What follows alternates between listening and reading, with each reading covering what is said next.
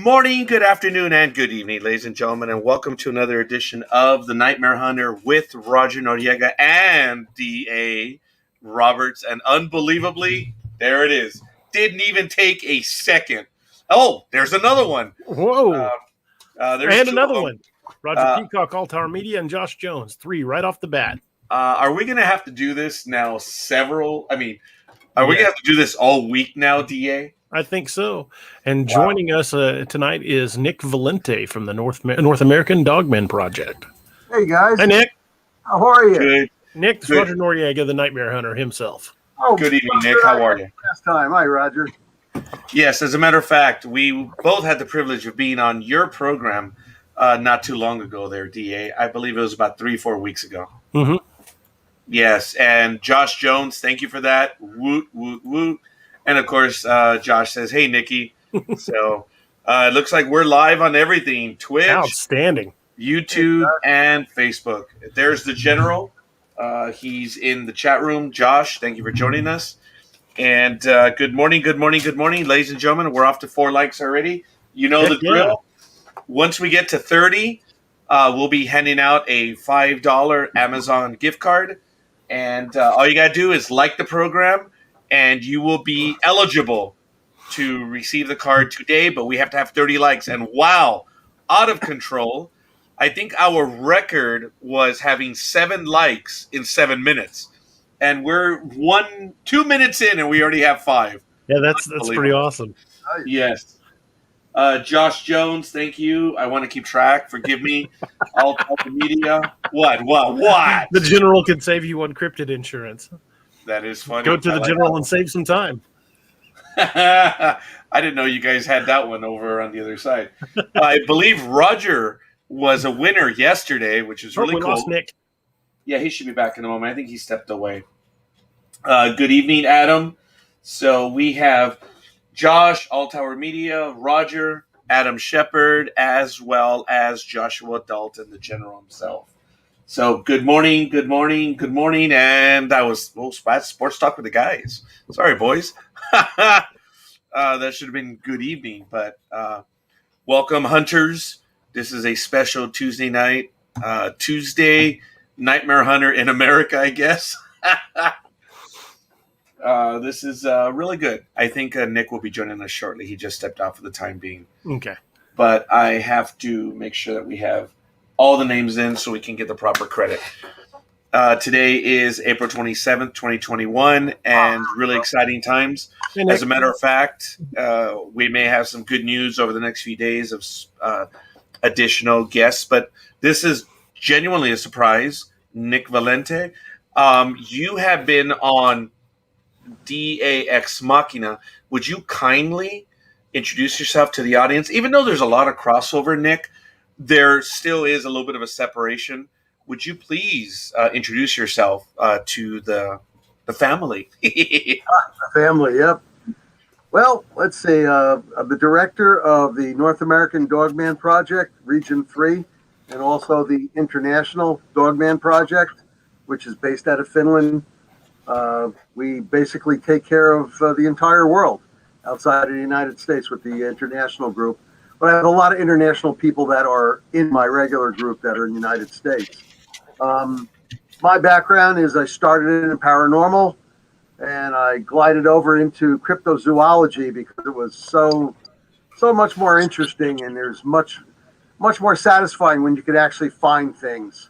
So over the years, I've taken courses in cryptozoology. I've read, must be well over 250 books on the subject. I've traveled north, south, east, and west over the border into Canada and to Mexico in search of, because I'm not just a keyboard warrior per se. You know, I am a Fortean researcher, which is done from books, libraries, old microfiche stories, you know, and of course the internet. But I love being out in the field. That's the best place to get everything. And I've proven to myself at least 3 cryptids. See, my mantra is to prove or to disprove that these cryptids exist. And to my satisfaction, I've proven to myself 3 of them are not, you know, crazy animals, you know, from outer space or something. that they're just normal animals that we could find in regular zoology. So, and that's what we do. My team in the North American Dogman Project, we just had 3 teams of 7 out throughout the United States. I had to take 2 of my team members who were here in New Jersey up to Highland, New York a couple of weeks ago because a lady was constantly calling our boss, Jody Cook, complaining that she has dogmen in her backyard. It turns out they were not dogmen. They were actually Sasquatch and a little bit of the violent natured Sasquatch because one of my guys got injured. So it's Is he okay? He's now walking. I mean, now it's been a couple of weeks now, but I mean, he's not a stumble bug like I originally said. A large log was thrown at us. It was around 1:15 in the morning, and he just hit the tip of the log and went down and twisted his knee. So it was like it was nothing we would have expected. I mean, right out of the blue, we have a log come flying at us. And I'm glad he's all right. Oh yeah. Well, I splinted his leg. We carried him back to the truck and we got out of there. We got our evidence, and what I did was I handed it off to a Sasquatch team, Sasquatch investigative team who was they're located in the Adirondacks of New York State, and they're going to be taking over. They've contacted this lady then, and they're taking over from there. But I'm telling you, if this is what we think it is, and from the pictures she showed us, and what we did was we measured up to the tree where the top of the head was supposed to be, well, actually where the eyes were. We couldn't see the top of the head in her picture. But matching up the branches to where she took her picture of, to where the eye shine is showing, this thing is 15 feet. And that's a big animal. I mean, 15 feet, seriously? 3,000 to 4,000 pounds. I don't want to play with something like that at all. I mean, we don't mind if I had the whole team, the whole 7, but I just had, just the 3 of us. We were fully jocked up to defend ourselves, but it was like 1:15 in the morning, pitch dark over there. Her backyard was approximately 150 by about 200 deep. It was very nicely mowed, but it jutted up against, oh God, I'd say maybe 900 feet of forest area until you could meet the houses in the back. And then on the left and the right was about another 100 feet of forest area. So that was a night. One of our guys got injured. We found out, at least I found out, I think, what it was. Because a log like that just doesn't, detach itself from a tree and fall straight down. I mean, why was it being so aggressive? Well, maybe because we were spreading red cayenne pepper powder all over the place, or maybe because we were in its area. But I called the lady up right away. I told her what happened, and I told her where we were. She knew exactly where we were. We were right near a red garage type barn. It wasn't like a high barn or anything. It was a garage, but it was red, but it had those barn type doors on it. And I told her that's where we were. And she knew exactly where we were. So it's like that was some night. But, we promised we'd come out and check it out, and we did. And I reported it back to our boss, Jody Cook, and let him know. And he said we did the right thing, and I think we did too, handing it off to the people that normally handle Sasquatch. But 15 feet, DA, I'm telling you, that's one for the books. That's a big rascal. I mean, I would have loved to have, everybody would love to see one during the daytime, but I would have loved to have seen a 15-foot, 4,000 pound monster like that. I mean, that is one for the books. I just can't comprehend it. It's just incredible. It's frightening. Nick, I have a few questions very quickly, but I do want to take the time. We have several people already giving us likes. Pam Roberts seems to be sad. I don't know why, but thank you, Pam. And we also have Sergio Lamelli. Thank you for the like as well. And I do want to welcome one of our. Oh wait, I think we went up another one. Yes, we did. Yes, we did. Low key. Oh wow, there it is. I guess we're gonna forgive us just a moment. Low key, KLKR. Ladies and gentlemen, before I introduce our other guests, we are live on 99.9 Low Key KLKR in the southern Central Valley of California near Bodai and or is it Bodfish and Lake Isabella, I believe Yeah, it is. Bodfish and Lake Isabella. So, ladies and gentlemen, we are simulcasting on 99.9. So, Pam says she hit the wrong button, but we'll take it. Life is good in the hood. Bad, yeah. And yes, I want to welcome our co-host, our fellow hunter as well. Ladies and gentlemen, you have 4 hunters here now. And we'll get into the other part. But Dream, good evening, Dream. How are you? Thank you for joining us. I am great. The Yankees have won, and it is a wonderful evening. I've got some scotch with me, as is always the case for me, I suppose. Yeah, well, if you see a 15-foot, how many thousands of pounds did you say? I was talking to the Sasquatch guy from upstate New York, and he goes, "Do you realize that thing could probably go anywhere from 3,000 to 4,000 pounds?" I was like, "You got to be kidding me!" No, Well, no. As much as you would like to see it, you would have the rest of your life to appreciate it. Oh yeah.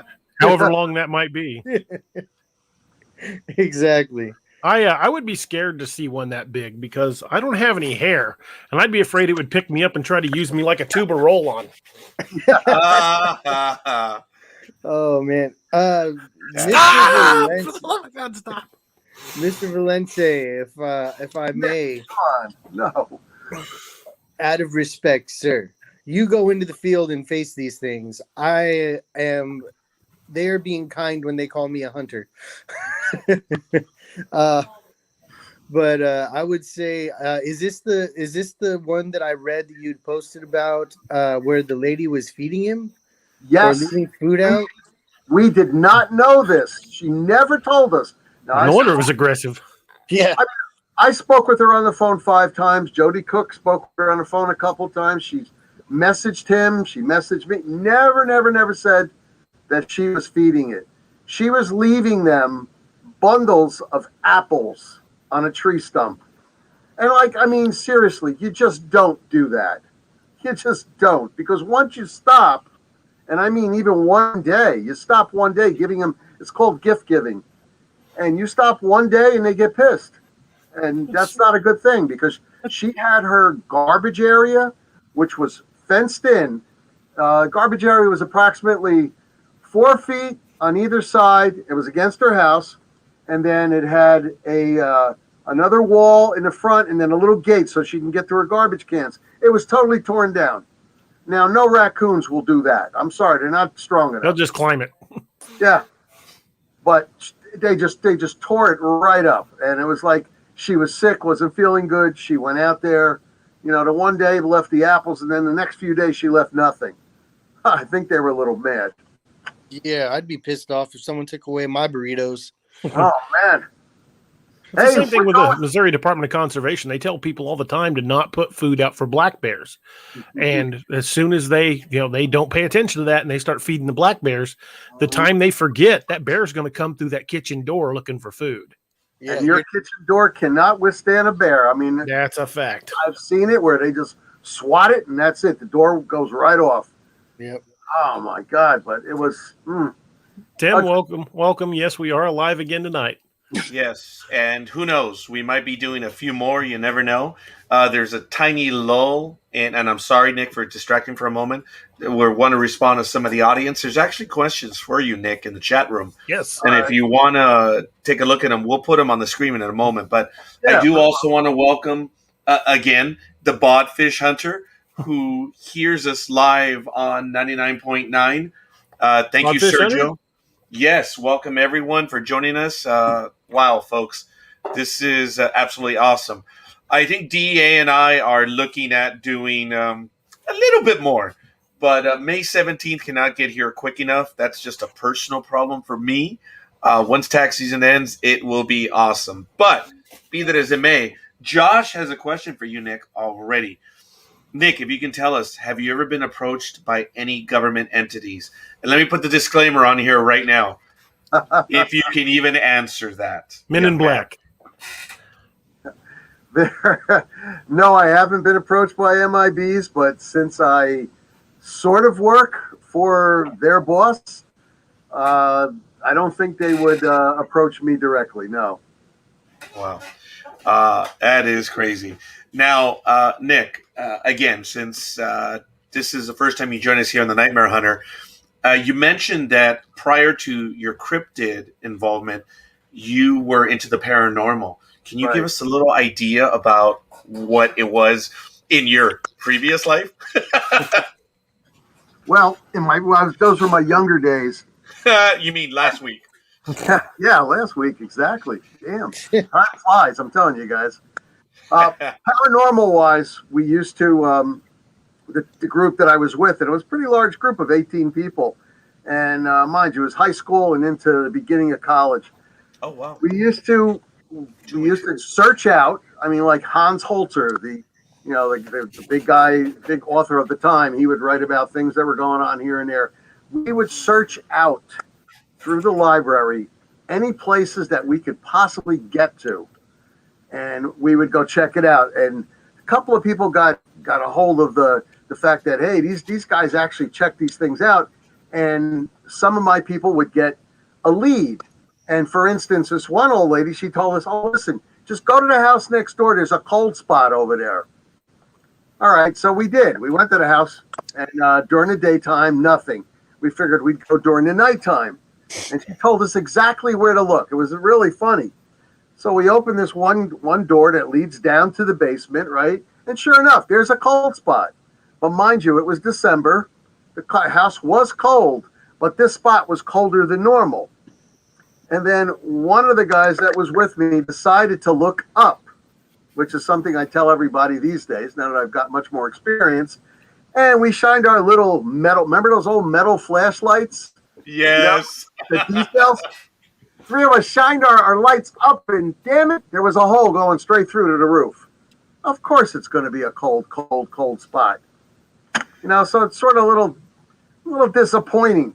And then we had this one graveyard that we found that rumor was if you stayed on the north side and you walk straight through to the south side at exactly 12 midnight, that your hair would turn white or you would never make it to the other end.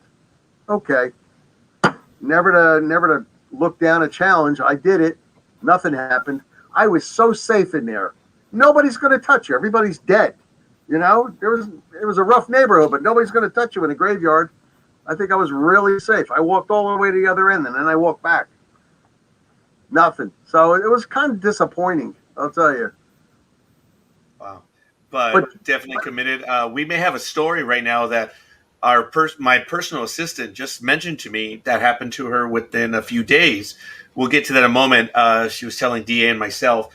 I do want to welcome and thank Nate Wax. Thank you for the like. And Montana Milliken. I was slurring both. Montana Milliken. Thank you, gentlemen. For the likes. Yes, we're up to Milliken, 11. thank you, man.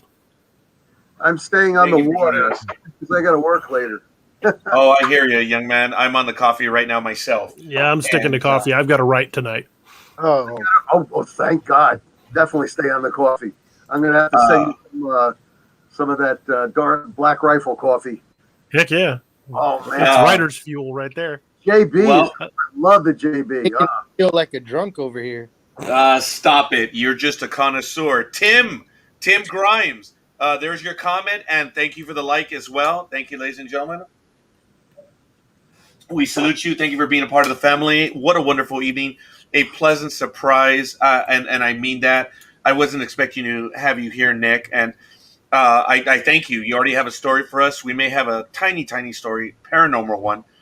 It looks like DA and I can... We're going to ask her to return. As you know, my assistant here in the office, Claudia, all of a sudden got a tad shy when I said we're going to go live at 7. She goes, "Are we working tonight?" I'm like, yeah, woman, I am. and you're going to join us. And so, no, I don't want to, and whatever.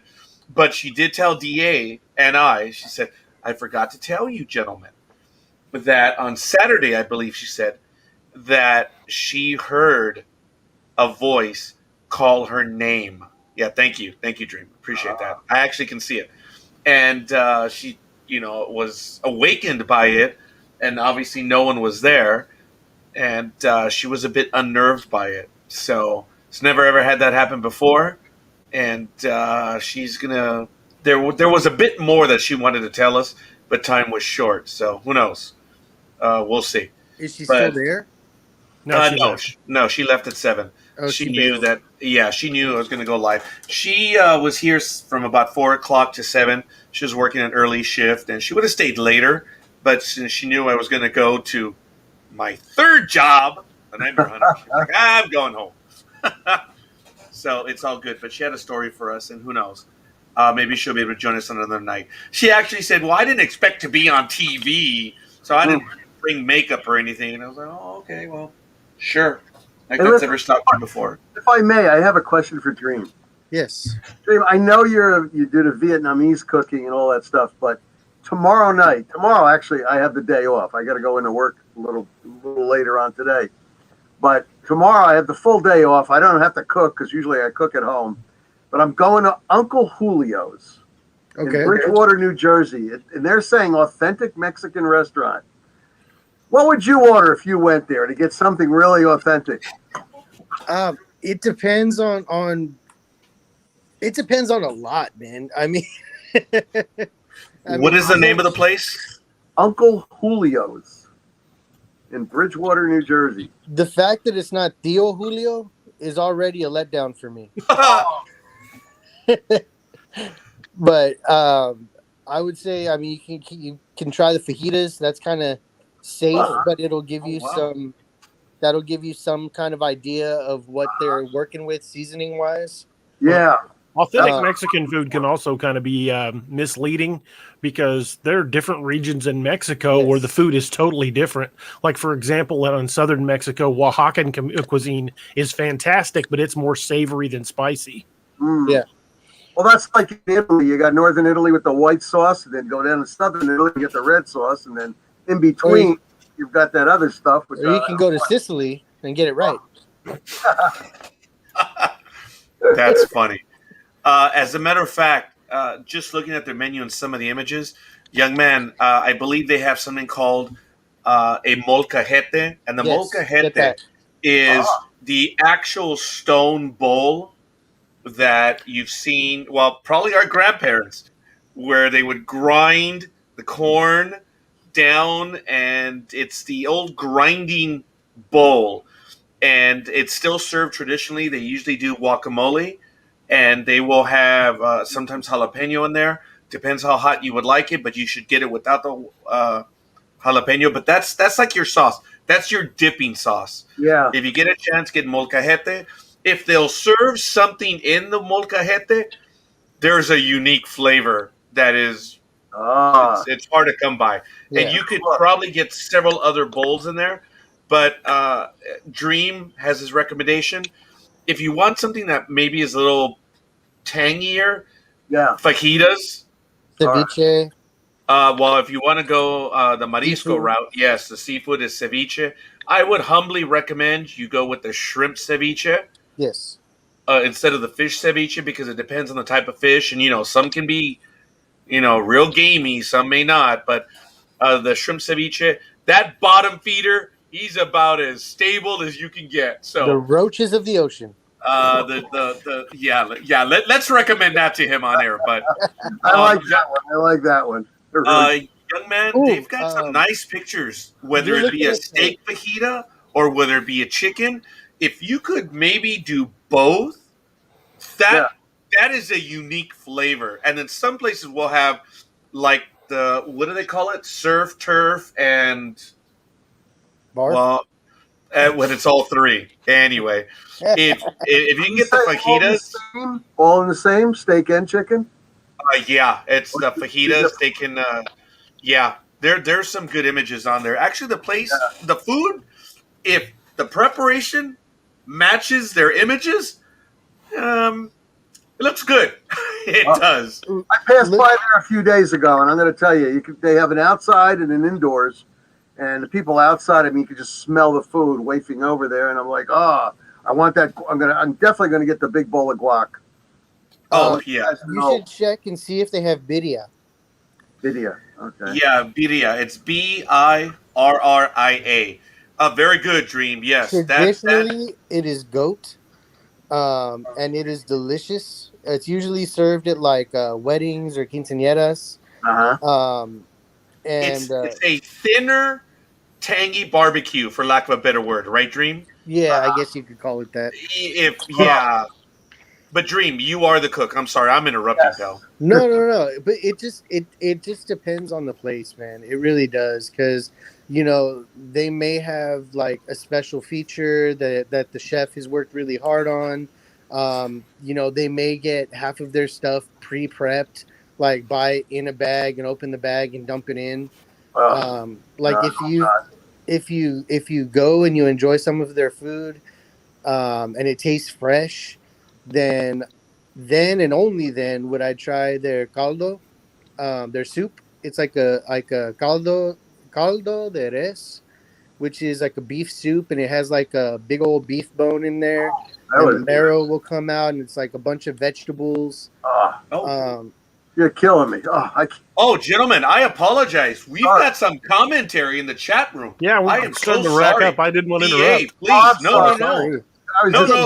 This is cool. This is awesome. Josh wanted to ask Nick, after seeing DA's video and pictures, do you ever plan to investigate the Joe Bald area?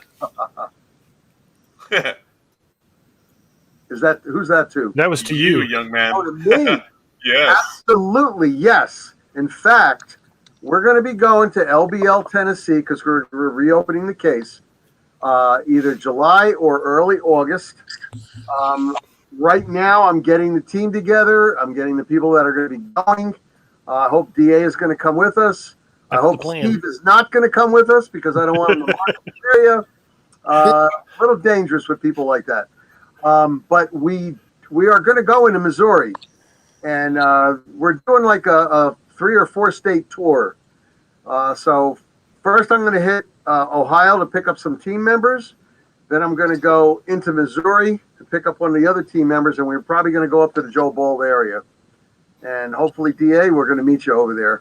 That would be fantastic. Also, you have my complete permission to use my account and my images for the NADP. Oh, thank you. That's excellent. By all means. Now, check this. Record this episode. Forgive me, gentlemen. Check that out.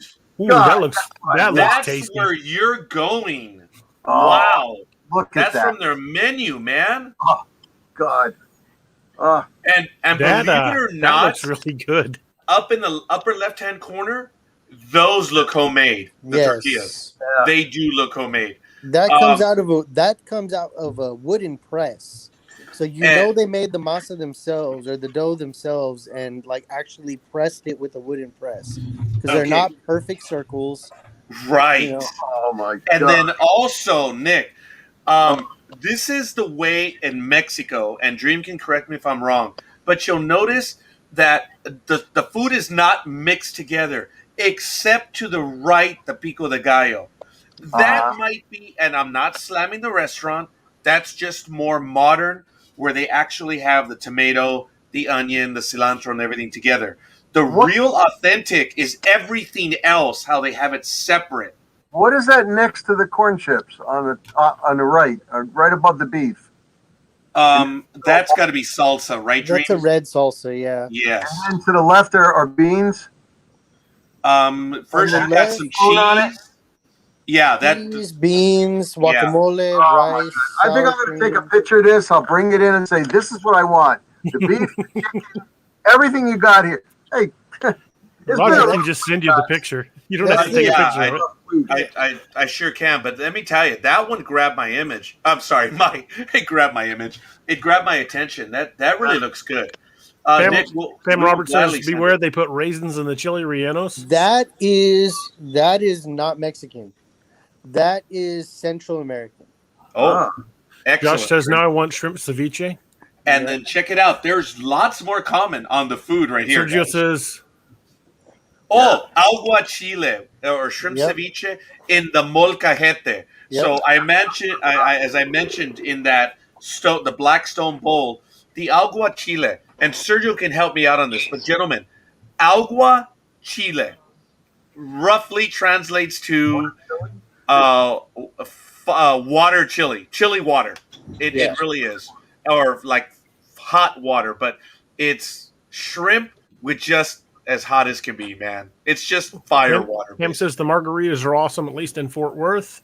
Sergio says it's like pulled pork and sauce without being pulled. I believe he was talking about the birria. Yeah. Yes. And Tim gave us a long one. Says 2 days ago, I was planning on having dinner and drinks at a new restaurant in town. I got a clear vision that I was going to see a particular person at the place, a person from out of town with a family connection to our hometown.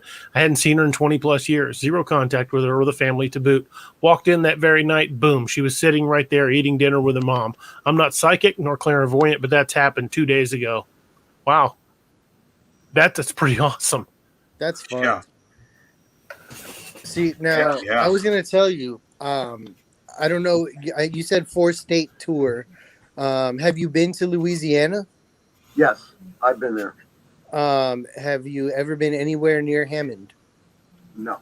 Or have you even ever heard of Hammond? No. Well, Hammond, yes, I've heard of Hammond, but not in Louisiana, no. All right. It is a very small town. When I go to these places, I'm generally in the swamp or the forest area. And that's where we were when we went to Louisiana. And boy, is it muggy. Yes. And buggy. Oh. Well, our restaurant is in Hammond, Louisiana. So if you ever come back, come on by. I also make a mean pico de gallo that I will make for you if you let me know you're coming by.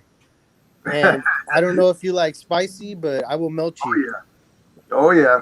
I will melt you. Wow. We just had a team that went from Florida all the way across and into Louisiana because they were following a lead and they had to go there. Nice. Yeah, Josh, anytime. I'll meet you. Believe me, I'm always up to go to well, I'm telling you, that buffet laid out right there was enough to make me want to go. Oh man, I don't know what that is, but I'm gonna do a cut and paste. That was the fajitas. That was steak and chicken fajitas. Come in and pull up your phone. I want this. No, literally. I'm gonna print it out on a piece of paper and say, "Yeah, this is it. I want this." Let them. This is coming until I have to be wheeled back to my car. So the way it goes down, that main plate is just your entree. All those little side things should come with your entree. Rice, beans, chips and salsa, all that stuff should come with. Unless they want to be special about it. The only other reason I would say that that's not like authentic Mexican food is that the plating is too professional.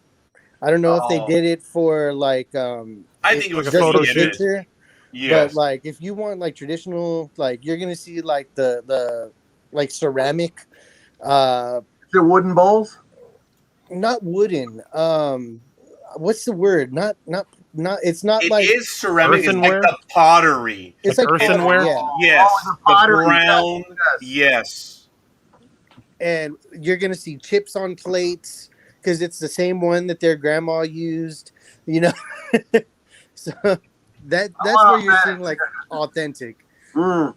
Yeah, I wish Josh could come with us, but we're going to Ohio just to pick somebody up, and then straight down to Virginia, and then over to Missouri. Gentlemen, let me be a jerk and go straight to the Uncle Julio's website. Check it out. There's the molcajete. Okay, that's what I was talking about. That's the molcajete, which is the actual stone bowl. Okay, and then they had this Uncle Julio swirl, which I believe is more like a dessert that they have. And look, those are probably enchiladas over on the left, right, Dream? I love enchiladas. Yeah, I think they're enchiladas over on the left. Too. And then, Mother of Mercy. There's a little bit of flavor there. And they have, again, those look frozen. So look at that. That's where I was recommending the fajitas, right, Dream? The one on the right looks like the fajitas, which is steak and chicken on that one. Yeah, it looked like that plate did come with that. And those shrimp look way too Pam. small to be worth the effort. Oh yeah, I that's only part of the image. But Pam says that the swirls are margaritas. Oh, okay. Oh, duh. Oh my goodness. Yeah, you're right. And then the lime So is right there. they hook the margaritas up in an IV bag. Look at I'll that. have 5. That's the image. That's the one that stopped me. And I said, I got to show these guys. And look, here's again the Oh, now God. Dream will correct me if I'm wrong, but the only thing that may be wrong in the presentation is the actual pico de gallo. But again, you want them to know it's pico de gallo, but the way it's really served in Mexico is the tomato, the onion, the cilantro. That's all separate, and you add it together to your liking. No, But I'm sorry. Not- That's go ahead, Dream. you have to, for pico de gallo. No, that's not. It's not all separate. It's separate if you're gonna like garnish a bunch of stuff from there. Yes. But for pico de gallo, like when you just order chips and pico, like it's usually Oh all well, served yeah. together. I apologize on that. Yes, you're 100% right. Well, that's why I mentioned Dream would correct me on that one. And look at that one. That one is tacos, the hard shell tacos on the bottom. I'm going for the fajitas meal. Yeah, Yeah, look at that. Oh my This is God. yeah. oh I will man. tell you Ah. when you go to a Mexican restaurant, stay away from ground beef. Just No, don't it's gotta be don't waste your solid beef. time. Don't waste your time. Mhm. I mean, this everything else is going to be marinated so well. Like if Yeah. it's legit, and the flavor really comes through in steak. I usually stay away from chicken at any restaurant I ever go to, just because chicken is the safe choice. It's for people who can't decide what they want to eat. Um, in my humble opinion, but also it's because I've cut so many damn chicken breasts in the last 5 years that I'm feel bad for anybody who has to prepare them. Uh, Oh, you're right. Going back to this one, this is folks. This is almost like what you would see in a bar. Yeah. The where you Taco would bar. prepare your own stuff. Yes, it's not bad, but I would agree with Dream. If you're going to a Mexican restaurant or a Latin restaurant for ground beef, yeah, that's No, not it's one of gonna the be the things you steak want to do. tomorrow. Definitely gonna be the steak. Yeah. yeah, That looks awesome. I'm yeah, sorry to say. that I'll was let you pretty guys. good. I'll give you an update. See if I come on Uh, next week, and I'll let you get a big update. Please do. Actually, Nick, you can walk in there and say, "Hey, look, I've been on this program. We were checking out all your stuff. I will be discussing this visit on air Yep. in 2 weeks or whatever, and And you hey, and it'll be great. And you never know. You never know, Nick. and when if it's any good, when we go visit up in when is it August? You can take us there. Oh, the three of you guys. I'll invite you right now on the air. On me. We go there. Drinks, anything you want. We go there. Definitely. Done. Roger's the That's- first one to say yes. Whoa! It's just Coke soda, guys, with a little bit of cherries. That's it. It's No, really but easy. I'm making Roger pay for everything else on the trip. Oh, I know it. Oh, this is a funny thing, folks. When we were first talking about this, I said, we're gonna go visit Dream, and Dream was like, "Hey, no problem. I'll cook everything. Anything." Wait a minute. This is an NDB Media event. NDB Media is paying for everything. Like, oh damn, there went for that.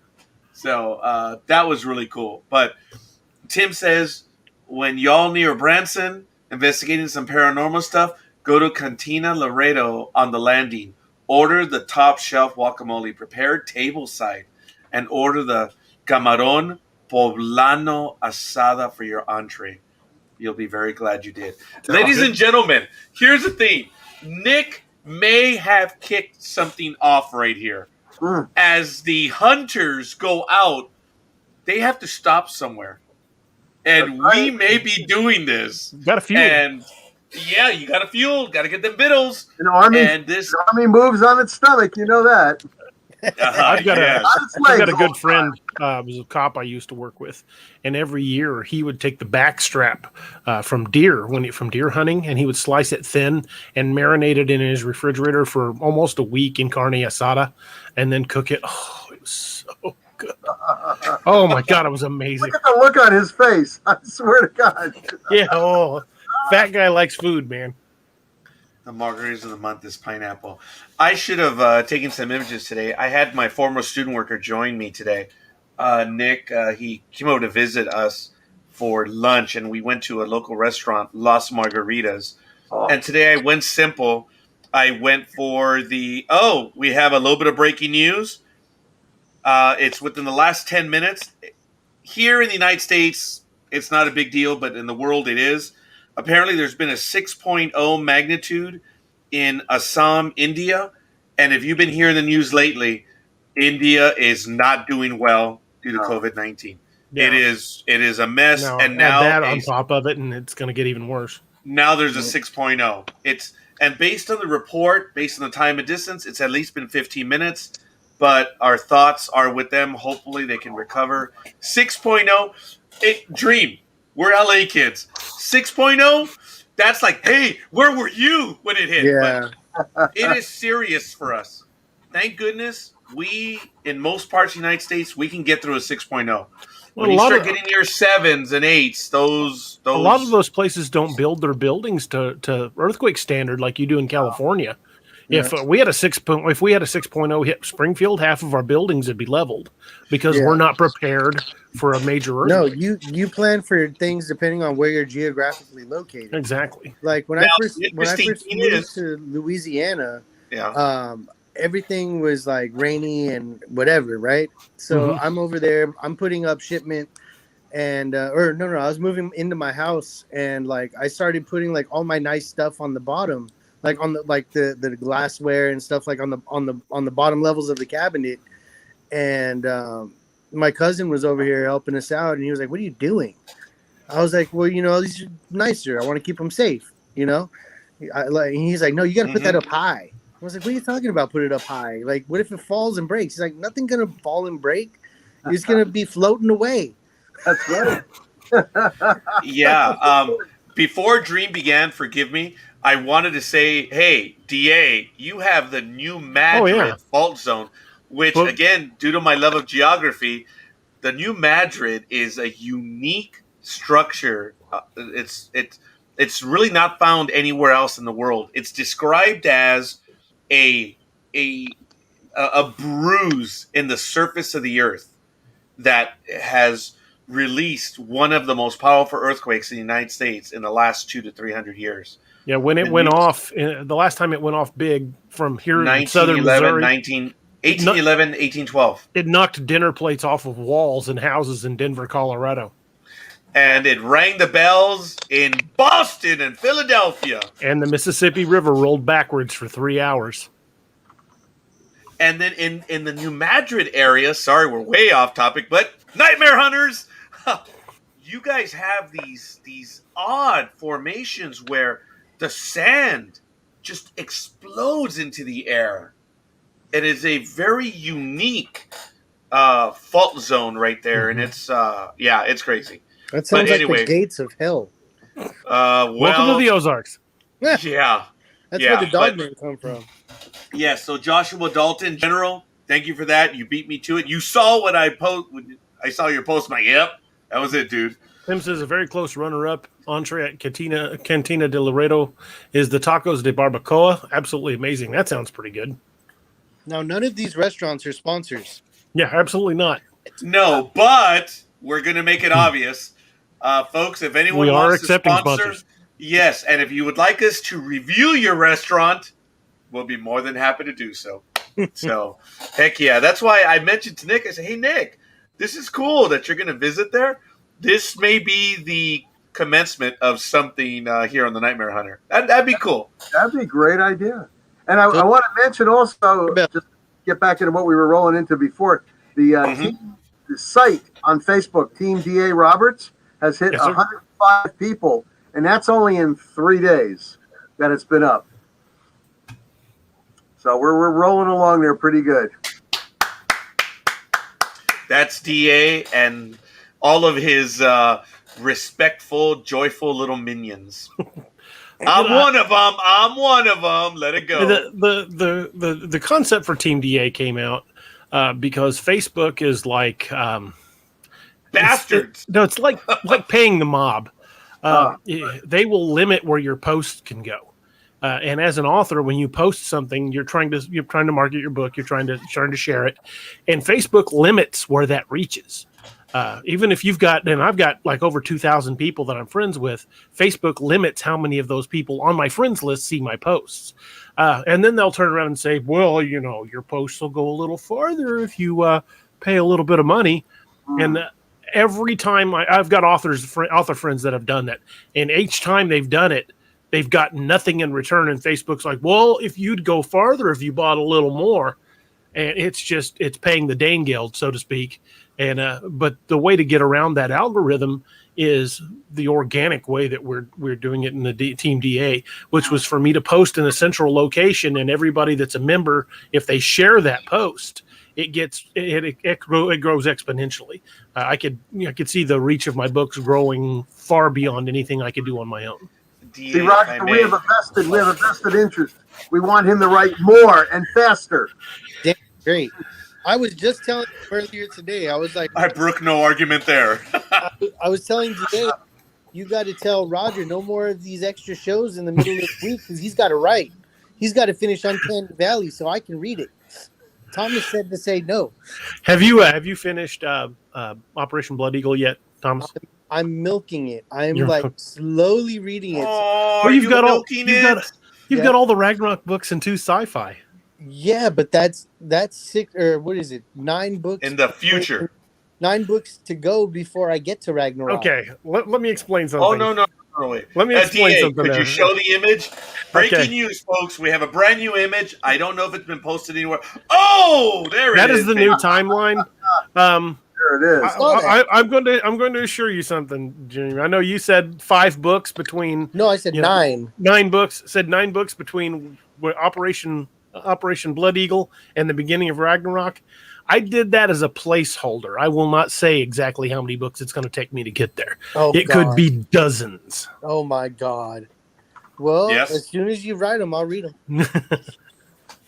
And I've also got more sci-fi coming, so that the end of that line is going to extend out. I've got here. We'll just go over it. The end is only the beginning. That is the fact. What a line! What a tagline! It's absolutely we've awesome. got working on Uncanny Valley right now. Then the book 1 of Man's Marauders. Then Lakeview Man, Beast of Blunk Road. That'll be the 3rd of the Lakeview Man. Then book 5, Apex Predator, Dark Moon, which I'm going to have Nick Valente be doing coordinating on that with me, because it's going to be featured the Land Between the Lakes area, which he's a subject matter expert on that. Book 4. I've already got mapped out for Codename Wild Hunt. It's going to be called Death in Dyatlov Pass, and it doesn't have anything to do with the party that went missing. It's just the same location, and has nothing to do with what we did yesterday. Right. Which actually, folks, I got to tell you, it was great. We had, of course, Kat Dahlman, who showed up into the program. Mm-hmm. That was absolutely awesome. She wow. It's worth your time. She shows up. It was over an hour into the program. It was very kind of her. She was in the middle of doing her taxes, so she wouldn't do the video because she said she was just a tad stressed out. Ooh, I see the bottom of that page that's kind of cut off by the banner. That'll be the 3rd of the Nightmare Hunter. Nightmare Hunter, Woman in White. Damn. And there's also a possible solo book after Gideon. I haven't really titled it yet, but it's the one I'm looking at is probably going to be dealing specifically with Clark. I think I'm going to call it Crisis in Kandahar. And it's going to explain how he won the award he won. Damn. It will be the other one, going back in time episode. Possible idea. I don't know. Take it for what it's worth. A solo book on General Dalton. that guy could probably do some background information on him. I've also got the next after Death and Dyatlov. It's going to be another codename Wild Hunt book. The fifth in the Wild Hunt book is not going to feature Team Odin. It's going to feature Team Anunkasan out of Alaska, and it's going to be a rescue mission to Port Lock, Alaska, or Port Chatham, Alaska. Oh man. Well, reason I mentioned that was because I just got done with a section of Blood Eagle where he dismisses somebody for not being in the field. Mm-hmm. And I was like, at that moment in when I read the book, I was like, oh my God, I need to know his story. What the hell has he been through? For him to he's been through some shit. Yes. But the Port Chatham book is going to be told in time frames at the same time. It's going to start out with a group in modern times going missing at Port Chatham, and Team Anunkasan sent in to get them. Then the next chapter is going to take place in 1957 when Port Chatham fell, and it's going to be Jay Matoska on his first expedition taking a team up there. So it's going to one chapter will be what happened the first time, and then you'll see that it'll go back to Team Anunkasan, and they'll refer to his notes and go, okay, this is what happened last time. We need to check this, and it's all going to tie in. Fuck. Part of my language. Oh, who are we fucking kidding? We broke the barrier. Sorry, 99.9. And by the way, it is 99.9. We are live in the Central Valley. Thank you, Sergio, and thank you for everyone listening to us. As a matter of fact, we are 51 minutes into the program. We are well on our way to a wonderful evening. We have, of course, D.A. Roberts, Nick Valente, and, of course, the irrepressible, irresistible, the indomitable Dream himself. Yes. Yeah, yes. I know. And we're just friends, Belle. Oh, my goodness. I was wondering how long it would take to catch that one. Or this As a matter of fact. Yes. Oh. Yeah, that's one that makes Roger jump. You gave him the Felice Award. Yeah, that's right, the Felice Award. By the way, just very quickly, on our last one of the New Madrid, yes, Tim, thank you. That's what they're called, sand boils. I was talking about the sand just blowing up out of nowhere. Yes, there are still remnants, which is absolutely amazing. You can also see that when you eat bad Mexican food.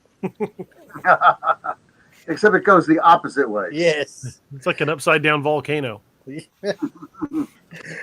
Burns going in, burns going out. Oh, that's how you know it was good. It'll clean any stinks that are in your pipes, though, you know. Yeah, Josh, thank you for that. Cat is awesome. Josh says, I dropped exactly subject matter for Dyatlov Pass. Yes.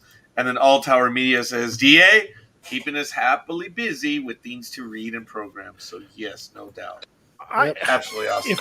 If I could sit down and write a book instantly, just like hook a computer to my brain and download it. Here we go. I could do books. I've got so many plot lines running in my head. I wish I could type faster. Okay, robo-author. Yes. You need to just hire somebody and just dictate. Or I recommend he could get himself a a recorder while he's walking around and just talk to it. I've got one. The problem is when I use the talk and type software, it doesn't understand hillbilly. So I end up getting some weird typing sentences, and then I never. When I get flustered, I forget how it operates. I'm like, stop typing, stop saying what I'm saying, stop, backspace, back. I don't stop it. Okay, that's fine, but you have the recorder. True, but somebody's got to transcribe from the recorder. Yeah, well, who knows? That's DA? Somebody else's job. Maybe you'll have some volunteers to do that. You never know. That's like me talking to I have an Alexa puck upstairs in the kitchen, and it's like me talking to her.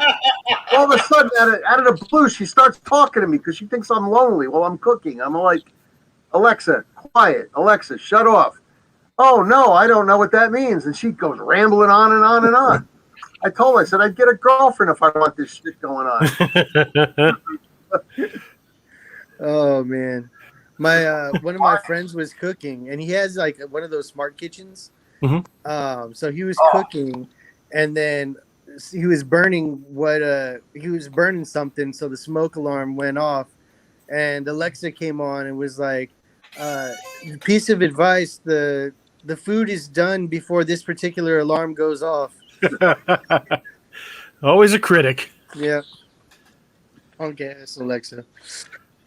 Yeah, I was just showing everyone the Kindle that I have, and Lakeview Man is done, and I'm 1% in on Horned Moon, and the other book that I purchased last night from Kat Dahman, the Dyatlov 9. I have that one right there. So, but anyway, you guys have seen Woodrow, my desk Bigfoot. Yeah. Hello, Mr. President Woodrow. I got new ones today. Oh, it's show and tell. These. Ooh. Oh, that's a nice one. Whoa. Where'd you get it? Didn't realize it was These were a gift from a friend. Ah. I saw a really cool chess set that I wanted to order, but it was like $150.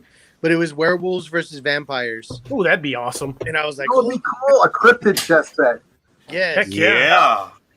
If I could do the casting, we could do like the pawns could be like zombies, and then you've got werewolves as the knights and things like that, and then the other side you have the wild hunt. Yep. And we could have let me see, as the bishops we could use Mothman, King and Queen. Let's see. Well, King's got to be Bigfoot. He's the king of the cryptids. Yeah. Oh, really? Based on what Nick? Oh, yeah, I guess so. That's right. Because Nick said there was a 15-foot one. I'm sorry. I was like, wait a minute, but Nick just told us there's a bigger one. Yeah, the Wendigo could be the pictures that we measured it. It's like, you got to be kidding me. Have the Wendigo as the queen? Yeah, because the Wendigo can move.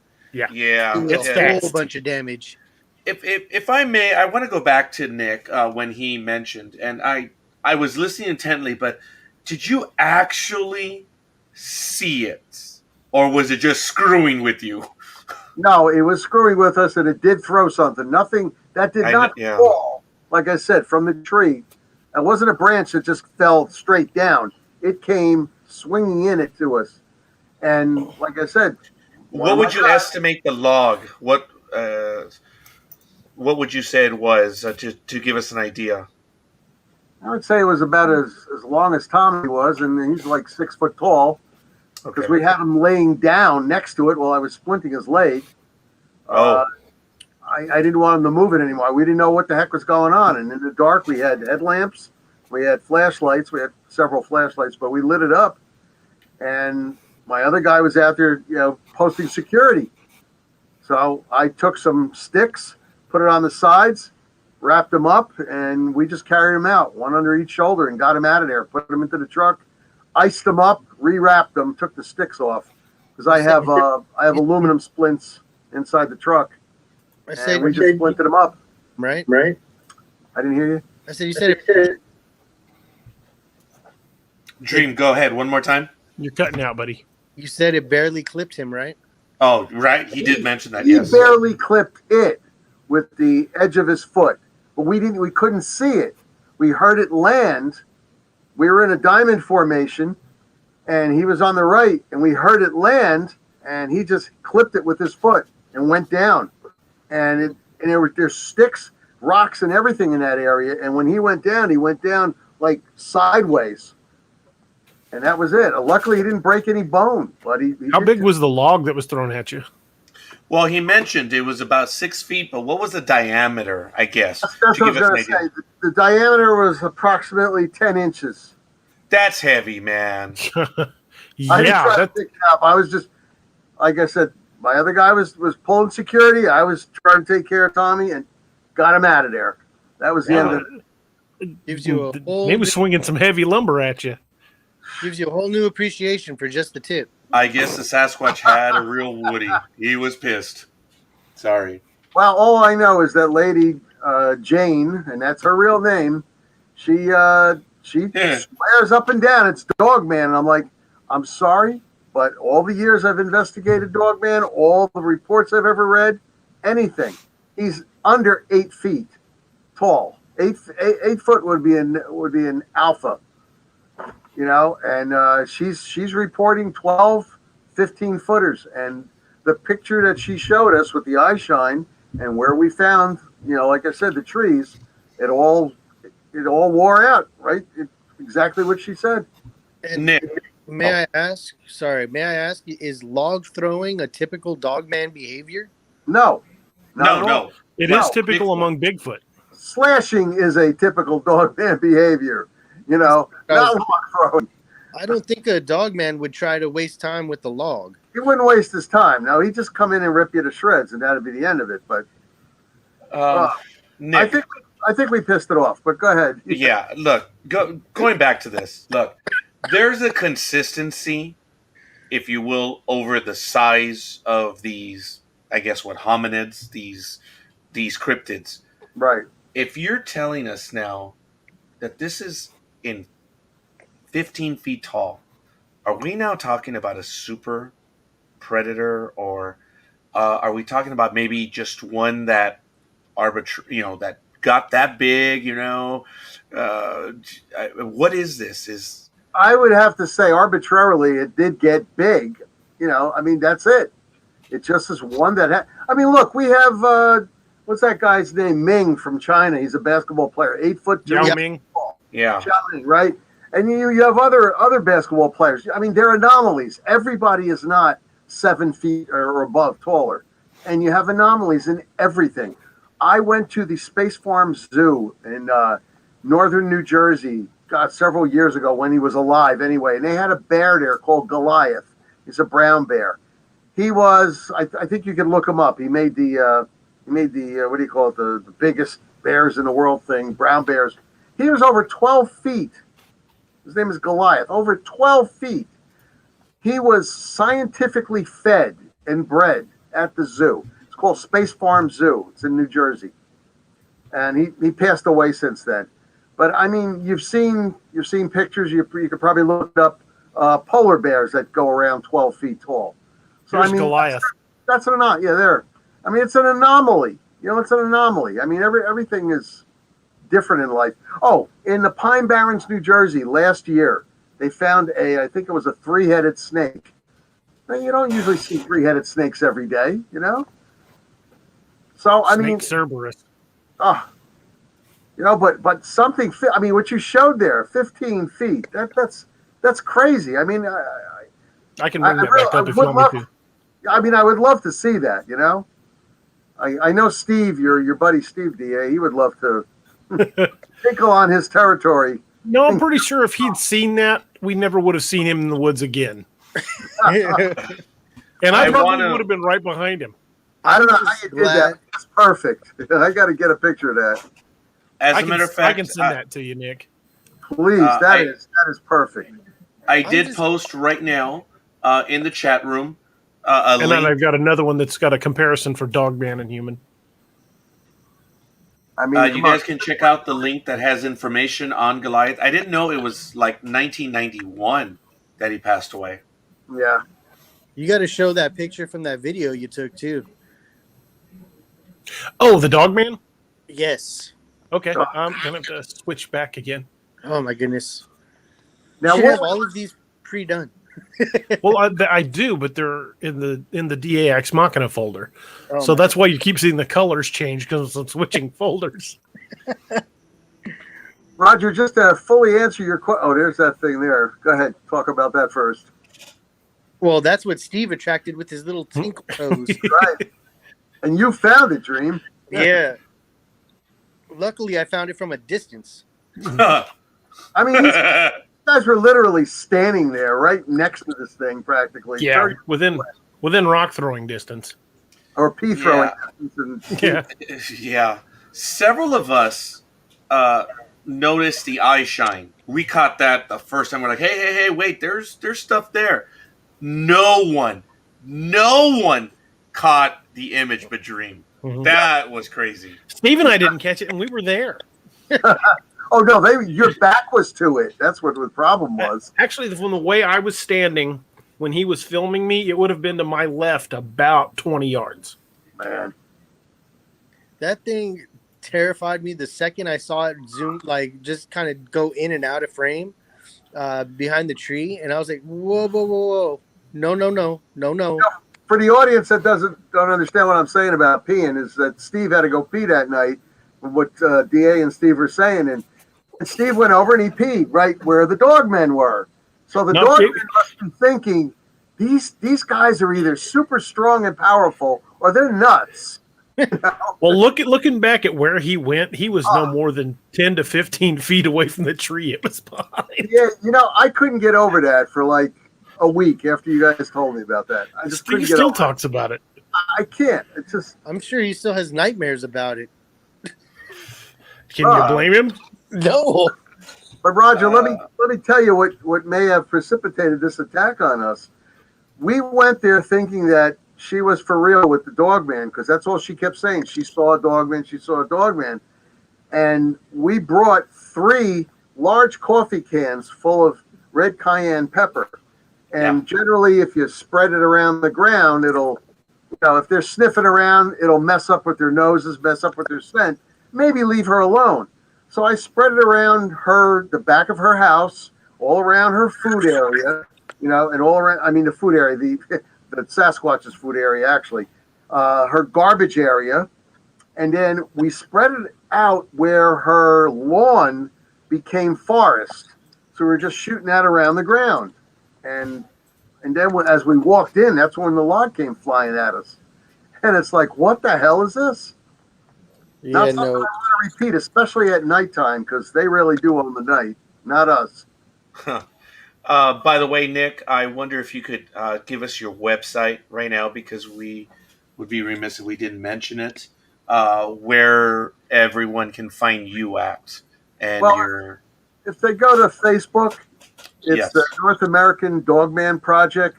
There it And then is. a little dash, Region 3.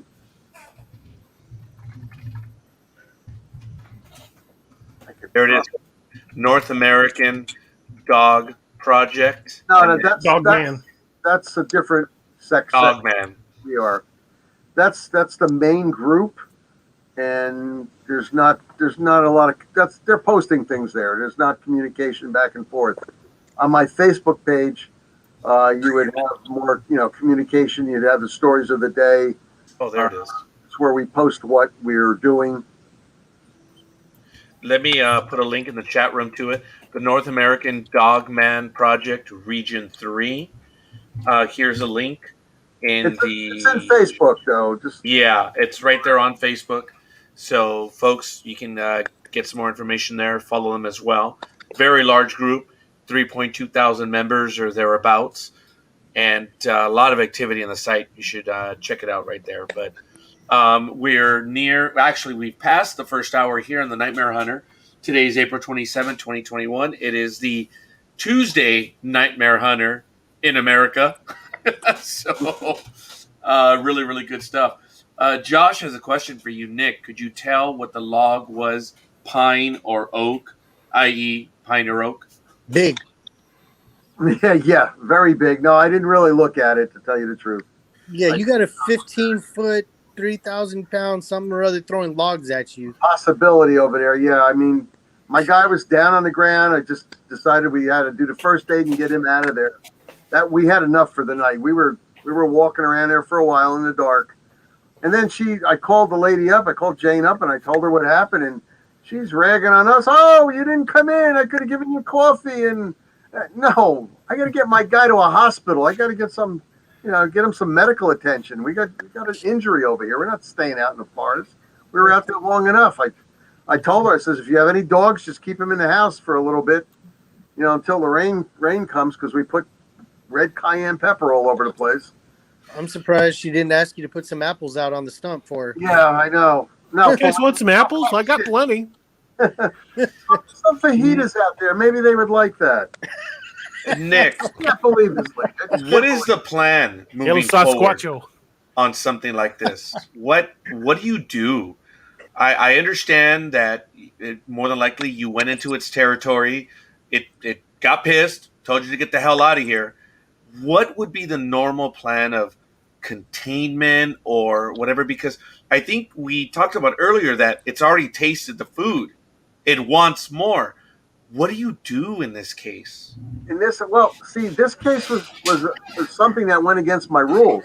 My rules, and I wrote this down even in our site, and every time I talk to people, I don't go out with a team less than 7, fully jocked up. Okay? we could really light something up if we have to defend ourselves. And I want to make it clear to everybody again, we're not a kill organization. We're a no kill, but we are. Yes, we're going to defend, and I have several things to defend us with, along with firearms. I'm just going to say it. And if I had 7 people, we would at that point we would just do a retreat, but at least we'd be better covered at that point. Yeah. And we'd be able to light up the area a lot better. And see, I was asked to go out there by my boss, Jody Cook, on the quick that night. And I wasn't going to go. And I had 2 guys. And I just didn't like it. But she was calling him up and messaging him like crazy that she's afraid to even go outside her house. So I had to do something.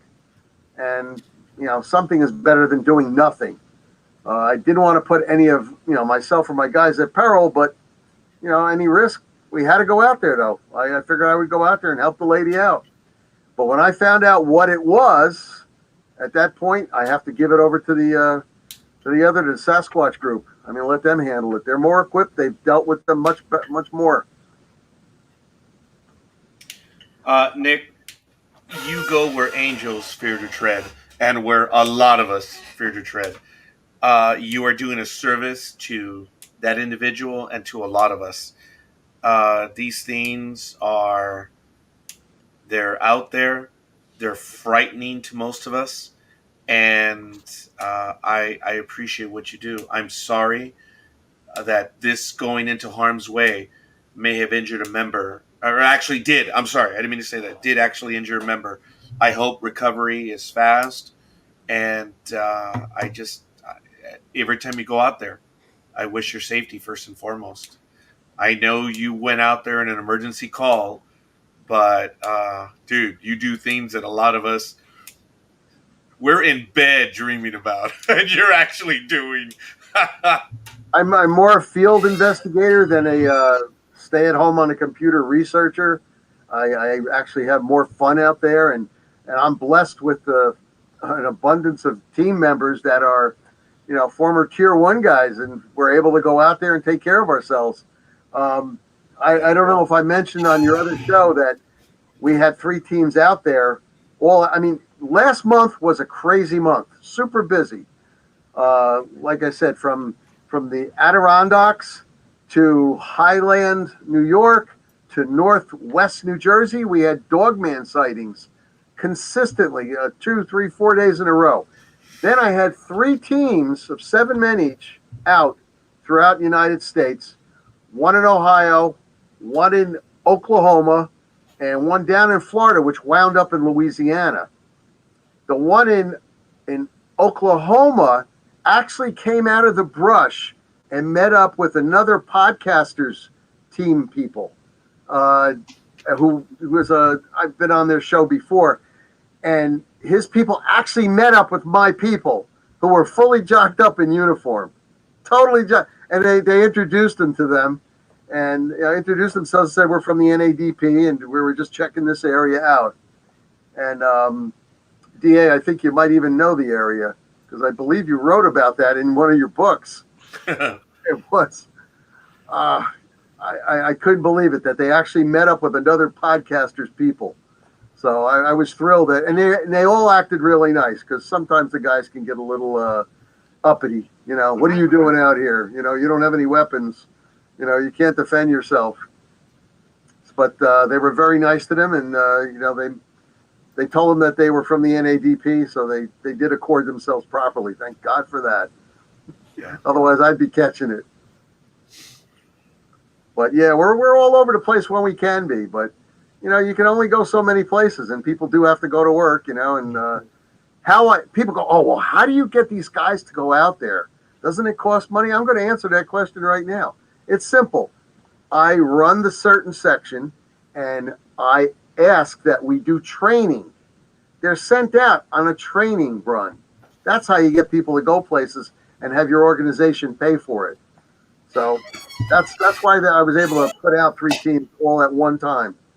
But of course, I left us short because we had 3 calls from different places, all within 1 week span of time. And that was crazy. And like I said, I had to go. I had to go help this lady out. I had no choice. It's you talk the talk, you gotta walk the walk. And if you don't, you know, she's gonna tell people, oh, the NADP didn't help us out. I wasn't gonna let that happen. So Nick, I have a question for you. When you guys go out, do you normally bring like cameras as well, like video, podcaster status No, stuff? no, you're holding on to other things besides cameras. Right. Well, would you ever consider bringing somebody along with you that Yes, perhaps had, some kind of gun training or either ex-military training or was able to take care of themselves, but also their main feature would be to operate a camera and record what's going on? that would be an excellent idea, Dream, because that person would be in the center of the diamond. We run a diamond formation, Yeah. and that person would be in the center behind the team leader, and we would allow them to do all the filming and cameras and everything. I would also probably set them up with 2 canisters of bear spray, unless they brought their own, because I just think that's a wonderful invention that somebody came out with. But yeah, I would definitely take them. But you see, we don't have time for that.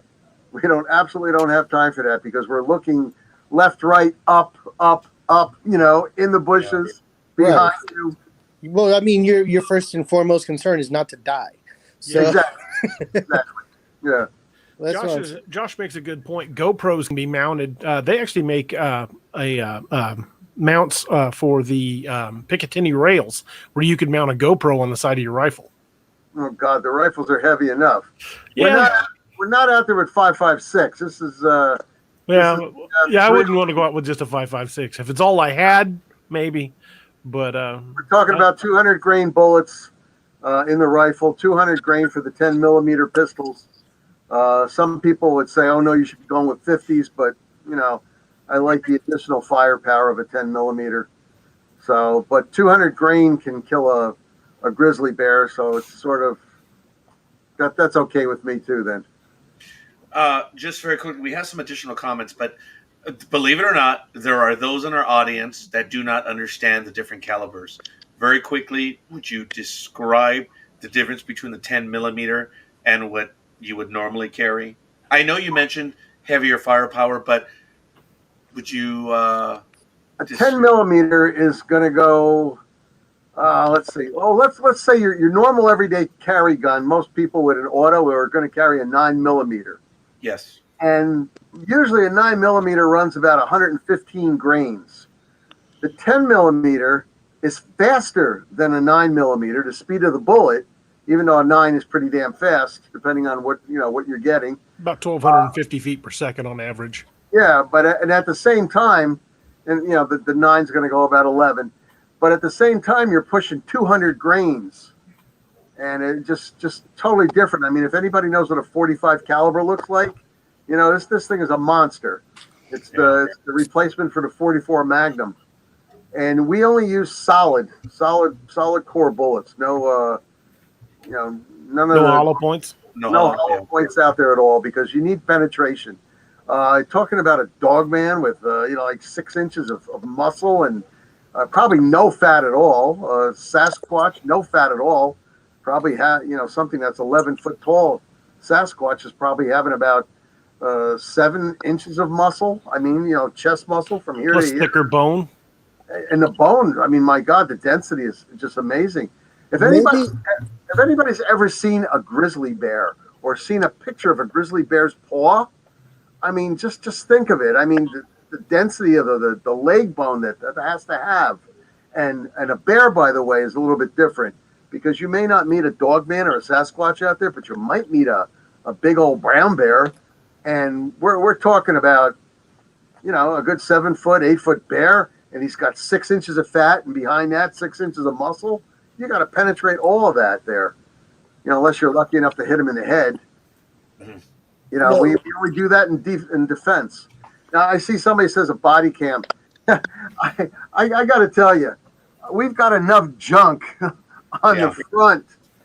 We have steel plates, front and back. Steel plates on the side. Okay. Then in the front, I've got the double. You got triple, ammo pouches here for the rifle, and then triple ammo pouches right in front of that for the pistol. Now, I really don't have much room because I also have a first aid kit. I've got 2 tourniquets. I've got bear spray here and here. I'd love to show this thing around. I've also got my own personal little spray. It's a Stream.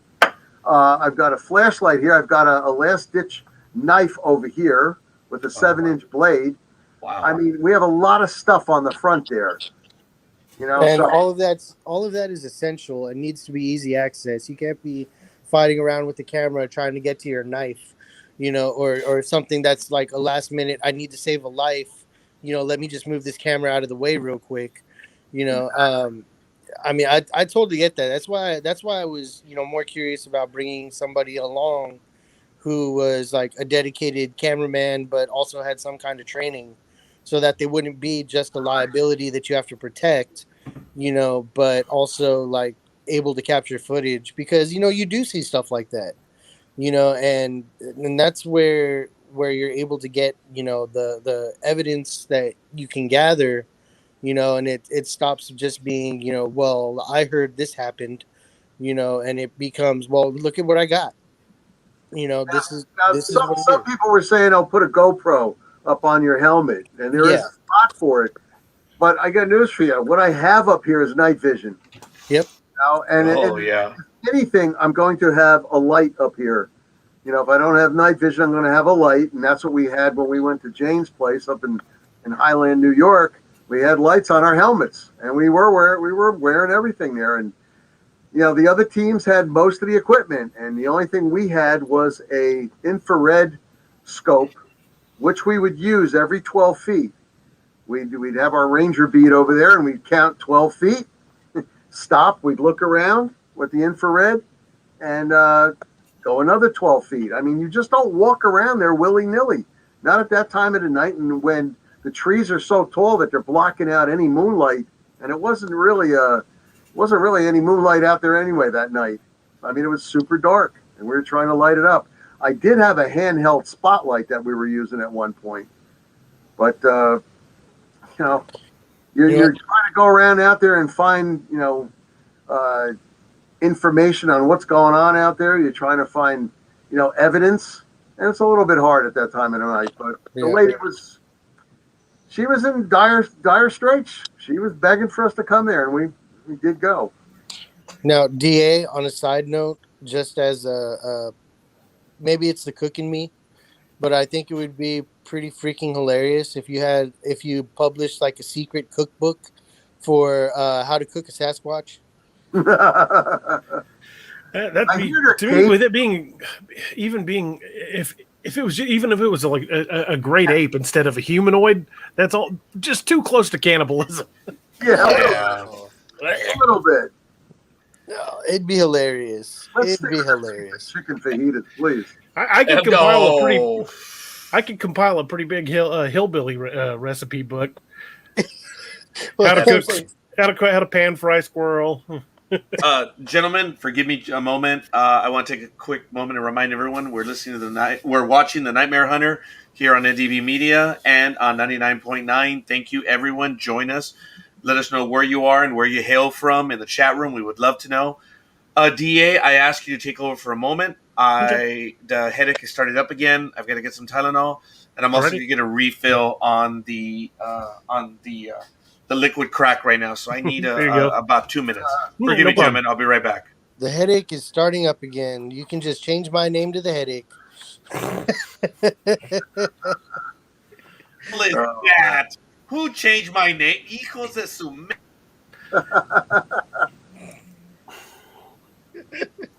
Sorry, Raj. My goodness. Or another great idea for a cookbook would be the Gugwe cookbook, where you have Gugwe what they would eat and how they prepare their food. Anything they want. They don't prepare it. They just eat it. They don't even put any sort of sauce on it. Right? No Tony Chachere's? You're kidding me. They're not Cajuns. They're just Gugwe. Oh, that's the Rougarou. Yeah, that's true. That's right. That's what they were that's what my one team was looking for. They had a Rougarou. Yeah, and they went from northwest Florida all the way across. They were trying to follow a trail. Now, the Cajun legends of the Rougarou usually involve voodoo, something along those lines. How do you think that ties into Dogman? I don't know. I'm thinking that there was some sort of a connection. And once again, going back to the 6-month-long project that I was on, where I went through over 385 cases. It's over 400 cases now because I just stopped it at that point, but I continue on anytime I find anything else. But some sort of connection out there with an alien type source, because of the fact that a light source in the sky is seen before and a light source is seen after the cryptid is seen. And I don't know. It's sort of maybe that's what I saw over the lake, because that was like going into swamp area. Could be. Yeah. There was a light that kind of disappeared into the water as I was driving across down the interstate, and I saw the light disappear into the water. And when you go further down, like there's like swampy area, and like houses and stuff that's like right on the lake and marsh and all that stuff. So maybe that has something to do with what I saw too. Maybe it wasn't just alien. Well, you see, what I'm trying to get at is that in the study that I did, and anytime anybody saw a Sasquatch or Bigfoot, if you want to call it, or a Dogman, anytime there was an encounter or a sighting, they either saw a light in the sky that was before they saw the cryptid, after they saw the cryptid, or before and after. Now, in my own personal encounter where I saw a cryptid, I saw a light after it walked off into the wooded area, and it was about 120, 130 feet away. I saw a light in the sky. So what I'm trying to make a connection with DA said over there, that, you know, they're talking about voodoo or hoodoo, I guess in this case. Maybe that's what it is, more so than plain old simple magic. That's a big possibility. You know, I mean, my favorite discussion to have. I was just actually talking to my daughter, who's 11 going on 12. You know, I asked her straight up today. I was like, "Do you believe in magic?" And she was like, "Yeah." And I'm like, "No. Do you really believe in magic? Not just a kid, yeah, you know, fairy tales, happy stuff, you know. Like, do you really believe in magic?" She's like, "Yeah." I was like, "Because back in the day, they called it magic. Now it's science. Exactly. Magic is just science we haven't understood yet." right. And I mean, fire they used to think was magic, so yeah, that's what I'm saying. Like magic is just science we don't understand yet. And I would definitely agree with that. That's my favorite saying ever. And that's part of what kind of inspires me to you know, look up all these other stories and interesting stories, and you know, find out what really is making these things tick. You know, what is really going on, you know, because just because we haven't found it, you know, doesn't mean that it's not there. You know, just because that it's not there when we look for it, you know, doesn't mean it doesn't exist. You know, these things are freaking, they've existed for hundreds of thousands of years, if not longer. That's the definition of cryptozoology right there. Yep. And what you were saying, whose science could this be?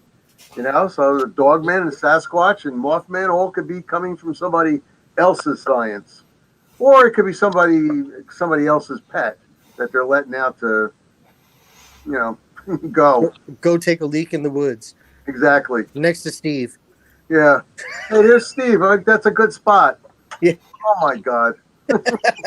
I swear, DA, I can't get over it. I'm sorry. Had we known, we probably wouldn't have even got out of the vehicle.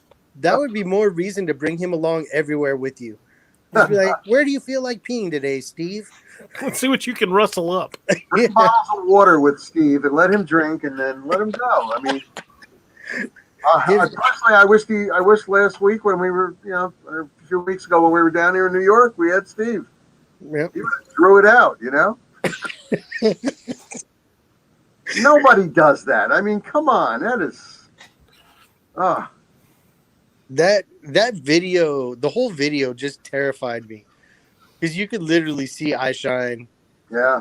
saw the movement and the ducking behind the tree, and you're just like, what the? Yeah.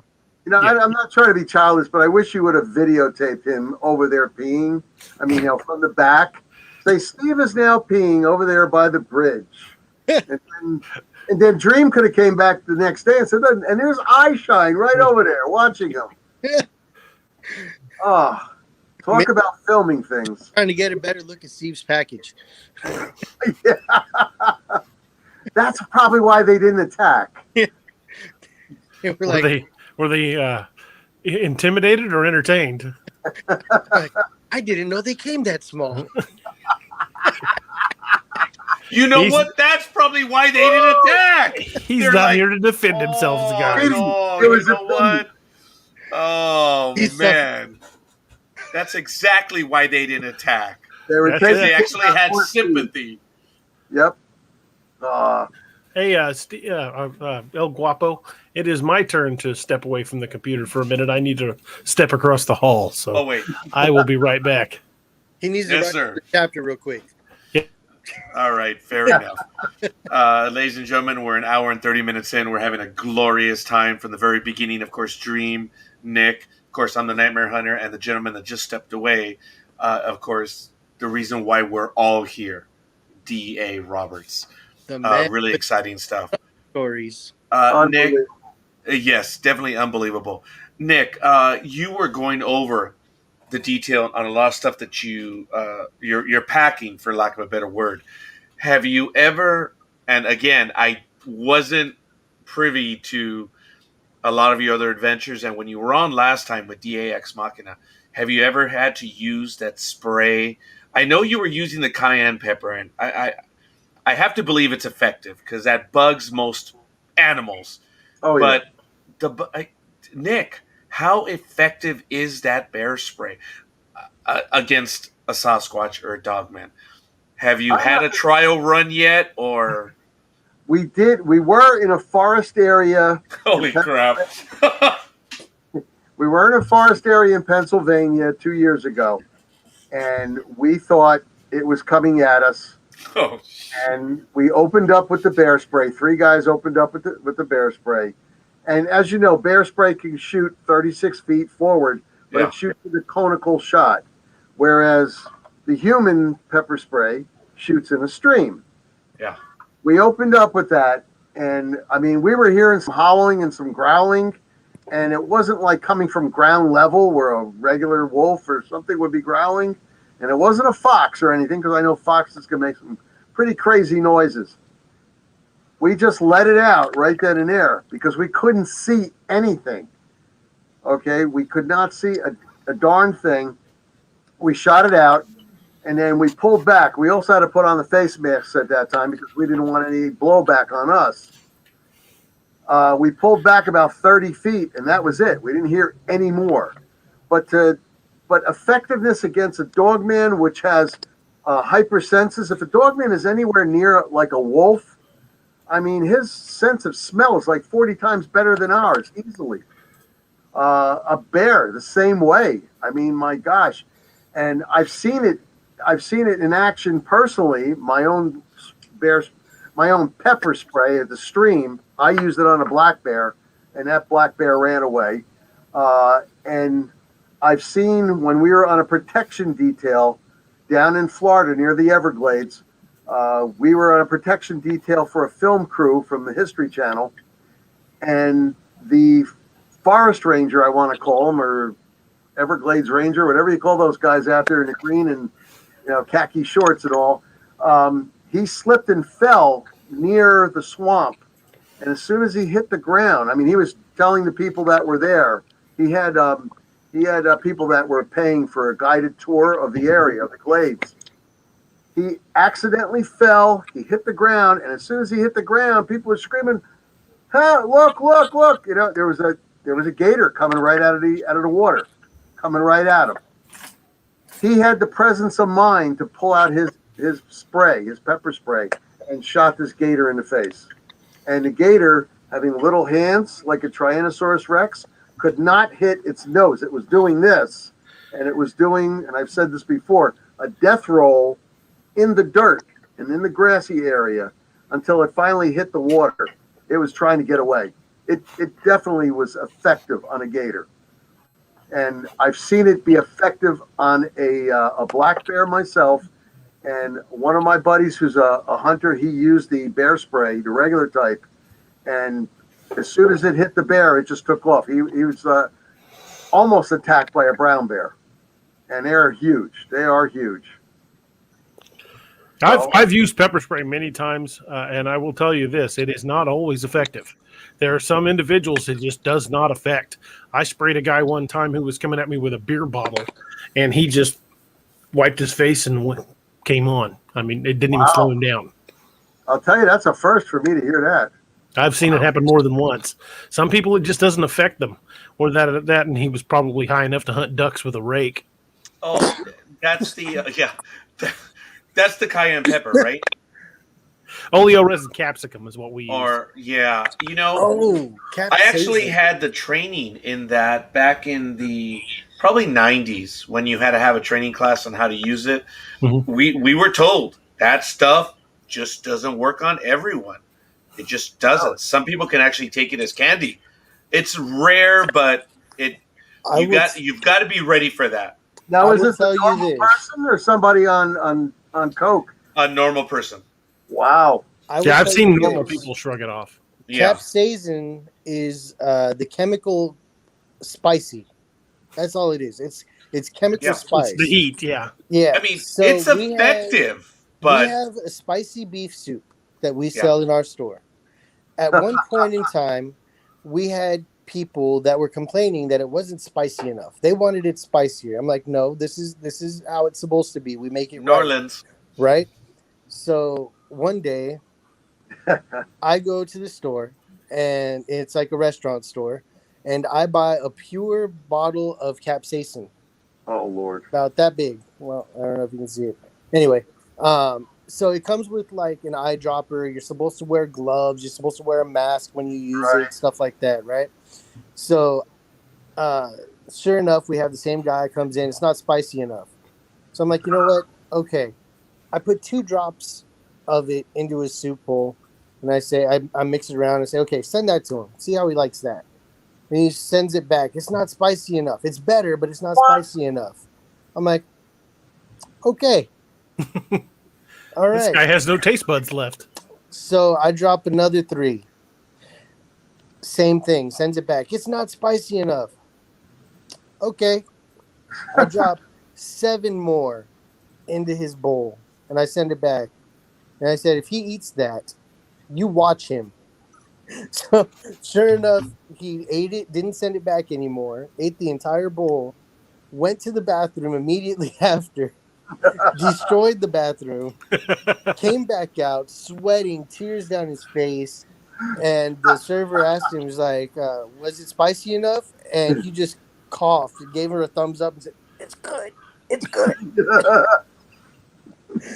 He wants Dream Special from now on. Be careful what you ask for. Yeah, I was like, I'm not doing this for anybody else. But he came back a couple more times and asked it for the exact same way. And I was like, you are a crazy mother. But he came back for a little while, and then eventually the bottle ran out, and I was like, I'm not buying that bottle again. 12 drops, my God. Yeah, it was nuts. It was one of the craziest experiences that we've had with difficult customers, but like that's what he wanted. And I was like, you're crazy. Like you wanted to be on fire. Yeah. I was like, I do not envy that you in that bathroom. That hurt. That hurt so much.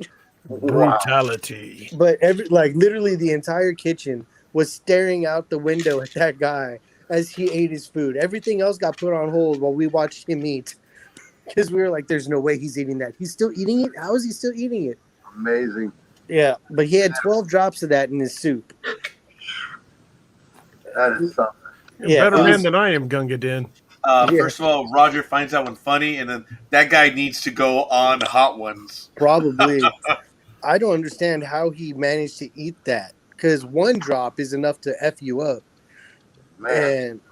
And he had 12 drops of that.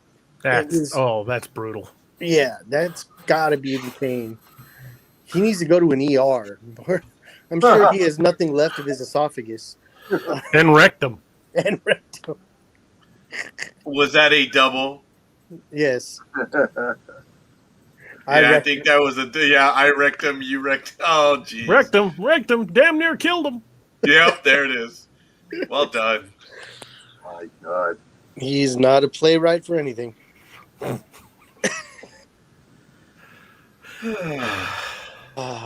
Let's all exhale. I was looking for my pepper spray video, but I can't find it. Oh, that's right. You had to go through that. Oh yeah, you want? I could show you my taser one. Roger says, I think you have shown us that one. But if you can, go for it. But Roger says, I like spicy, but that's crazy. Yeah. As a matter of fact, I was talking about that earlier. Go ahead, Nick. That must have been 600 Scoville heat, 6 million Scoville heat units that stuff dropped in there. My God. Yeah, that's a lot of heat. Yeah, it was ridiculous. Like there was sweat pouring down his face. There was couldn't really even talk. Like he was talking through coughs. He just paid his bill and he left because I knew he was going to be in the bathroom for the rest of the evening, if not longer, or to trip to somewhere. But he literally came back and asked for the same thing. I was like, "You're nuts! How would you ask for the same thing?" Wound up in an ER. Yeah, I was like, maybe he got amnesia and forgot what it did to him. Maybe he repressed that memory. Can you blame him? That's funny. On a happier note, Roger, one of the things we used besides the pepper spray, is those electronic flashbangs. Yes. We were in North Carolina once. We heard something coming at us fast. We just couldn't see anything. There was something coming fast, so we threw 6 of these guys, out there, and it did stop it. It did stop. Nothing came at us then. We don't know what it was, but we threw these suckers out there, and that was the end of that. Put it closer. Well, as long as it stopped it. Yeah. Hey, Roger, what would we have to do to get you to join Nick out there? Actually, I would have no problem because these guys know what they're doing. Yeah. Look, I can hold a camera. Easy enough, but hey, Gorman. Oh wait, not Gorman. Burke. He died on the Aliens movie. Remember that? The only unarmed guy. I'm stupid, but not that stupid. We would arm you. We could get you armed. What's this we stuff? What's we? Who's we? I'm sure NDB Media will cover it. DA's coming with us to LBL, so he could be our cameraman. Heck yeah! Oh my God! We'll put you in the middle of the diamond. Right in there. You'll be right in the middle, right behind me, and that's it. And Nick, I fully respect it, but once again, I'm sure we could do it live. But folks, remember, I'm the minority. I'm usually the first one to go. It doesn't matter. It's not a Hollywood law. It's a fact of life. We look at it this way. If we can outrun you, Roger, then that's all we have to do. Exactly. Not everybody has a bearskin rug. That was very reassuring. Actually, the only thing that I do have going for me is that I'm able to run fast. Even though as old as I am, that yellow little stripe, it's a racing stripe. Hell yeah, baby! His racing stripe is yellow. It works. Oh, by the way, I wish I would have had a picture of it, but it is around here. Someone has a car that matches. When you mentioned yellow racing stripe, number 95, and it had Rusties on it from Cars. Yep. It was red, and it looked awesome. And it's actually not too far from here. If we go by, I'm going to take a picture of it again. It was sweet. But that's a real racing car.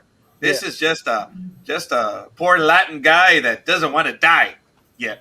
But Nick, if you want, we could probably try to get this live. I think that would be really good. Go live. But like I said, we just don't have any cameramen per se, and we don't want to carry it.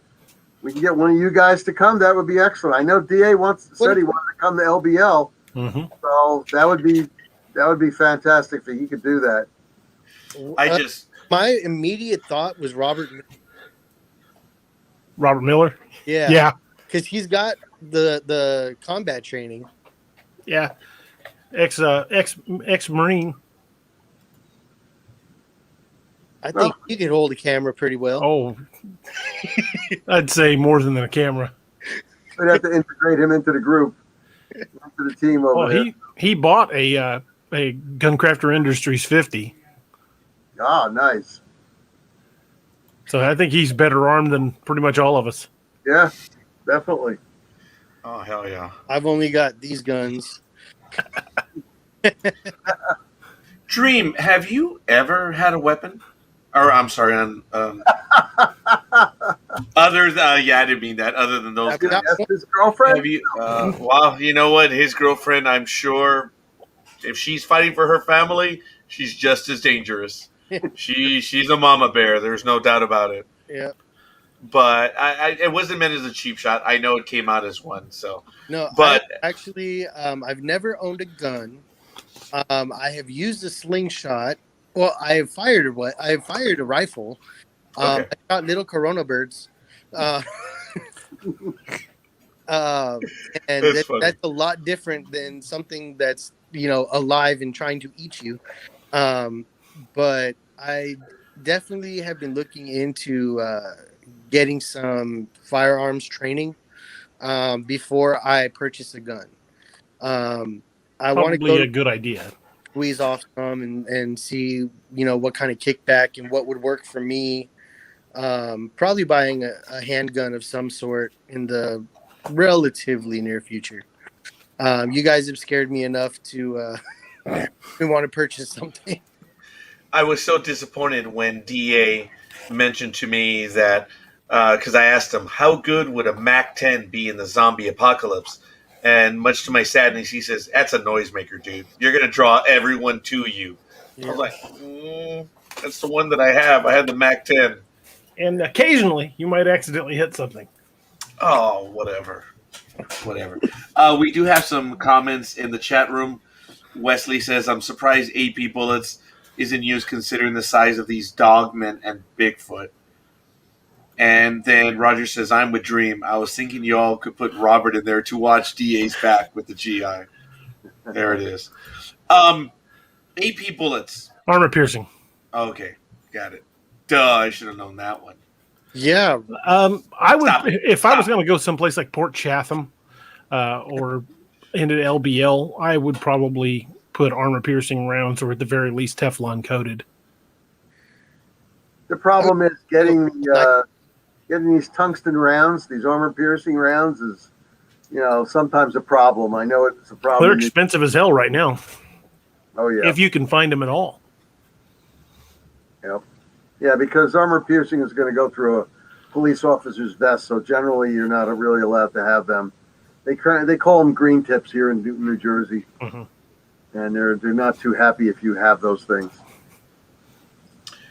General Dalton is mentioning that what is it? He's talking about a 45, right? No, 4570 is a rifle cartridge. The old Sharps Buffalo rifle was a 4570, and in the codename Wild Hunt, hand-loaded 4570 rounds are what Valkyrie uses in her sniper's rifle. Remember that? Right.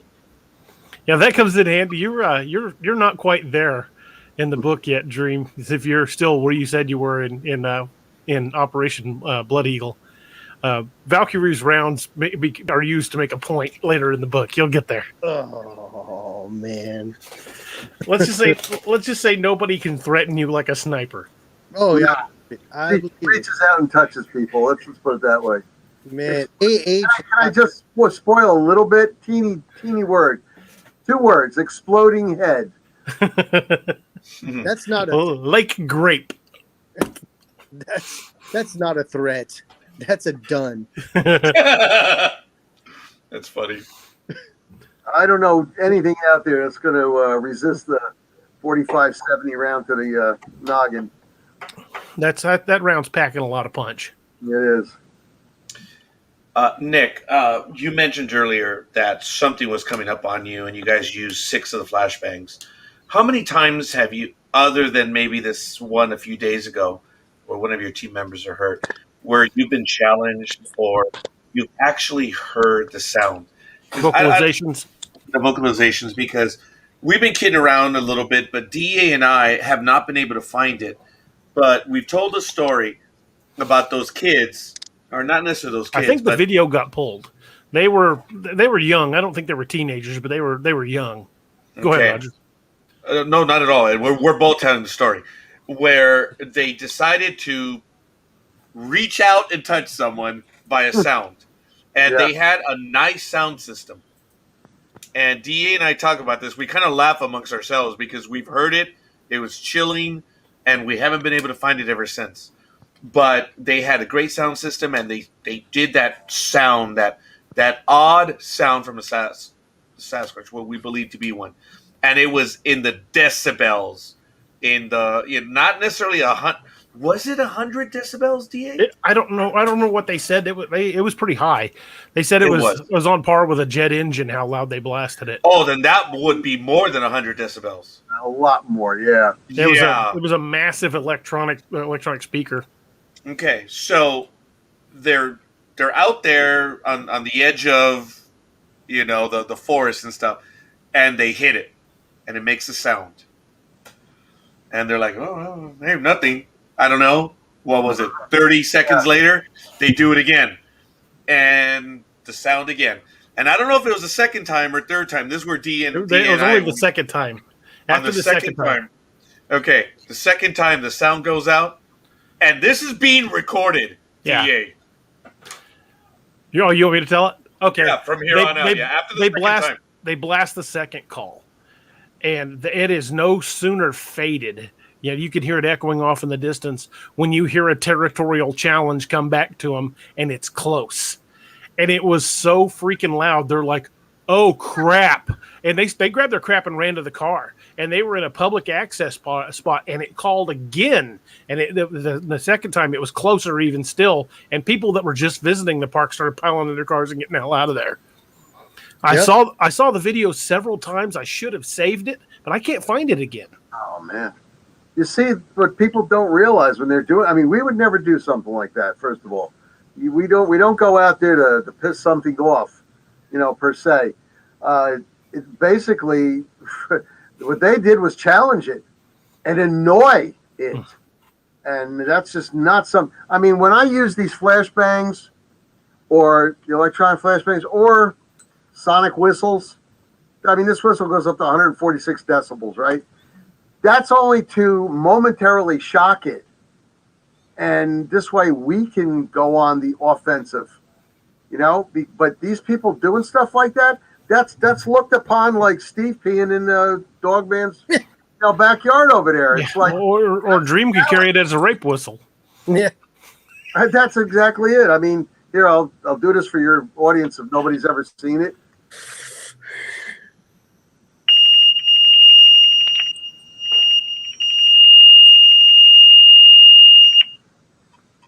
Kill that one.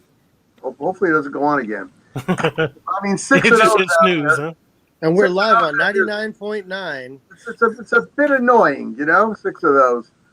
So, I mean, that'll give us a little bit of a standoff time, 2 or 3 seconds, so that we can do something, go into a defensive posture. But, my God, I can't believe those guys did that. I mean, that's a direct... Oh, yeah, they did. That is annoying to them. I mean, the easiest way to get a Sasquatch to come to you is to play some crazy heavy metal or some, super rock. Those guys that do the call blasting on those shows, like Finding Nothing, Finding Bigfoot. Those guys that do the call blasting and go out there and scream, how do they know they're not yelling out like a mating call? And do they have a plan to deal for a sexually attracted Bigfoot when it comes charging out of the woods? Magnums? That's why I don't do call blasting. I don't believe in it. I would rather listen quietly and see what I hear. We were walking through with a full team one time in where were we? It was not North Carolina, right over the border, because I remember there was all kinds of cotton that was in the field area, just outside the forest area. We were walking there, and these people were in the forest area with the trees, really tall area, really thick, and they're smacking wood. And I would say 6-inch round pieces of wood about yay long, and they were smacking it against the trees. And nothing. We passed them. We asked them what they were doing. They said they were calling Sasquatch. We kept on passing them. We were about maybe 100 feet away when we heard knocking that sounded 10 times louder than the one that they were doing. I'm like, oh God, what did they call down on us now? My question is if you're calling something, you might want to make sure you're mentally prepared for it answering. I mean, what might you be saying? I want to tonight. When you're banging on that thing, like you said. I mean, I don't think they're prepared. That maybe call they might be putting out there. Yeah, if you're beating on a tree, it's probably like that one video that floated around YouTube forever of the prairie dog set. I'm going, hey, Steve, hey. I don't think people realize what's Bigfoot equivalent. Hey, I'm over here. That's the universal sign for dinner's ready. Yeah. That's right. Didn't they have that thing that they would go around the triangle with the? Yeah. Oh yeah, the chuck wagon triangle. Yeah. Bring barbecue sauce next time you want to do that mating call out there. My God. One of the Beef things jerky. I've noticed, especially on Bigfoot encounters, that seems to be a trend, is especially when you talk to people that have done a lot of time hunting, and their encounters are based around their hunting experiences.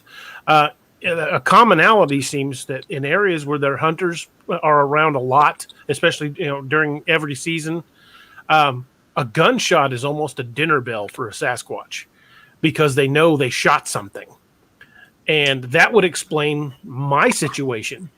Back in 1990, went deer hunting on my uncle's place, was up in a deer stand, and I was hunting with a British 303, and I don't know if you're familiar with a 303 round, but it's soft nose. It does a lot of damage. And I had about a 12-point buck come out. I didn't get the count for sure, but I estimated it was a 12-pointer. Broadside, perfect shot, stepped out right where I could get him. Bang, I get him. He drops immediately. And then he pops back up and takes off. Well, I drop down out of the deer stand and then go over and look at where he fell. And there's a tremendous amount of blood and what we refer to as lung butter, which is basically just lung tissue. So I knew I got him good. He wasn't going far. So I start following the blood trail, and it was good heavy drops. And I get to a point where it had jumped off a ravine that went down about 25 feet down into a dry creek bed. And I had to circle pretty far around to find a spot where I could get down into that creek bed without breaking my legs, because there was really nothing to climb down on. And I get down there and I locate the spot where it had fallen, and there is enough blood that I knew it bled out. It died there, and it was gone. There was not another drop of blood. I spiraled out for 50 meters in any direction. Not another drop of blood, not a footprint, because there's heavy leaf litter on the ground. It was gone. And if it had been a mountain lion or a coyote or something, there would be drag marks. Or if it coyotes, they would have destroyed it on the spot. Something picked it up. It was a good-sized buck, so he would probably been 160, 170 pounds. And it was just gone. And I never found it. And I couldn't find another drop of blood anywhere. It was as if it had just been picked up and something walked away with it. And that seems to be a commonality among hunters. And some have reported seeing it take the deer. After they'd make the shot or stick it with an arrow, the deer drops, and as they're trying to make their way to it, the Sasquatch steps out of the woods, snarls at him, picks up the deer, and leaves. Did he at least leave you a thank you note for dinner? No. I like I said, I never saw it, never saw anything. But I never found another sign of my deer either. Well, and I know I got it. Right. I'm if sure that was a bear, it would have ripped it up right there and eaten it, and that would have been the end of that. No. Wow. I'm sure since you covered dinner, he would have given you just the tip. That's more your department. That's funny. Man. That's good. Oh man, that's terrifying to me, man. Just picking something up that's like 200 pounds, 150 to 200 pounds, just like nothing, and it's gone. in the time it takes you to walk around and climb down. I'll tell you something else, though, I find absolutely shocking in the woods, is we all know how big a moose is. A moose is a huge animal.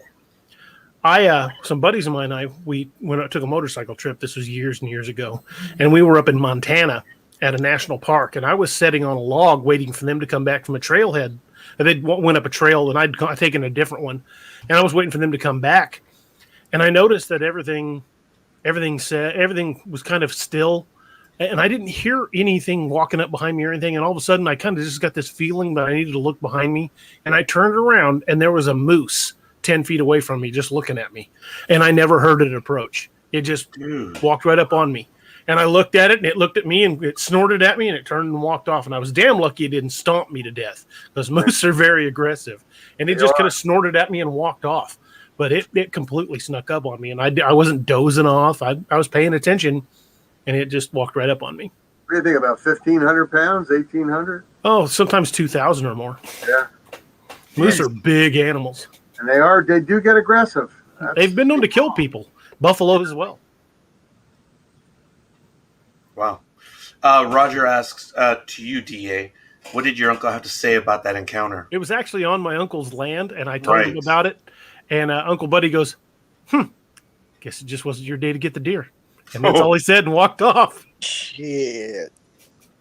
There were times I would go out to his house, and because he had 160 acres of his own, right up against like 5,500 acres of conservation land, and people weren't allowed to hunt the conservation land. And it was always good hunting on his land because the deer that were on conservation land were always over on his land, and he didn't allow anybody but family to hunt his. And it was like me and like 2 other people ever hunted out there besides Uncle Buddy. So there were times I'd go out there with a backpack and stuff and say, "Hey, Uncle Buddy, I'm going to go down to the river valley and pitch my tent and camp out for a night or 2." And you'd be like, "Okay, yeah, I'll come down this evening and check on you if you need anything." Well, okay. And there'd be times that it'd just be like that. And then there'd be other times I would show up, especially in the fall of the year. And for years, he never explained to me why. I would show up and say, "Hey, I'm going to go camping." He'd go, "Yeah, tonight's not a good night. Why don't you stay up at the house?" Really? Jeez. Yeah. You see, now people don't understand that is actually a type of an encounter which you had. You shot a deer, it jumped down. Now, a human, if he found that deer and said, "Oh, somebody shot it, I'm going to steal it," well, what did he have? Did he have one of those A-racks to throw it on top of and drag it away? Yeah. 150, 160-pound deer? One of my members did a study, and it said like the silverback gorilla is 10 times stronger than a power lifter. Mm-hmm. Than not a regular man, a power lifter, somebody that can really lift weights. So you can imagine a Sasquatch, maybe 9 feet tall, right? 10 times stronger than a human, just lifts this 160-pound deer, puts it on its shoulder, and just walks off and goes, "Oh, dinner for the family tonight, a little snack. Here we go." I mean, where did the deer go? In all honesty, where did it go? You searched, nothing. I'll tell you my hunting story real quick. So I'd gone hunting with my family, like with my brother-in-law and his dad and his brother and all them. And I didn't have a hunting license, so I was fishing, and it was one of those, we eat what we catch kind of things.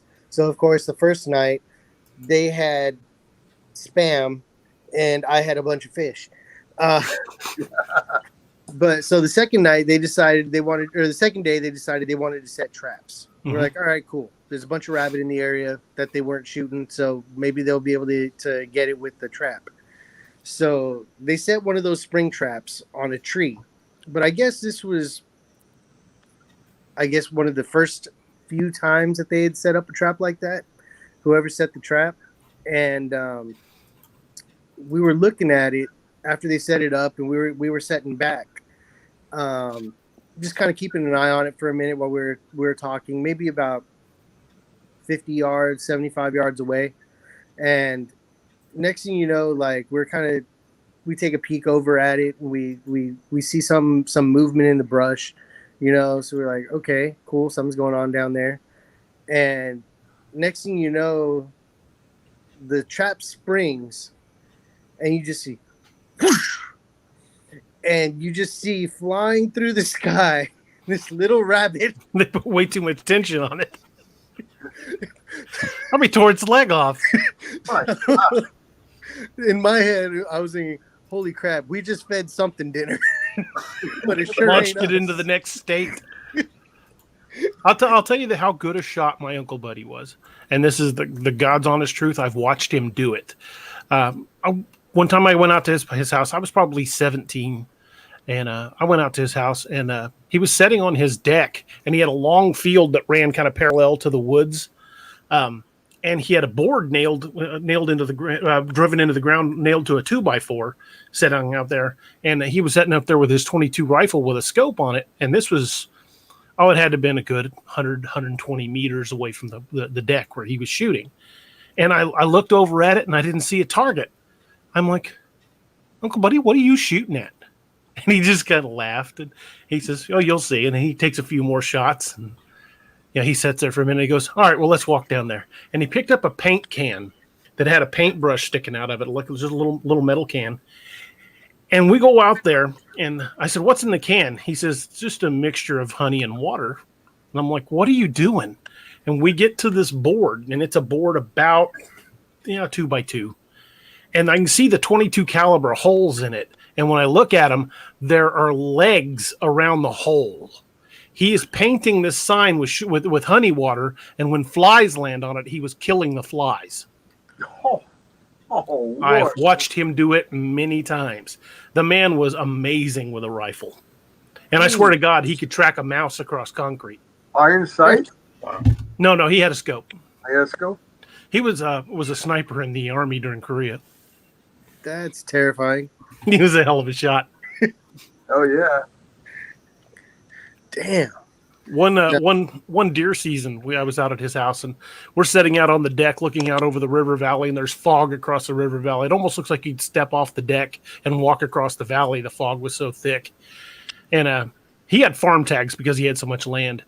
So all he had to do was go, give the tag to conservation. He didn't have to check the deer in. He just had to verify that he'd taken one.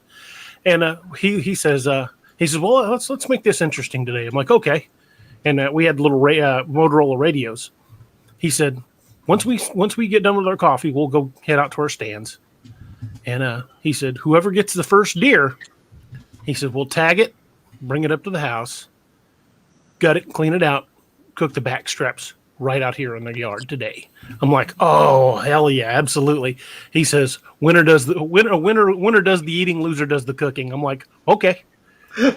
So we start to go out the back door of the house. We go back in, put our coffee cups up, turn the coffee pot off, and start to go out the back door of the house. And he does like this. He goes, and he points at his rifle, and I hand it to him, and he brings his rifle up, and he hasn't even fully opened the back door, and bam! Kills a 10-point buck 6 feet from his pickup truck. And I'm like, I'll put some coffee on and get my knives. DA, what's a 10-point? 10 points on the horns. Oh, 5 on each side. Right. Okay, got it. Yeah. It was a good-sized buck, too. One more funny one. So this same hunting trip, they were out there. My brother-in-law's family are not the sharpest tools in the shed. Sorry about that. I accidentally unplugged my headphones. My brother-in-law's family is not the sharpest tools in the shed. Great people. Don't always think things through the entire way. I don't know what they were out there trying to hunt, but they were hunting quail, and they were hunting I think deer or something like that. Whatever the season was at the time, I don't remember.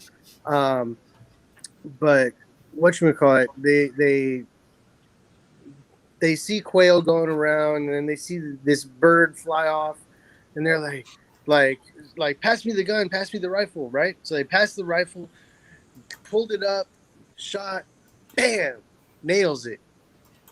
All you see is a poof of feathers.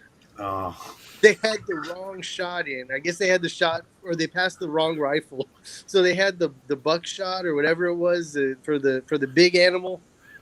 It's completely destroyed the target. Just that bird evaporated. Sounds like a cartoon. Oh my God. I had something similar happen to me when I was 16. I had a 12 gauge Mossberg Model 500 pump, and we were going squirrel hunting, and my friend's dad said, "Hey, let me take the guns in the house and oil them down real good and get everybody set up. I don't want you guys having any misfires or jams while you're out there." And I'm like, "Okay." And he takes my shotgun. I'm not thinking anything about it, and he replaced my squirrel shot with slugs. And I went out, and the first squirrel I saw was a big old red squirrel, and I pop up and let fly, and the only usable piece of that squirrel left was the tail. And then I hear him cackling up the hill. I'm like, son of a gun! Well, that was a good one. I just absolutely destroyed that squirrel. So I took the tail up and tied it to the antenna on his car and left it there. Oh man, the only better thing you could have done is tucked it in underneath the back seat of his car. What's that smell? I wonder. Well, Roger and I have a quick announcement. Oh, you give me way too much credit. It's all you. Well, it's still for the Nightmare Hunter. On the May 10th episode of the Nightmare Hunter, our guest is none other than M.K. Davis. If anybody is familiar with his work, he is considered one of the leading experts on the Patterson-Gimlin film. You can't study cryptozoology and not know who M.K. Davis is. The guy he's a huge name in the field, and having him on the show is going to be huge. So mark your calendars. M.K. Davis on the Nightmare Hunter, May 10th. There it is. It's done. May 10th. I will be traveling during that time. That will be Mama's Day, by the way, in the Latin world. The 10th, by the way. The 10th of May is always Mama's Day in the Latin world. So that'll be entertaining. What is that? About it. The 10th of May, double Cinco de Mayo? Uh-huh. Yeah. That was about as bad as my binary joke yesterday. But that's okay. Roger says, cool, can't wait. This is a big deal. DA did tell me, you can look him up, MK space Davis space Bigfoot, and you'll find quite a bit of information on there. He is the preeminent guy on the Patterson-Gimlin video. He studied every frame of the Patterson-Gimlin film, and he's got some amazing stories of his own. If you go on Amazon Prime or not Netflix, I think Hulu, it is Netflix. Maybe, go ahead. And put in MK Davis, you will find dozens of documentaries he's been part of. He's a legend in the field. As a matter of fact, go ahead. I was going to say, I wonder what he would say of your video. I plan to show him part of that and see what he thinks. Cool. Yeah, I thought hopefully we can discuss that night. I hope you guys know this or don't, but I believe it is Netflix. There is, and I'm going to see if I can get it right now. There's a 3-part movie or documentary on something that happened up in, I think it was in Washington, D.C. I'm going to see if I can. No, I'm sorry. I mean in Washington State. About Sasquatch killing 3 people up in the mountains. And it had to do with some marijuana stuff. And I'm going to see if I can find it right now because I actually saw it. I think it was yesterday. I don't know what the hell I was doing staying up so late watching that. I was stupid. That's the way to make sure you stay up. Yeah, no kidding. I've watched dozens of documentaries with MK. I mean, the guy, yeah. To me, getting a chance to talk to MK Davis would be like talking to Roger Patterson or Bob Gimlin from the Patterson-Gimlin film. I mean, it's huge. Roger, unfortunately, has passed away, but Bob Gimlin is still alive. Yes. As a matter of fact, I believe he's in this documentary as well. It may not be Netflix then. I might have been watching Hulu. I'm going to find it right now, but it's a 3-part seeing right Yeah, now. there's some fantastic videos. And if you go to MK Davis's Facebook page, he posts videos all the time, and he's done some amazing breakdowns of the Patterson Gimlin footage. And if anybody would have been able to debunk that as saying that was a guy in a suit, it would have been MK, and he still stands by it was a creature. Huh. Wow. They showed the footage, the Patterson Gimlin footage, to the famous Hollywood special effects guy. I can't. His last name was Harryhausen. I can't remember his first name. That's about it. Harryhausen, yeah. Yeah, He's the one that did the like the stop motion stuff. Yeah, and he said, it's Hulu. given the technology of 1967, there was no way they could have faked that suit. It's affirmative. Yep, that's what he said. He said even that. I think they asked him that in the early 80s. He said even with the technology they had then, they couldn't do it. Not make it look real, because if you look at that footage, you can see individual individual muscle movement. Oh, there it is. And yes. when it lifts its foot all the way up where you can completely see the bottom of its foot, humans don't walk that way. That is completely unnatural. Yep. And but look at this. There's a side-by-side comparison of how gorillas walk. They completely bring their foot up. Yeah, I think we talked about this. Yes, we did. Yeah. I remember. Nick, what do you think? The Sasquatch in that film was also checked out by zoologists in Russia at the time, and they all confirmed the same thing. There are no known animals that walk like that. I mean, they confirmed it that it was real. Well, and even look at the proportions. I mean, look at absolutely. That is not normal human proportions. It's the lower half of the leg is shorter than the top half. You can see where the knee break is. The thighs are longer than the calf, and that's not natural. That's not human. But it's very common to the gorilla. You can see the calf is much smaller than the thigh.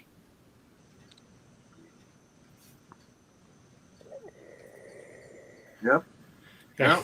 I'm sorry. I'm kind of having a geek out moment with the fact that we're actually going to have MK Davis on the show. They've never been able to disprove that, and I don't think they ever will. Nick, you should come back on the 10th so we can have you and MK together. You just got to remind me. I definitely have to come back. Thank you, Roger. You're so right. He also says, I agree, DA, best evidence available in my opinion. Now, it's on Hulu. I'm not trying to give him any play, but it's called Sasquatch. And it's a true crime doc series following investigative journalist David Holthouse as he attempts to solve a bizarre 25-year-old triple homicide. I have got to watch that.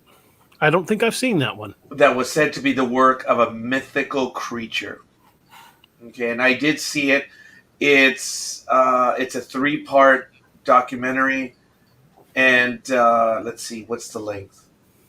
The first episode. No, actually, okay, hold on. Sorry. Any day now. All right. Stop it. As much as I enjoy seeing the side of your face. All right, it's about 3 hours. Thank you. That's all you had to say. We don't need exact. Good profile. Oh, you're so kind. Yes, let it go. Oh my goodness, I'm gonna pay for that one. But thank you, Roger. Appreciate the line. Ladies and gentlemen, this is the Nightmare Hunter, and we have 4 hunters on tonight. Of course, we have Dream, we have Nick, and of course we have DA and myself and everyone else who's also in the chat room. Do not do that. Nick is the real deal. He spends a lot more time out in the bush than I do. And since I've been injured, I haven't really been able to spend any, but I still talk to people as much as I can. But Nick actively hunts, so I am more of an analist. An analist? What did you say? Yes, Nick. That is from our sports talk with the guys. We deliberately play on the words, and instead of saying analyst, we're saying, based on our analysis.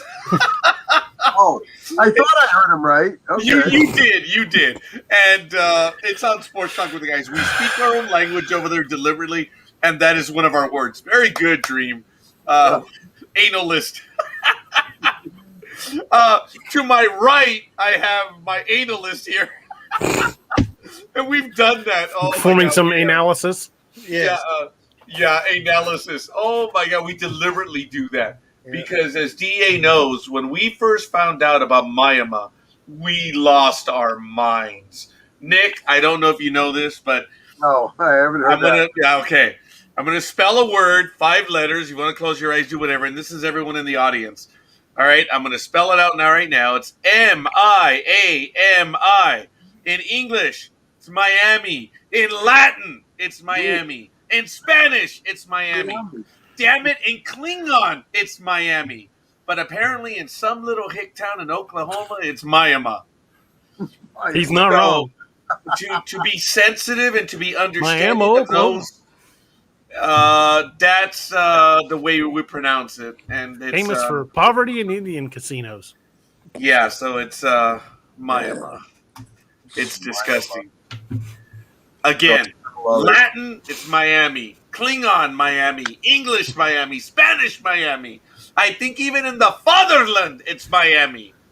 But and also some of the worst paved roads I have ever seen.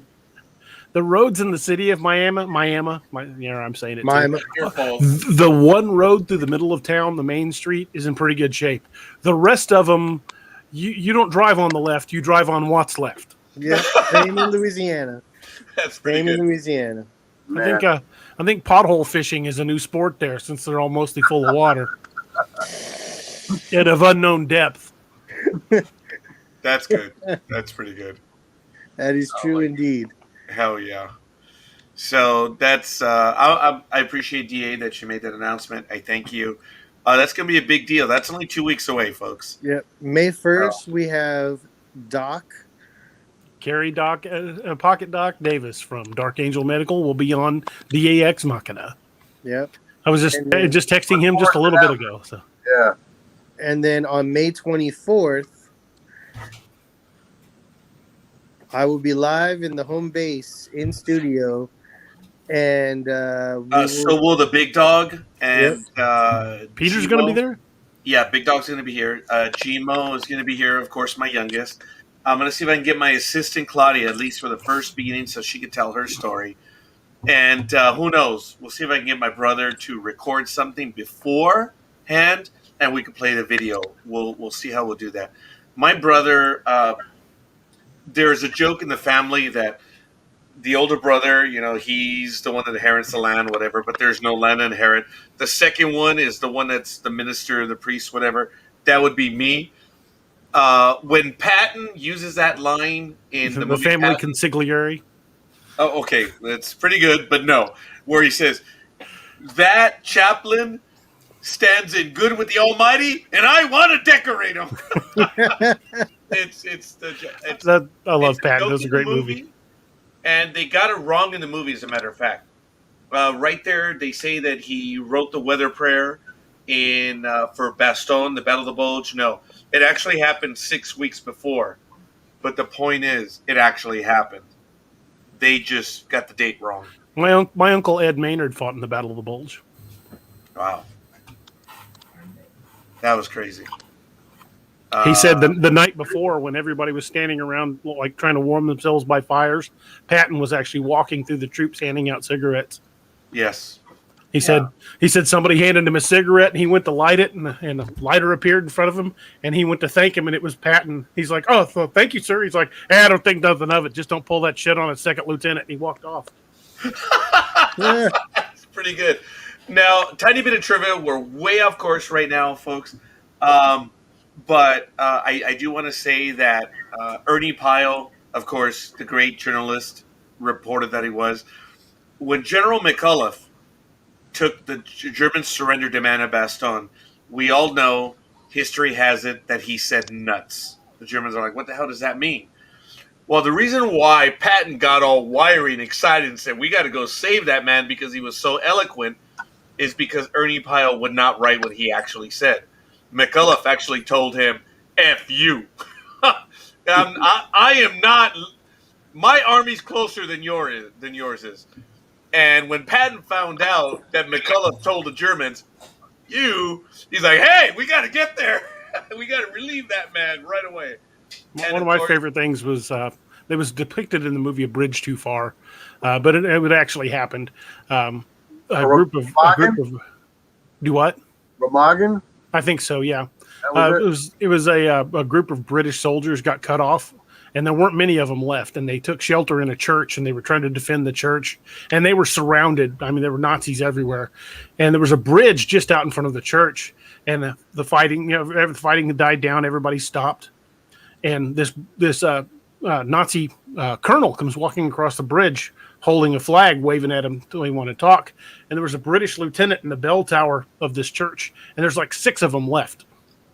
And like I said, there's just Germans all over the place. And this German colonel comes out and goes, I have come to discuss terms of surrender. And the British lieutenant goes, I'm sorry, we don't have the facilities to take you all prisoner. And then German just goes, throws the flag down and walks off like, okay. I was like, very well. We accept. Definitely off target on that one right now, but on these stories, but a lot of fun. Folks, we're having a wonderful time here on the Nightmare Hunter. Of course, we're on Facebook, we're on YouTube, and we're also on Twitch. Thank you for everyone commenting. We appreciate it. Once again, let us know who you are and where you hail from, and we do appreciate it. If you want to give us a like, of course, we're well into the program, but if we get up to 30 likes, we will be giving a $5 Amazon card, and really good. And $5 just so happens to be the perfect amount to order D.A. Roberts' new book on Kindle. Yes, it is. Yeah, a couple Surprisingly. Josh Jones just sent me this. I guess I haven't been paying attention. This is from the Nightmare Hunter page. We're at 493 likes and 502 follows. Sweet. Wow. You got to find those 9 people that follow us but didn't give us a like. Yeah, man. Todd Hunter. Thank you, Todd. Just gave us a like. Thank you, Todd. Absolutely awesome. Thank you. We salute you. And I was going to say, we're not exactly into little ponies, but we're into real horses, but that's okay. Thank you. We're not so sure about Dream, though. So maybe. No. I know about My Little Pony because I have 3 daughters, but that is about the extent. You're not a brony? I'm not a brony. I'll leave that to Josh and Steve Roper. Hey, I'd like to thank Pam and General Dalton for joining my group. Yay! They're on the NADP Region 3 team now. Yep, I joined earlier this week, I think. Yep, we got you. I've been trying to guide people your direction. Oh yeah, yes, wholeheartedly yes. Steve's a member. Nice. You know what? Wow. Is there a story here that we need to know about? My brother, as you know, annoys me to no end because he will spell my name Rodger. I'm like, dude, I grew up with you, dude. It's Roger. And he does it just to annoy me. He does the Roger. So make the connection there. Eat a D, Roger. You know why. Yeah, whatever. Sarah. So it's all good in the hood. Where I come from, that means something completely different. Yeah, I'm sticking with my story. Oh my goodness. Much cleaner. Yes. You have the PG version. The PG version. Once there was a My Little Pony named D. Pam says, thanks for letting join the group. So that's absolutely awesome. And I feel, yes, thank you. I do too. Thank you, Tocayo. Yes. Oh my God. And for those of you that know and don't know, Tocayo is ones that have the same name. That's it. So it's, however, but in Spanish, that's exactly what it is. I love how certain languages have words that are just so descriptive, but we don't have a word for that in English. One of my favorite words is a German word, Orfigengesicht. Hey, watch your language. It literally translates as someone who needs punched in the face. I personally like Farfignugan. Farfignugan. There is a literal translation for that, DA. It's called Roger. He still has your canteen cup. Oh, You don't know what damn. might be placed in that canteen cup before you get it.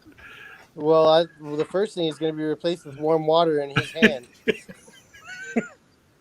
You can sterilize it. Oh, Lord. Oh, my God. Roger has no D. Ladies and gentlemen, welcome to the Nightmare Hunter.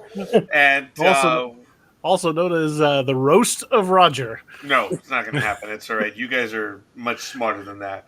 We're just having a lot of fun tonight. Of course, Nick Speaking Valenti. of, I should Of course, be going DA. Why? What the hell's the matter? because I have to be up in a few hours. Did you forget? I wake up early every day to go run a restaurant. So I will be bidding my adieu.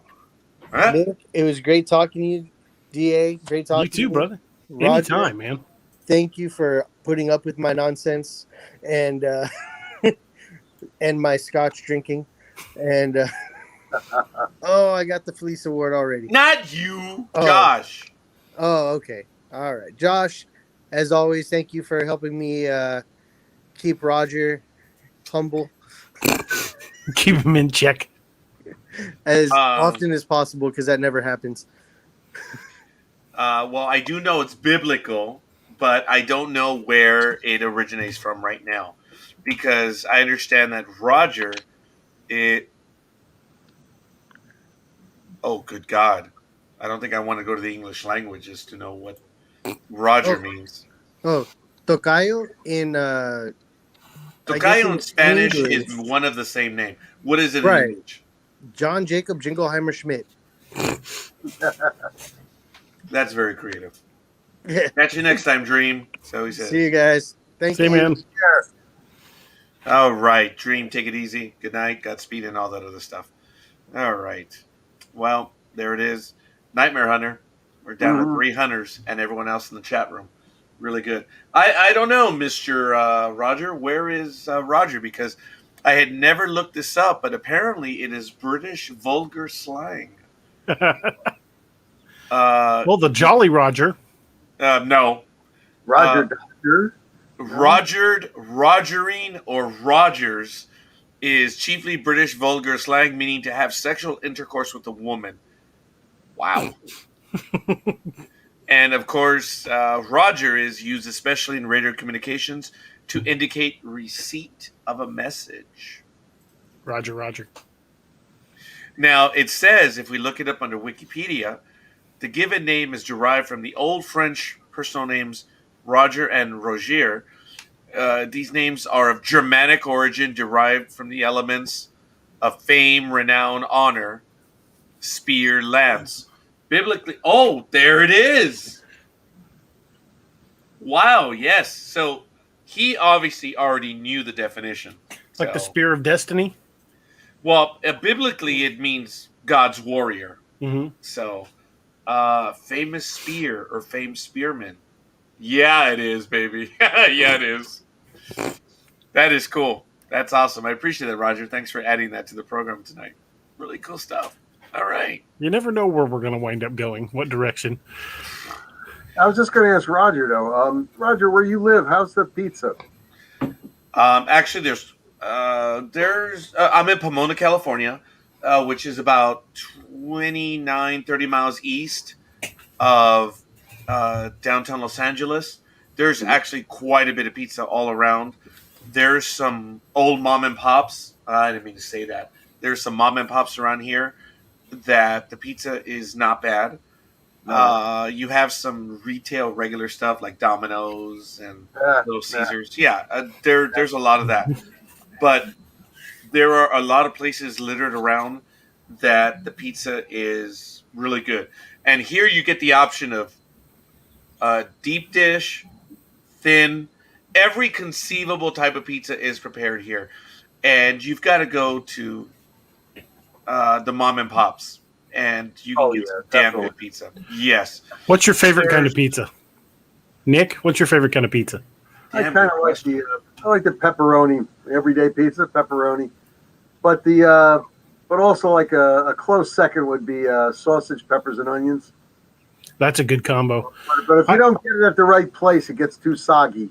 yeah. Yes. I like Chicago style. I like a big, thick pizza Ah. with the spicy sausage and Yeah. the Heartburn Express. But I love it. Never having been to New York, I have to say that I think I would like a slice of pie. There, it's thin, whatever. But in New York, pizza's a big deal. Well, as is Oh, Chicago. it is. Forgive me. Yes. I don't know, but it's you can get street pizza over in New York, and it's out of this world. It's really out of this world. No matter where you go, right? In the train station, they got a pizza place down in New York City there. And I remember going home, oh, the train's not coming for another 10 minutes. Let me grab a slice. Big ass slice. Out of this world. Well, check it out. Oceanside, which is maybe an out. I got to get over a few hills here, but it's about an hour and a half away. Oceanside, maybe about an hour. But yes, I believe I may know of that spot. But yes, in Oceanside, I know of a good place of pizza right there, and typical. They're probably from New York. Pepperoni and mushroom deep dish, light on the sauce.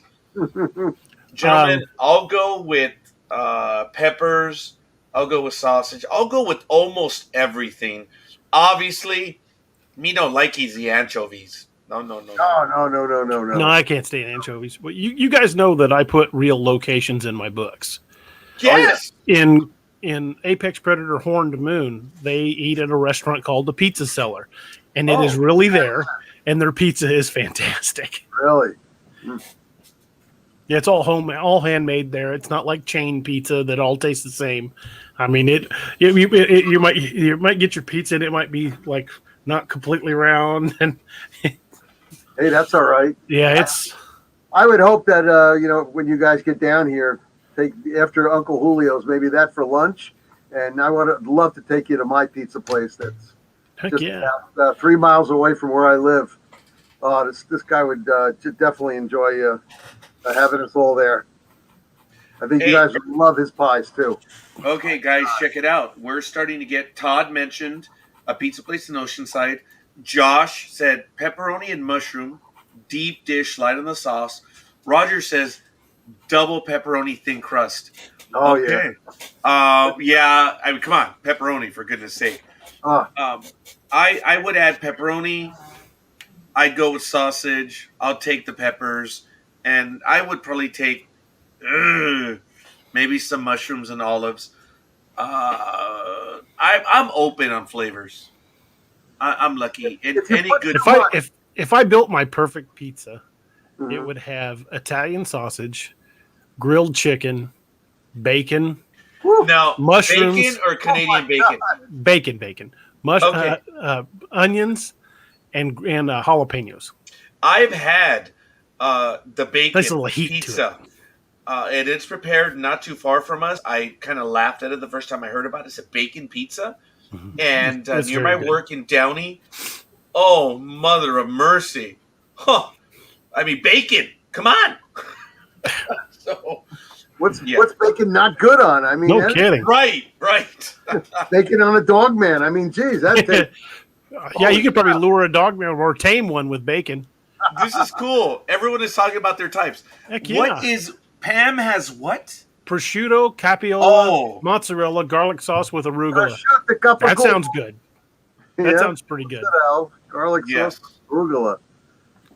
Oh, she doesn't have any regular red sauce on there. What I need to do for people that might want to visit areas in the books is the next time I'm down at Rockaway Beach, Missouri, which is not too far from here, I'm going to go down to the Pizza Cellar, take them a copy of the book, and see if we can create a pizza for their menu called the Apex Predator. Oh, hey, do they make Sicilian? I don't think so. It's all their homemade crust. Oh, well, They the make reason I ask, they hand make they make the sauce there from scratch. They make the crust there. I don't know what all they have, but everything I've tried was amazing. I mean, I'm not Catholic, but I'd punch the Pope in the throat for their garlic bread. you got to have like a Sicilian to be able to carry some of this stuff. Like if you get that quadruple meat pizza, like a meatball, sausage, pepperoni, and bacon pizza, right? Oh, that sounds good with extra cheese. Oh. Yeah, I mean, just put that on the top. But the Sicilian crust is about yay thick, and you have it well done, and it's just When it's doughy on top and crispy on the bottom. God, yeah, and You're making me so hungry. I mean, oh God, Killing me. He doesn't open up till like 12 o'clock tomorrow. I'm dying to go there. It's my day off, so I get to go all over the place tomorrow. But definitely check it out. Pam says you dip in red sauce. Mm. Ah, okay. Yes. Like you do with calzone, just dip it. Yeah. Oh, speaking of calzone, stromboli, right? This guy makes a sausage pepperoni with mozzarella in the middle, stuffed stromboli, and then you get the dipping sauce, a big dish of dipping sauce, and just dip it right in there. Oh, that sounds good. I bring 3 of them home, right? And it's like it's like everybody's like, "Oh, that one's mine." No. You're supposed to share. That one's mine, actually. You know, folks, I've got to admit, being that Los Angeles is genuinely just so huge in area, and remember, we're talking about the entire Southern California area, which is all the way from parts of the San Fernando Valley all the way into well into deep Orange County. And out here, Pomona, San Bernardino, Riverside, it is the variety of food. The last statistic that I heard, and I know New York has more languages, but in LA County alone, there's over 138 languages spoken that we know right now. And with the languages come the eateries. And, it's let me tell you, when you asked me about the food, the pizza, you just got to look for it. If you're willing to go out, it is everywhere. And I have been fortunate because of friends and family to try different places, and I'm glad I have. But it's got to be a mom and a pop place because they're the ones that it's based on. They've got to have a good product, and if they've been around for a little bit of time, they have a good product. Definitely. And it's one of the best places. Hole in the walls. I actually joke with people that if you really want to find out if it's a good place, check in the morning between 8 and 9. Are the cops there? Fire department, city and county workers? If they're there, that's a big deal. And also for lunch as well. Where do the municipal workers go? And where they go is usually damn good food. Yeah. And that's in a lot of places in LA. So, pizza was invented in California by a Chinese person. They invented pizza. It was amazing. That's where it all started. Everybody thinks, Italians invented it. No, we didn't do that. We made it better, but later on, but we didn't invent it. I've heard that, and it's hard for me to believe that because I understand that it's, the impression is it's European, it's Italian, but it really isn't. And I had no idea. All I know is it's good, and I like to eat it. Oh, yeah. Oh, it works. Roger says, if I can ever get the money and free time to visit Missouri, we got to get together and go to all the places from the books, DA. I'm down. DA, we've got to get something going. We have to have a convention, maybe in July of next year. And book signing celebrate at the same time. Yes. I'll be happy to do it. I think we have to do something. It will be the DA verse, invite other stuff. I think we have to set something up for July of 2022. That's for the day, the anniversary of the Brooks. It's be a big deal. Maybe we can have something there in July, right there in Nathaniel County, and I think it would be great. I got an idea how it can be financed, DA. How's that? All those people that you put in that book, those eateries, tell them about it. They bring their wares. You Now, plus they have to chip in for money to rent the place. A booth? Get them a booth? No, I'm telling you, that's the way to do it. I mean, come on, you got hundreds, maybe thousands of people coming there. They're going to want to eat. And all those places you put in there, you're driving me up the wall sometimes. I was reading about when they when they were in the park that time, and in Lakeview, man, right? And they went and they got barbecue. They came back with bags and bags of barbecue. Yeah. Come on, I was The done. barbecue place is really there, and it's really good. Oh man, come on! You got the pizza place, the barbecue place. I mean, you're naming them all. So you got to bring them to that fair, definitely. Yep. The world's largest commercial pizza here in Burleson, Texas. That would be awesome. Yeah, DA. We at Nick, that is a phenomenal idea. DA, we've got to start working on it now. Definitely, yeah. Because there's a few people I know that have run conventions. I'm gonna throw a name out there. I interviewed him. He was part of the Next Generation Star Trek stuff, and he's done a convention or two. I don't know if he would be interested. I'll see if I can speak to him. But there are other people that have done conventions. It's not that big of a deal. It's just you got to know what you're doing and set it up and make it happen, man. Exactly. I think we could do it. We call it the DA verse, like universe, but the DA verse. Wow. And I'm telling you, by that time next year, if I can keep the pace up, I might have another 9-10 books. Oh, praise be to God! I hope you do. By next July, I should be able to hit that. Nice. Roger, can you imagine that though? Definitely, I will be there. Put me down for you got one. But down for yeah. I As will a matter of fact, there. DA, you would have me down for 2, definitely. My daughter and I, my youngest and I, and then of course I think Dream would make it as well. So we got to start planning this. I That know. would be fantastic, man. A lot of my group would make it. Well, here's the thing, Nick, you'd have to be an invited guest. Oh, absolutely. So yeah. So we'll Get you and Jody there. Oh. Well, then in that case, you're going to have food there. Jody likes his food. Well, nothing wrong with that. Oh, Whoa. man. Wait, is that the largest commercial pizza? Yeah, It's 8 only feet by estimated- 4 feet for $300. That's a big pizza. By 4, Maron. What's on it, Bam? And it's Come on, straight up. Pam. Todd says he'll be there. So look, we're already DA. We got to start looking at the convention centers. If whatever you have out there in Nathaniel County, depending on how big it would be, actually almost any facility would work. Mm-hmm. Well, there's plenty here in town. I mean, I'll advertise the heck out of this. And look, the best one to do would be one with a hotel attached. Oh yeah. Yeah. Because that's most convenient. People can stay in the hotel, or just spitballing here, or one of the local campgrounds that has cabins. Oh, good God. I might be able to chase that down. Great about that. You know, what'd be great about that? The scotch and the brandy at nighttime around a fire. Fire. That's the best. Oh, definitely. Mm-mm. What are you eating over there while we're starving? Come on. Ooh. Is that dill? No, it's just a sour cream. Oh, I gotta get the dill. Oh. Yeah, you're right. Hey, you Josh, guys sorry. like cheesecake?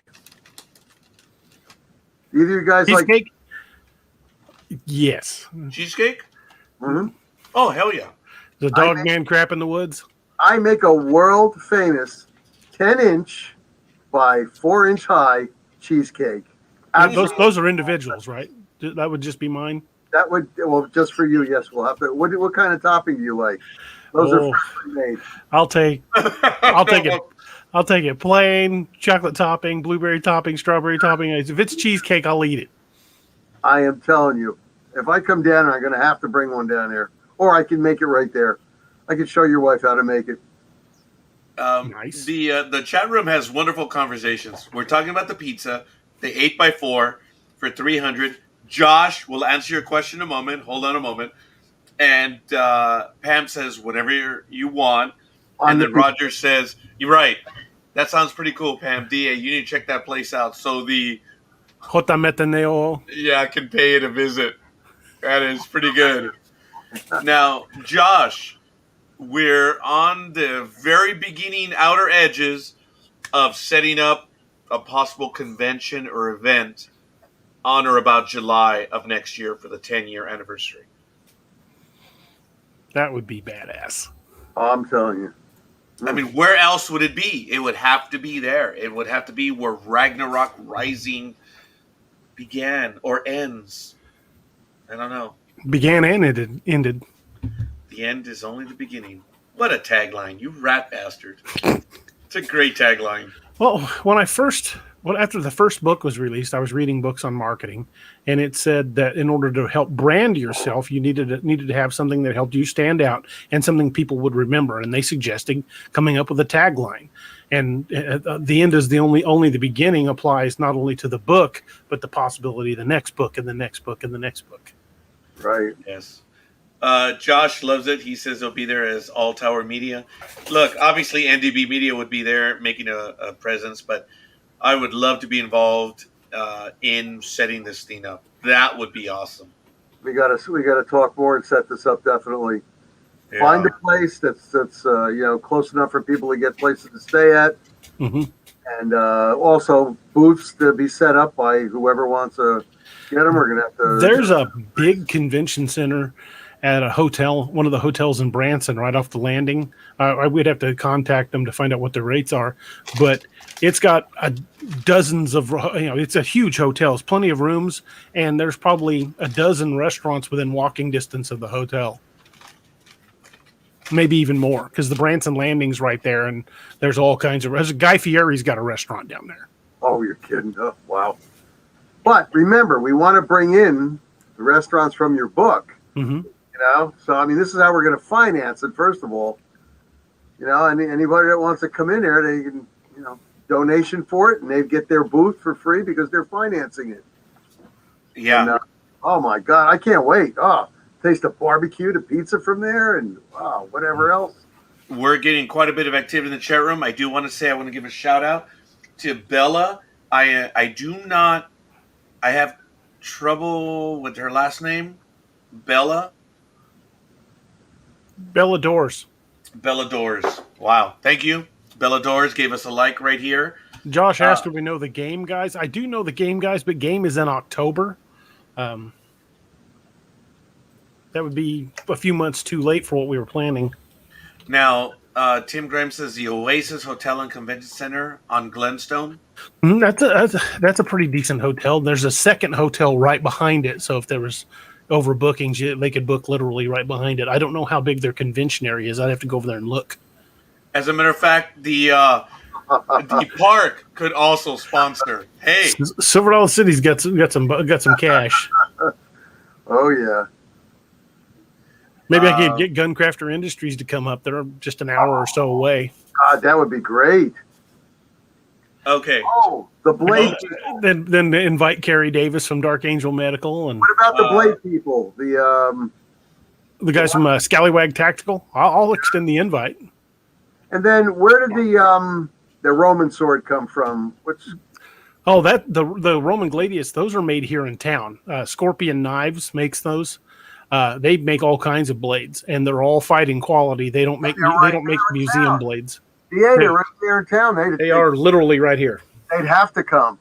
That would be great. See, we got a lot of sponsors we can get.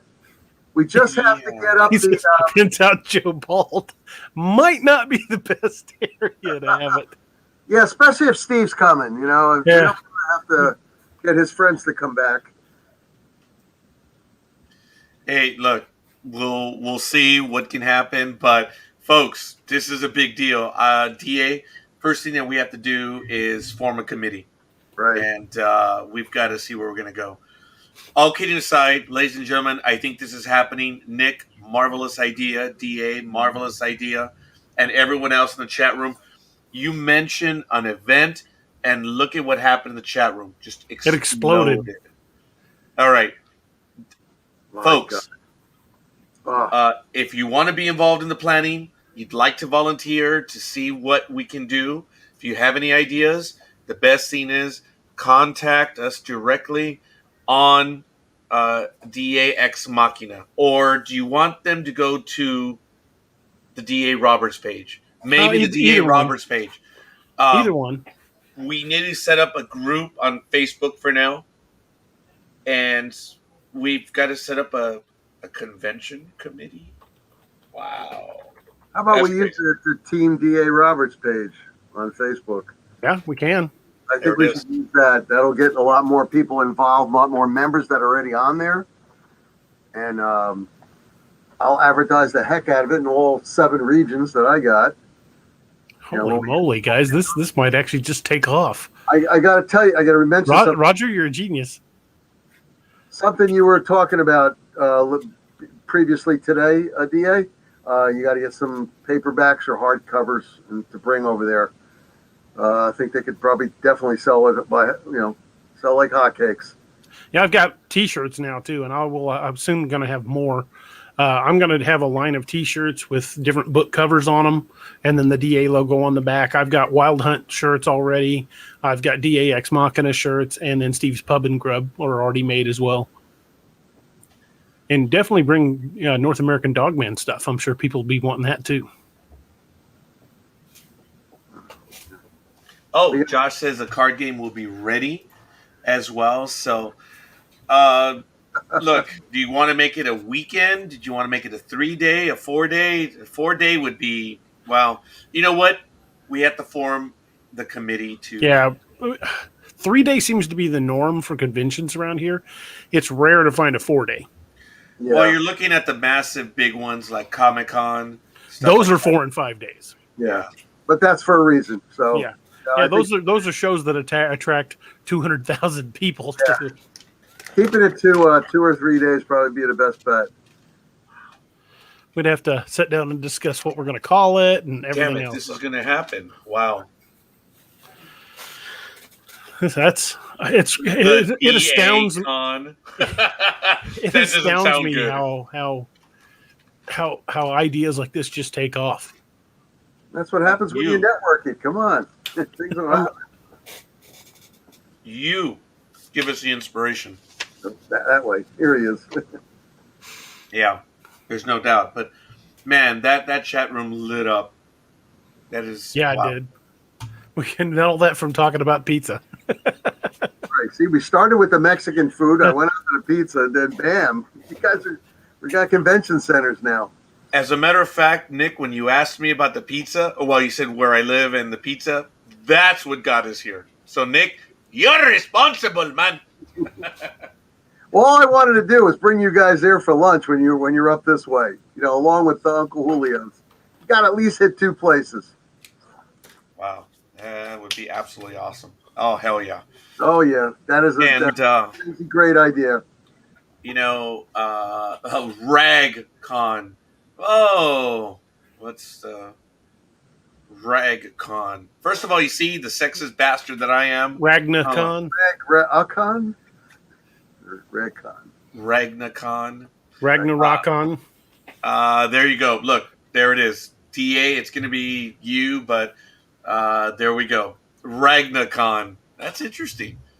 That is. There's going to be some variations. All we got to do is come up with the right one. One of the most clever convention play on words I've seen there was one, I believe it was in Minneapolis. It was called Wrath of Con. Mm. I thought it was hilarious. Are you talking about the one, actually, the Wrath of Con? What's his name? Oh, geez. We could bring him aboard. We've interviewed him a few times. He did a documentary on the Wrath of Khan. Nice. He did. Maybe we could get him K. Davis to come. His convention in Texas. That's why I wonder if that's the one you're thinking about. Maybe. Oh my goodness! I'm only friends with him on Facebook. Sorry for the name drop, but it doesn't count as a name drop if I don't remember. And Oh my considering some of the people you know, we could get some names there. I don't know if I know them. You've interviewed a bunch of people, man. Well, that yes. Roger, is that a Star Trek thing, the Rathacon? Yeah. Well, it's there's a from the reference to movie. Star Trek II, The Wrath of Khan. Yeah, Right. and it is the movie, but there was someone that did about a convention that was down there in Texas, I believe in Houston, as a matter of fact, and it was the Rathacon. Now, I'm not saying there haven't been any others, but oh my God, what the hell's his name?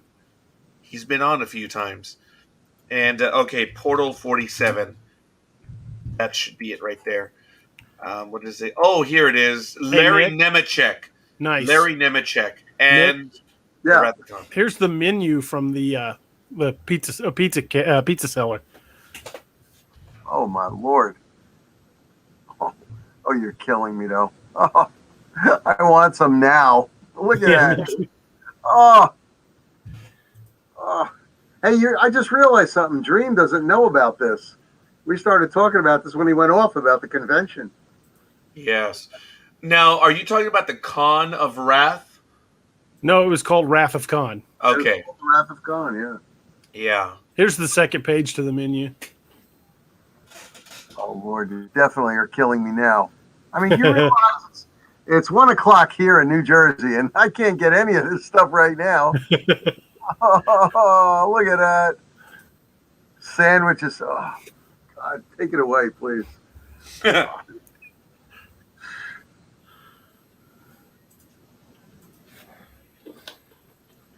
Actually, we have interviewed a lot of people over the years, and I could ask some of them and see if they would like to. And of course, we would just have to. That's where the investment comes in, and we'd have to figure that out. But I believe some. Here, Nick, I'll really torture you. Oh, thanks a lot. Okay, that's just messed up, dude. Look at that. Is that jalapenos on there? Probably. Sauce. It looks like it. Oh, that is one nice pie. Oh, God. I know what I'm going to do. Tomorrow for lunch, I'll go to the pizza place. For dinner, I'll go to the Mexican place. It's my day off. It's my time for fun. I don't have to cook. Now But that is cool. First, we got to get a location and a name. Second of all, we got to get funding. You know, and then third of all, you got to, oh, look at that. Oh, mushrooms on that one and sausage. Oh, it looks good. There's got to be a pizza. Look at the sauce. Yeah, everything's homemade there. Jeez. I'm trying to figure out when I'm going to LBL because we got to come to Missouri and pass by there. Oh. You know, we're doing a day over there probably. We're going to probably search out one of the park areas. So we're going to need to feed the troops. Well, when you're driving down the main street in Rockaway Beach, just look for this. Easy one. That's very easy to find. Yep. It's at the top of the hill.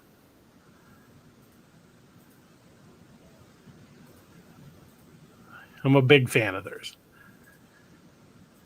I mean, if we're in Missouri, you're going to have to come there with us. So. Oh, yeah, absolutely. But that's the one from the book, right? That's the exact place. Damn. In fact, right about where that car was parked in that picture would have been where Matthias killed the vampire. Ah.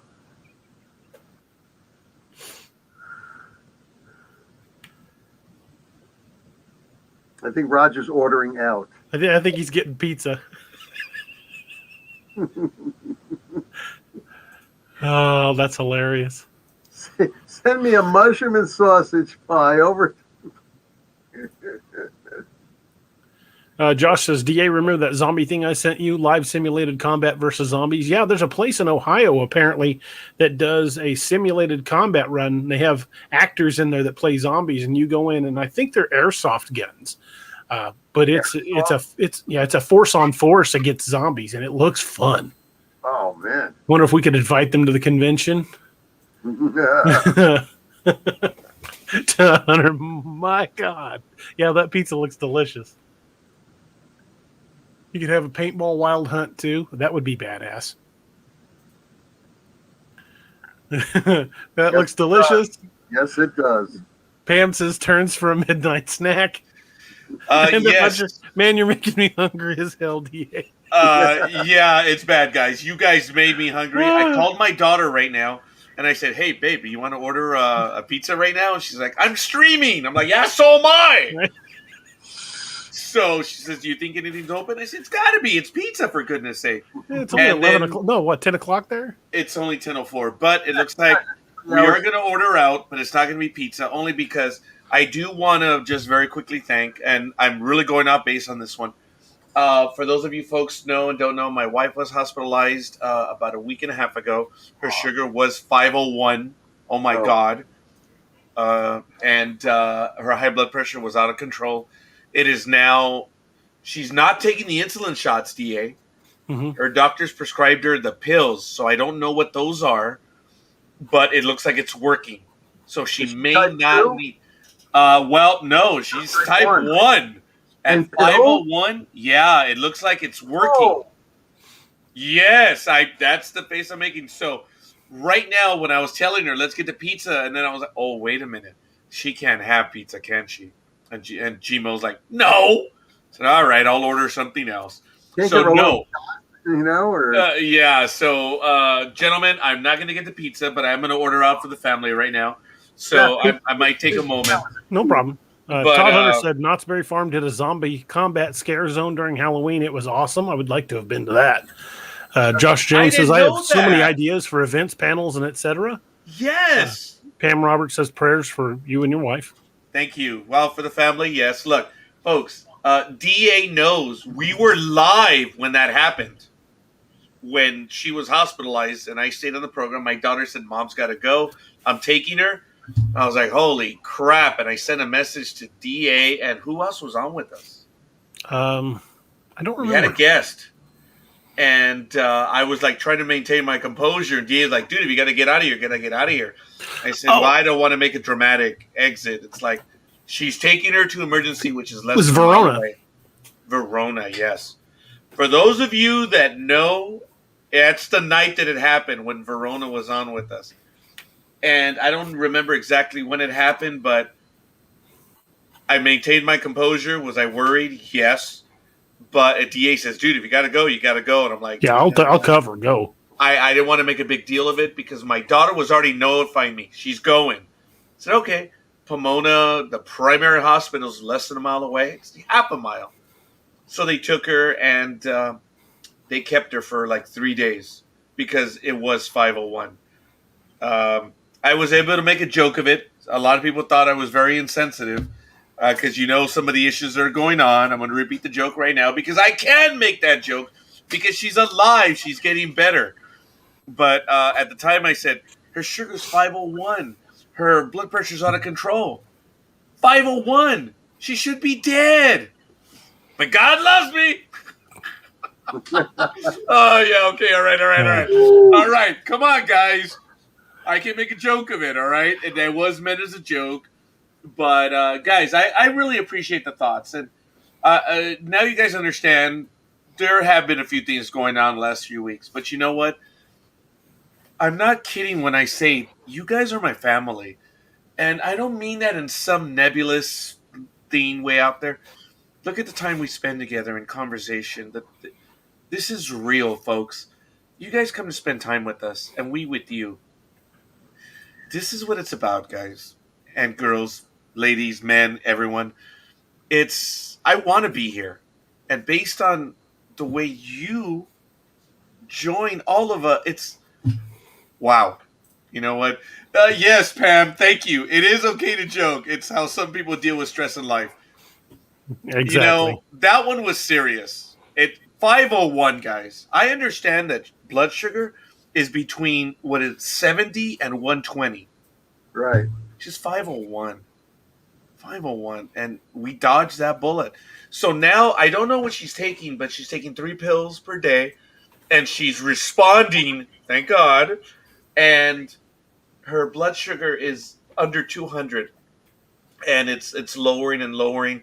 And it looks like we might luck out, Nick. she's not going to have to take the insulin shots. That is something. I mean, my son is a type 1 diabetic since he was 5.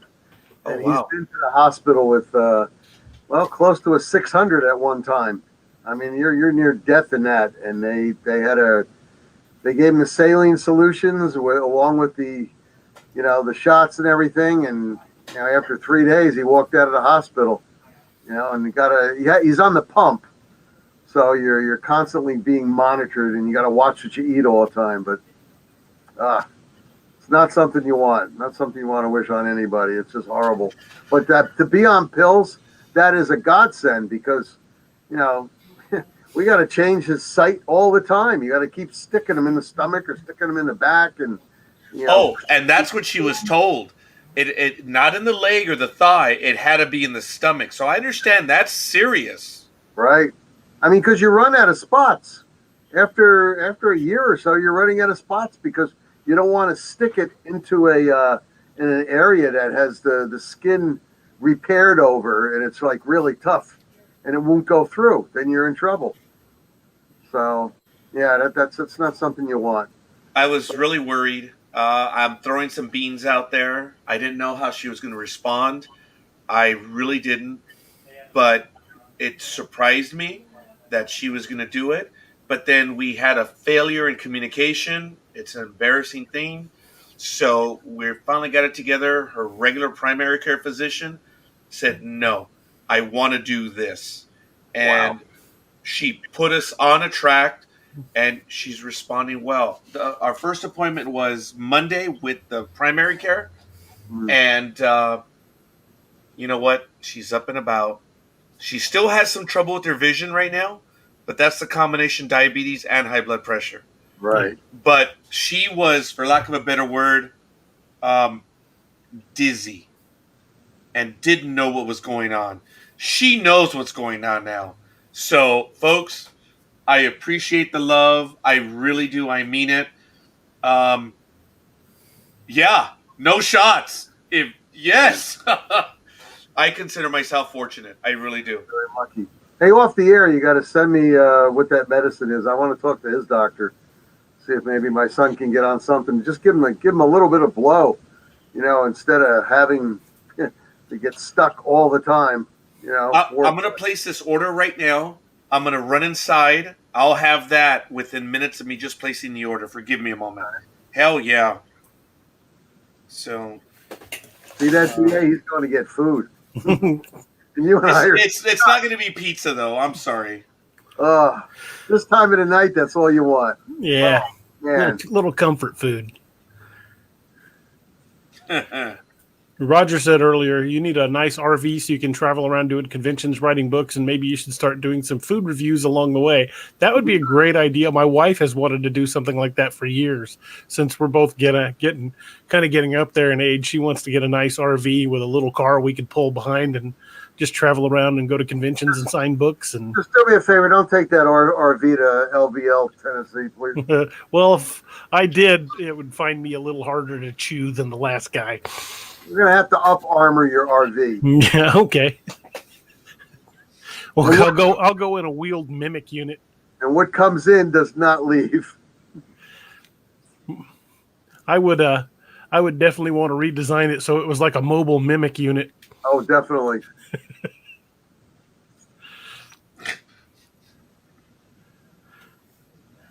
Or what's that one that Kodiak carries?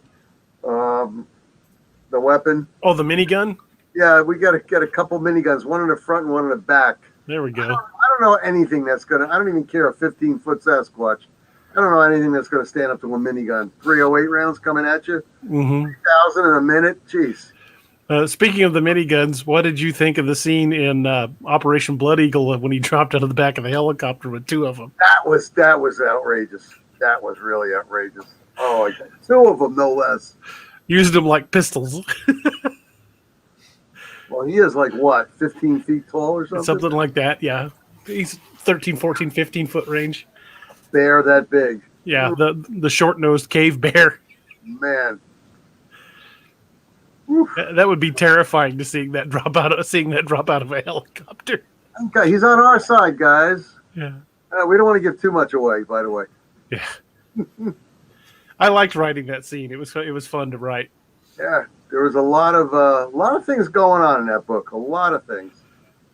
I probably could have made that book considerably longer, but I wanted to get the story told and get the book out there so people would have another book to read. But we might not be completely done with that storyline. Oh, good. All right. And we might see, they still haven't caught the defector Liz Stratton. They haven't caught her yet, so Right. there may be yet another Wild Hunt mission in that. The daughter. The daughter. Yeah. But we will not give that away. No. No. That's right. And what about that, what is it called? The Air Force lieutenant? I know, not the Air Force general that got thrown out of there, the lady? Yeah, she was a colonel. Oh, A lieutenant colonel. Yeah. That's her. Yeah, Stratton. Yeah. Yeah, General Dalton wasn't going to put up with her. That was excellent. That was total genius on your part. That's something that should always be done in the military. Things like that should be recognized, and people like that should be gotten rid of, because there's no place for that. I mean, it just puts everybody in danger. Mm-hmm. Just create tension with your team. And you don't need that. And a person that never tries to lead from the front ever, come on, there's no respect there. Yeah. I try to write the command structure in the way that not only does it reflect how a command structure works, Right. but that it would be the command structure that I would want to serve under. Exactly. Because a team like that, they're more than a team. They live and die as a family. I mean, look, when they go to Steve's, the bar and grill over there, they're all there now. Yeah. I thought for sure that they were going to put the boot knife up there too, but I guess what's his name? I can never pronounce it. Margolin kept it, I guess. Yeah, Margolin always, even the first book, he's like, I want to get one of them stone knives. That's just him collecting crap.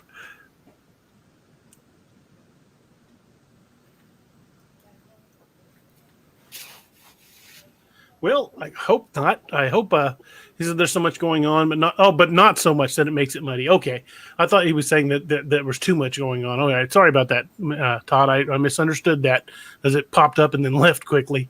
Oh, that was me. Sorry. Well, thank you for saying great books. I really appreciate that. Roger Peacock says, Cryptids autocorrect got me. I knew what you meant. Nick, Yeah. in your opinion, you're a Fortean researcher. In your opinion, what do you think potentially is the most dangerous cryptid? Well, people are going to think that I'm just being, I'm saying this because of what I do, but I really do think the Dogman, the Canine Variant 3, is the most dangerous one of them all out there.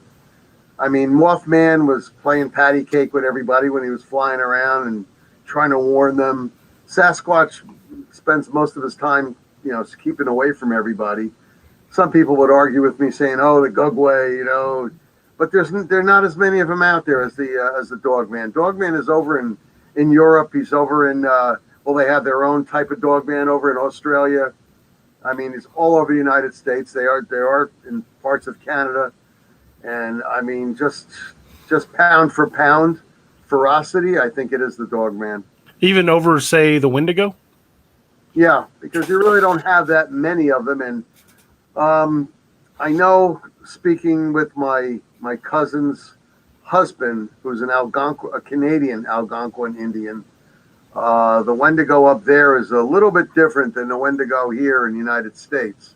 Mm-hmm. He's more looks like a Yeti. He has more like a light gray skin, and he's a Sasquatch, but with light gray. I'm sorry, not skin, light gray hair, and that's what they're claiming him as.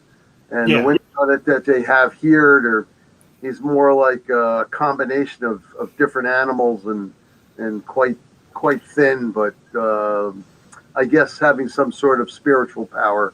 When I wrote Codename Wild Hunt Curse of the Wendigo, that was the problem I ran into. There's just so much different lore on the Wendigo, so many different versions of the legend. So I kind of had to pick and choose what I wanted to use, and really I wanted to work in as much of the legends as I could, and that's why the hunt was like, okay, let's try this. Oh crap, that didn't work. Let's try this. Yeah, but the different tribes of Indians, and you've got the nation's people up there in Canada. There's so many different tribes there and the United States, and they all think of them in a slightly different way, or their description is slightly different. But most of them, if not all of them, will not talk to us. Yeah. That's what I looked for in the legends that I found. I looked for those little commonalities, and those were what I pulled. Yeah, you did a great job of doing that. I mean, like I said, you're par excellence in research. You're just totally up there in all of it. Well, I'm going to be picking your brain quite extensively for the next Apex Predator book, because it's going to be an LBL. Definitely help you any way we can, any way I can. Or I think that's I think that's the most logical place for it, because it's not far from here. It's just outside of the Ozarks, and it's infamous, and it would eventually attract the attention of the Hotametaneo. Look how close it is to the Ozarks. I mean, it's just a few hours drive from here. It's like 6 hours. Yeah. Oh, exactly. What's this? When Steve gets built? When Steve's gets built, Steve's Pub and Grub. If we could build Steve's Pub and Grub, you need cryptids on the walls and stuff like Bigfoot. Yeah, that would be awesome. Roger Peacock says, I freaking loved it. Maybe the best book yet, in my opinion. I'm assuming you mean Operation Blood Eagle, in which case, thank you. Well, thank you for any of them, but I was really proud of Blood Eagle, because it allowed me to do things that I'd wanted to do that weren't necessarily cryptid in nature. One of my favorite writers that I read growing up. What's that, Raj? That's it. Okay. I think it's metformin HCl. Yeah, that's the medicine he was telling me about. One of my favorite writers when I was growing up and reading was Jack Higgins. And Jack Higgins always wrote these fantastic intrigue novels, and especially his best books were about World War II. And he wrote books that from after World War II and on. Jack Higgins has a bunch of books out, but my favorite of all his books were dealing with World War II. And there were characters in there that just seemed like people I knew, and the books were just like so familiar. And that was my way of doing kind of an homage to the Jack Higgins books, because I brought in more elements of intrigue, and they dealt with remnants of the Nazis and actually went after big names in the order. And it was a way for me to do something that still involved cryptids, but allowed me to really stretch the characters and allow you to get a much bigger glimpse into some of them. You got to know a lot more about Daniel Clark in this book than anybody had previously known. Oh yeah, definitely. I didn't know. Well, yeah, I don't want to spoil it, but it's a little thing. I didn't know he could fly airplanes. That was really good. That was excellent. That PBY Catalina is going to show up again. I mean, he got 2 planes there. He got the P-51, which is only just him. He could fit in it, and then he got the Catalina. But the Catalina is going to show up again. Josh Jones says, I've seen people classify the Wendigo as a Bigfoot type. Is it? Some versions of the legends, yeah. Like Nick was saying, the Canadian Algonquins describe it as more of a Bigfoot-like creature.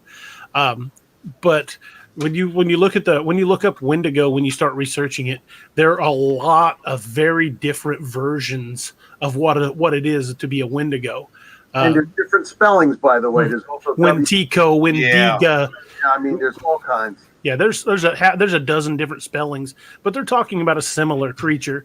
And even when they describe the physical appearance as different, what it does is basically the same. It's a predator, eats humans, which makes sense for a northern Bigfoot in a very cold climate. Humans are a big source of meat. And if game was scarce, humans would be pretty easy pickings for something that's, on the order of 20 times stronger than us. And there's no door that's going to stop it either. So yeah, if it wants in, it's coming in. Unless you live in a bank vault, good luck. Mm. Roger says, reminds me of Marvel's Wendigo. Yeah, in a lot of ways. The Marvel Wendigo, other than having a tail, is basically just a big Sasquatch. In fact, Alpha Flight, the Wendigo showed up and it fought the Sasquatch from Alpha Flight. It's very much a Bigfoot type creature, but they even in Marvel they talked about its thirst for blood or thirst for flesh. Roger says Blood Eagle. I'm glad you like Blood Eagle. I was a little worried when I was writing Blood Eagle that the fans of the books might not like it since it wasn't as much centered on cryptids as the other books had been. It really kind of allowed Clark and the others to be soldiers, not just monster hunters. Right. And you got to got to see something that had never happened in the history of the hunt. 2 entire divisions of the hunt dropped. And I would love to see that on a big screen because there would have been canopies everywhere. I mean, there would have been paratroopers aplenty coming down. Josh Jones has a question for you, Nick. He says, what's the Ohio hotspot for Dogman? Ohio. Ohio. He's right. Most of Ohio, Western Ohio, but also southeastern section, because that's where one of my teams was last month, and they went into the southeastern section and they went over into the next state. There's a park that I don't want to mention yet because they're actually working with the Federal Park Commission people over there about something that was seen. So I don't want to tell you the exact park. It's a small park. I'll tell you that much, which was very surprising. What's this? You think the Clark for the solo book? Yeah. There is a Clark solo project. It might not be the full size, or it might be, I don't know. It depends on how the story flows. But it may just end up being a full size book as well. But it's going to deal with what happened in Kandahar. I think Roger's talking about Blood Eagle right there. But yeah, Blood Eagle was a little divergent. It still had cryptids in it, but it was a different type of intrigue for me, and I enjoyed writing it. 30 minutes from Indiana. Yeah, don't worry about that. The other way. That's where they were. The other way. That's where the call was. So there it is. Yeah, that was something though. Very imaginative in Blood Eagle though. I was wondering how they were going to fight that one type of cryptids. Mm-hmm. You know, and they're not waterborne. You know, the wild hunt. Yeah. What really gave me the idea for that was the show that one of our first Nightmare Hunters, when Roger and I talked about the Nazi legends that grew up around Inalco. We did a whole show on the Inalco house and talking about the rat lines and how high-ranking Nazis were smuggled out of Europe at the closing days of the wars. And some third episode. Yeah, there were reports, eyewitness reports that they spoke to that placed people that were supposedly dead in Argentina after the war. People that had been reportedly killed or executed by Hitler. And that got me to thinking, I'm like, well, you know, what if all these executions that he did, what they were doing was removing them from the board and smuggling them out because they already knew they were losing. Right. So you pull your best pieces and reserve them, get them out of there, because when this folds, we've got to have these guys to help us rebuild, and that's what they were doing. So that whole episode that Roger and I did on the Inalco house is what fueled this. And as soon as we started doing it, I went, "There's a book here. There is definitely a book here." That was an excellent idea, because who's to say they couldn't pull 500 of their best stormtroopers with them and get a lot of their officers out of there months and months before the end of the war. Mm-hmm. That's what I would do if I saw I was losing. Definitely get out. And then when Roger found the lake cryptid from Lake Nahioloito, when he discovered that and started talking about that, I'm like, ooh, I know how the hunt's going to get drawn down there. So it really the entire idea for Blood Eagle gelled during that show. And I think I was still writing. Horned Moon. I was still writing that when that show went on. Wow! So I hadn't even started it. You have a couple of books at the same time. Generally, back and forth. Generally, what I've got a 3-book process. I've got the one I'm writing, the one I'm researching, and the one I've already laid out the outline. Nice. So I've got generally at the same time 3 books running. Yeah. And that keeps me hopping. You see how ideas pop up. I mean, here we got the convention idea popped up tonight. Who would have thought of that last week? Yeah, never would have crossed my mind. That's astonishing. I can't wait to see that come together. It's going to be awesome. We should somehow get a conference with you and Roger tomorrow, sometime during the day. We could probably do that. Well, Roger's got work, so. Oh. Sure. Oh, you're not going? Okay. I didn't say that. I just said sure. Okay. Roger's sort of got work. Sure. Work-ish. Josh Jones says, do you have any plans for a culmination of a fight between the Apex Predator series and Lakeview Man, something akin to Godzilla versus King Kong? I have actually thought at some point I might have something hit, because if you haven't noticed, things seem to be drawn to Sloan County. They just keep coming back, and there's a reason for it. They're drawn to one specific area. And eventually, something big enough is going to show up. It's going to take more than just the Sloan County deputies to take it out. And that's the point that either the Wild Hunt or Apex Predator will get involved. Okay, let me throw this out there. They're all in the same damn universe. So's Ragnarok Rising. All right, there's a connection. So we'll see. Just gotta read them all to see where the connection is. Yeah. This is a great question, Josh. Yeah, I do eventually want to do something that's big enough that it involves literally all 3 of them, and possibly even the Nightmare Hunter.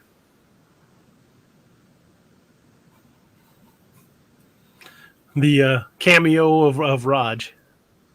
Cameo, jeez. Yeah.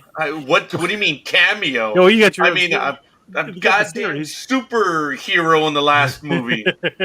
Right. I mean, in the last book. Excuse me. I would love to see that on the screen. Hey. Oh, more something along the lines of a Gugway versus Dogman. Oh, that'd be a brutal fight. A pack of Dogmen or a pack of the Olanga Doglala against a tribe of the Gugway. That would be a brutal fight. What do you think, Nick? I would like to see an alpha dogman. I mean, the alpha. Yeah, the big dog. A big one. Maybe a 8.5-foot one go against them. 6-inch claws. You know, the canine variant 3 with the fangs coming down, tearing the Gugway's face off, slash it across the head and take his head off. Yeah, that would be an intense fight. Oh man, you'd have to think that one out. Jeez. Yeah, I would definitely be getting a hold of brighter people than me. I'd be talking to you and try to find somebody who knows more about Gugway and say, all right, pound for pound, how's this going to play out? I mean, he's got the strength advantage. I mean, they both are super strong, but I would give the speed advantage to Dogman, but I would give the strength edge to the Gugway. exactly. If the Gugway gets its hands on the Dogman, the fight might be over. But if the Dogman can keep it moving, well, if he gets his hands on him, I would say the claws going up, under the chin, or ripping his stomach out or something like that, because we're talking razor claws. I would bet the Gugway's got stronger bite pressure. Yeah. Because its jaws are more like a mandrill. They're more massive mandibles, whereas the Dogman has a very wolf-like snout. And dogs have very tremendous amount of bite pressure. Oh yeah. Dogs have a tremendous amount of bite pressure and can crush bone, but Gugways are called face eaters. Right. I mean, they crunch through bone easily. So it would be an ugly fight. I would have to really talk to some people that know their stuff. I'd probably have to set up a video conference like this and have you guys have me choreograph the fight. Yeah. It would be brutal. It would be one of the biggest fights I think I've ever written. I'm trying to think. I know somebody that does gaming. They can get a like a picture of the Gugway and one of the dog men. Let the simulator run it. Simulation, yeah. That would be awesome. Really? When I write, it's like I'm watching a movie in my head, and I'm just typing out what I see in my head. I would love to see those visions up on a big screen like an IMAX. Yeah, that would definitely help. But see, that's what separates the writers from the great writers. And that's where you're at, the great writers, because you can picture it in your head what's going on. Yeah. So that's where it's all at. Well, thank you, sir. I appreciate that. Let's see if this is.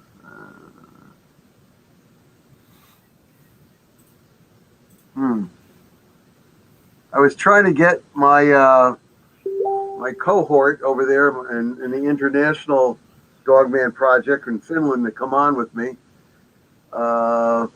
She's welcome to. Actually, come on your whatchamacallit there, just to make a comment or two. But the only other way we could do it is to have her come on live, with video. We can do that too. Let me tell her. What do I do? Just have her go to the one that I used? Yeah, that one should work. Okay. Just forward that link to her.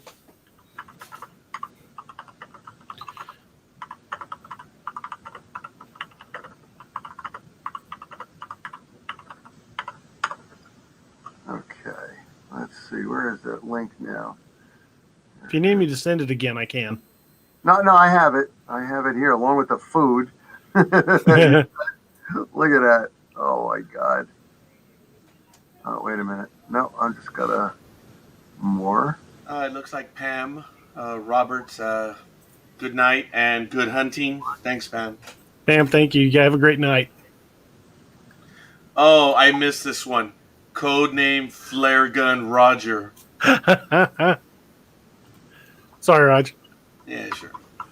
Codename I Flare still Gun. can't get over that from the other night. Josh Oh, says yeah. the fight could also be another J historical book. That's true. We actually had quite a few of those. Those were funny. The Flare Gun, Scaredy Cat, Yellow Belly, High Insurance Premium, Chills and Shakes, Mad Hatter, Mexican Shaggy, Yankee, 1040 Easy E, TNN, the Noriega Nerd, Flomax, Kevin Smith of Cryptids. Yeah, that was quite a few. Actually, there were some creative ones. Good night, Pam. Thanks again. Yeah. I could do that. Yeah. I could definitely do that. I need to do a little bit more research into some of the stories about how it happened, but I think I could probably pull that off. I've actually had somebody ask me if I could do a story from the Dogman's point of view, which would be tough, but I think it could be done. I would probably be picking Nick's brain a lot, but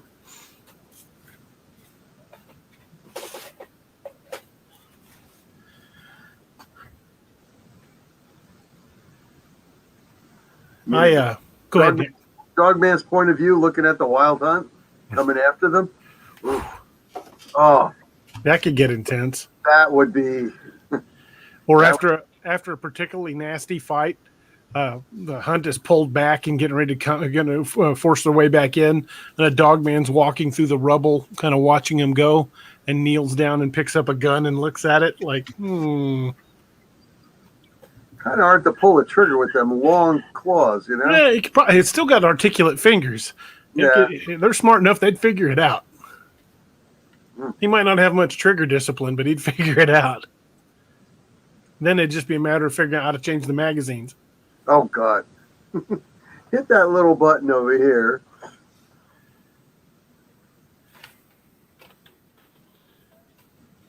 I think Johanna's being shy. Come on, JC.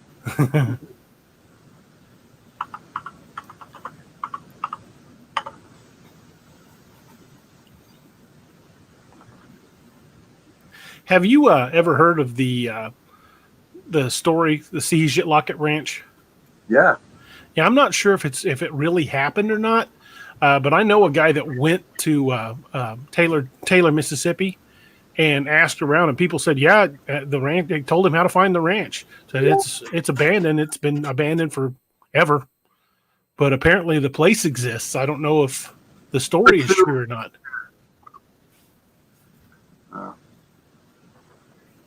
Yeah, that would be a good makeover in a book. Man, we'll have to discuss that. Yeah, we'd have to look into it to see if that story was created. Because if somebody created that story, I wouldn't want to try to use it in my own, because I wouldn't want to use their intellectual property without their permission.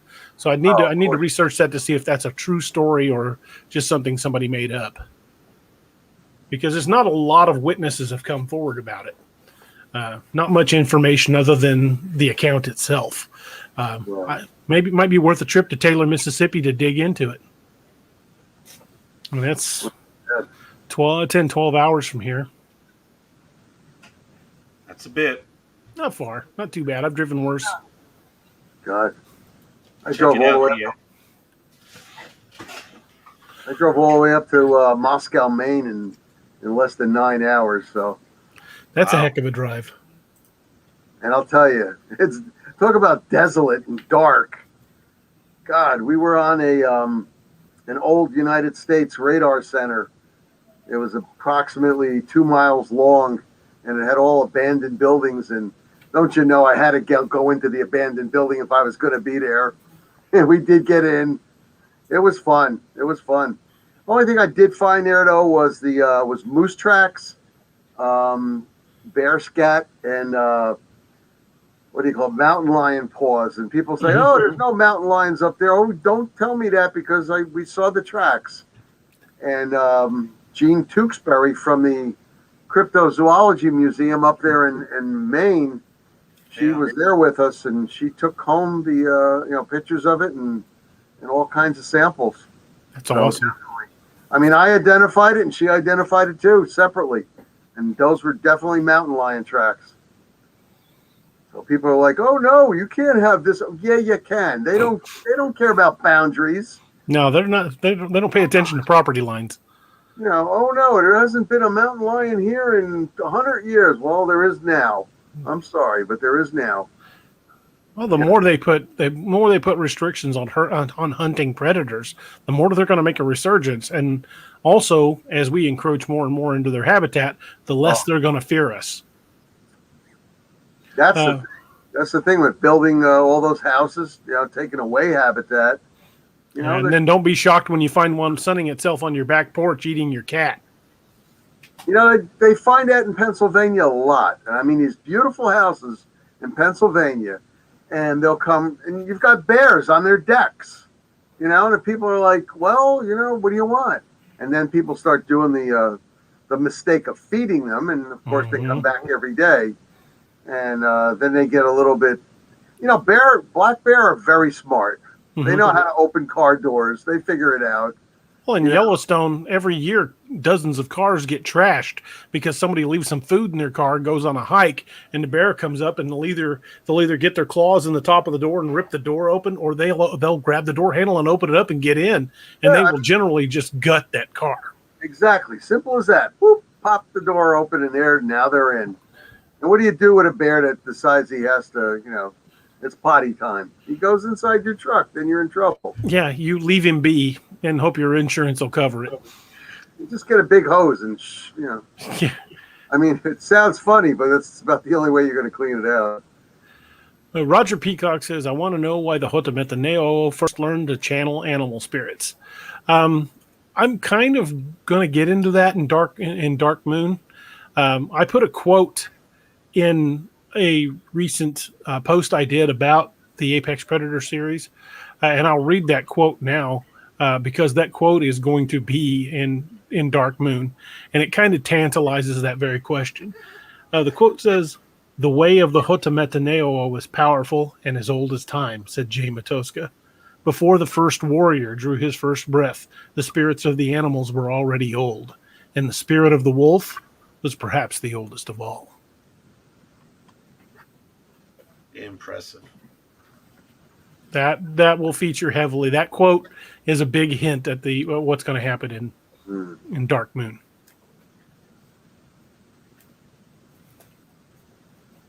You know, the books are written in such a way that it gets you involved in it.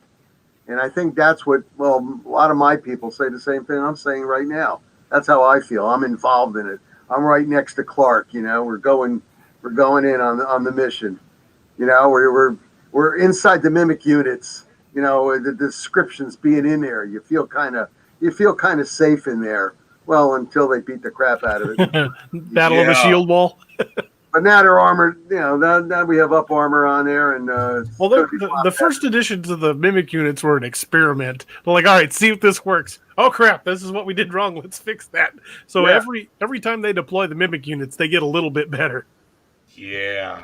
I was hoping to be inside in this net, you know, the latest book, you know, in the mimic units, but it was being sucked up by the non-leaders, I guess. And they were inside the units, and all the action people were outside. But, you know, describing the different areas, and this is closed off, and that's closed off, and they're over here, you know, bunks, and they're taking their showers. I mean, you have a cozy atmosphere, you know, a nice homey atmosphere in there and everything, and you felt like you were in the book. That's what I've been trying to say. You just feel like you're in the book. And I just think that's why it's attracting more and more people all the time. I like the fact that not only on shows like this, but through my social media pages, I interact with people that have read my books daily, and believe it or not, those conversations help shape the books, and they truly do. You've given me great ideas, given me a lot of stuff to think about, and those conversations have helped shape the way I write these books. So everything you guys bring to my attention or mention or talk about different legends, those all help shape the way the books are written. And I tell you that because not only is it great for me as a writer to be able to have that process and have that input, so I know, okay, this is the kind of stories this is the kind of elements they like. I know what to continue to do and what you like and what you don't. It also allows you guys to be invested in the stories. You guys are a part of the stories, and I appreciate that so much. I mean, it's just, to me, it's like the universe has come together to allow me to tell stories that we can all be involved in. That's definitely what happens, though. Everybody gets involved in it, and they're totally invested in it, you know, totally. And I just feel like it's great, you know, being inside the book with all the characters. It's safer too for me, anyway. Well, I would like to actually use you in one of your teams in Dark Moon. I would like Micah and maybe even Gray Eagle to encounter them at LBL, and then end up helping the Apex Predator team with the mission, which is to stop the attacks in LBL. I could give you a couple of descriptions of some of my guys too over there. That would be great. We find they're kind of special. You know, I got one fellow that's 6'8". You know, of course we call him Tiny. I can see a scene with, say, you and Clark reaching over onto his shoulder, kind of like this, and going, "Here, we were never here." Well, I could always reach over to mine and exchange of patches. I'm handing you a Wild Hunt patch, and you hand him one of those. Yeah, I want to get more of these made. The color wasn't quite right. I want to get the ones that are more olive drab, and I think that was my fault. I think the one I sent the stock I sent was not quite correct on the color. It was off by the chroma key was off. So what I want to do is I want to send them one that's just black and say I want it on an olive drab background, and then we'll do the T-mode and rocker and go from there. So what do you want? Black on olive drab? Yes, just like a military patch. That would look awesome. Definitely. Yeah. On Velcro, so they can be put on jackets and what have you. That's what I got these made with. The Velcro on the back, and I mean they're just super patches. The company really did me good. I was going to make Blood Moon patches, but the virus hit. And by Blood Moon patches, I mean in the. I'll put my arm over here. I don't think you can see it. Oh, damn it. Oh, I see it. The moon, instead of being a silver moon here, would be an orange. Blood red. Yeah, blood red orange. But with I definitely want one of those patches. That would be awesome. that was a special edition patch. I wanted to have them make it made up, but unfortunately, the company I had it made by originally, they went out of business because COVID just wiped them out. Well, I tell you who makes some of the coolest patches, and I don't have one close to show you. The closest one is in my jacket in the closet, and I'd have to knock over my green screen. Yeah. But it's Dark Angel Medical. They have amazing patches. Really? So I'm gonna pick Carrie's brain about who he uses to have similar patches made for Wild Hunt. Yeah, fill me in on that too, please. Okay, will do. I have a couple of projects that I want to go forward with, and I fund my own projects, so. That's what happens. Josh says, I have to agree with Nick. There are times I'm literally out of breath during the fight, during the right scenes. Yeah. Thank you, man. The bestiary. The bestiary is a great idea. I would like to do page by page. If you're familiar with Da Vinci's Vitruvian Man, I would like to do that. Do a drawing like that for Dogman, Bigfoot, each one. The trick is finding an artist who's willing to do like that old style on parchment Vitruvian Man image, and if I could get the images done cost effectively, because that's not one I can draw. I'm not an artist. I could do all of the text, talk about the history of the creature and how its name's pronounced in different languages and all the different names for Bigfoot and all the different pronunciations of Wendigo and things like that. But the trick will be finding an artist who'd be willing to do 20, 25 images. That Da Vinci photo we have a Dogman picture of that. Somebody put it up on my site.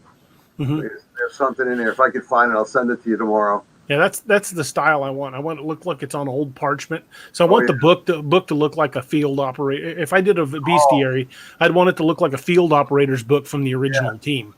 Oh, that would look great. Have like handwritten notes in the margin and stuff, and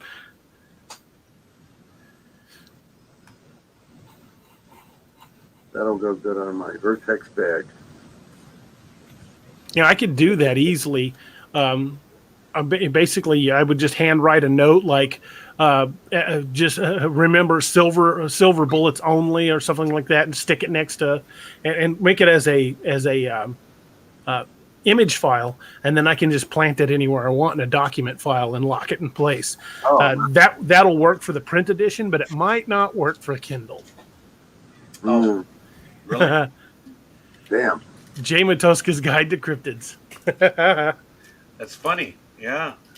Yeah, I can totally do that. The trick is going to be finding an artist who would be willing to do the Vitruvian Man shots, because I'll do all the rest. Joining us. Do what? What'd you say? Oh, sorry. Give me a moment. I think the food has arrived. I think he's eating a candy bar. I don't blame him. I don't blame him a bit. Desperation. No pepperoni. Everything's closed. I would figure that by this time. Yeah, it's still COVID-19 world. I think I said we may have an. Oh wait, is that what I said? We may have an artist joining us in the next few weeks. Nightmare Hunter. So the first one that pops to mind for me is Adam Shepard, but he's got his plate so full right now. I don't know that I'd want to pile more work on the guy. I know a couple of people that are graphic artists. I just got to find out what it would cost me for the image, because I'd want to purchase the image outright, so I've always got it. Yeah. I don't want to do like, hey, you can put the images in there, we'll do a royalty split. I just want to buy the image. That way I can use it in any project I want. So like down the road, I want to use it on a book cover. It's my image. Mm-hmm. And they'd have to do just a perfect image too. I mean, yeah, I'd have to get great descriptions of Wendigo or Dogman, things like that, and just have them done full Vitruvian Man. I'd probably even do something similar with maybe a Chupacabra, things like that. like Mothman, for instance. There's different variants that people have reported, but one in particular is like, to me, the most satisfying, image, that I've seen out there. And so you definitely got to get the perfect ones. Matt draws too, but by hand. Well, I might talk to Matt about it. I've got some of Matt. I've seen Matt's art. I've got actually a picture he did for me that was going to be the cover of one of the books before I signed with JEA, and we ended up going a different direction. But yeah, Matt's a talented artist. I might talk to him and see what we could work out. Yeah, there's something you might want to jump on, to tell you the truth, because if we do the conference, might be able to get 8x10 signed by you and for sale, to support the whole thing. Get them signed by me and the artist. I really want to do a T-shirt that is Roger with this hat on in profile. That's just like a black silhouette with the hat like pushed back on his head, like he's working at a computer, and it just say the Nightmare Hunter in the old typewriter font. Oh man, yeah. Roger, look to the right. Come on, let's see what that profile would look like. As he slowly turns. See, he doesn't have the hat there, and I think that would be perfect. The majestic profile. Perfect. Look at that.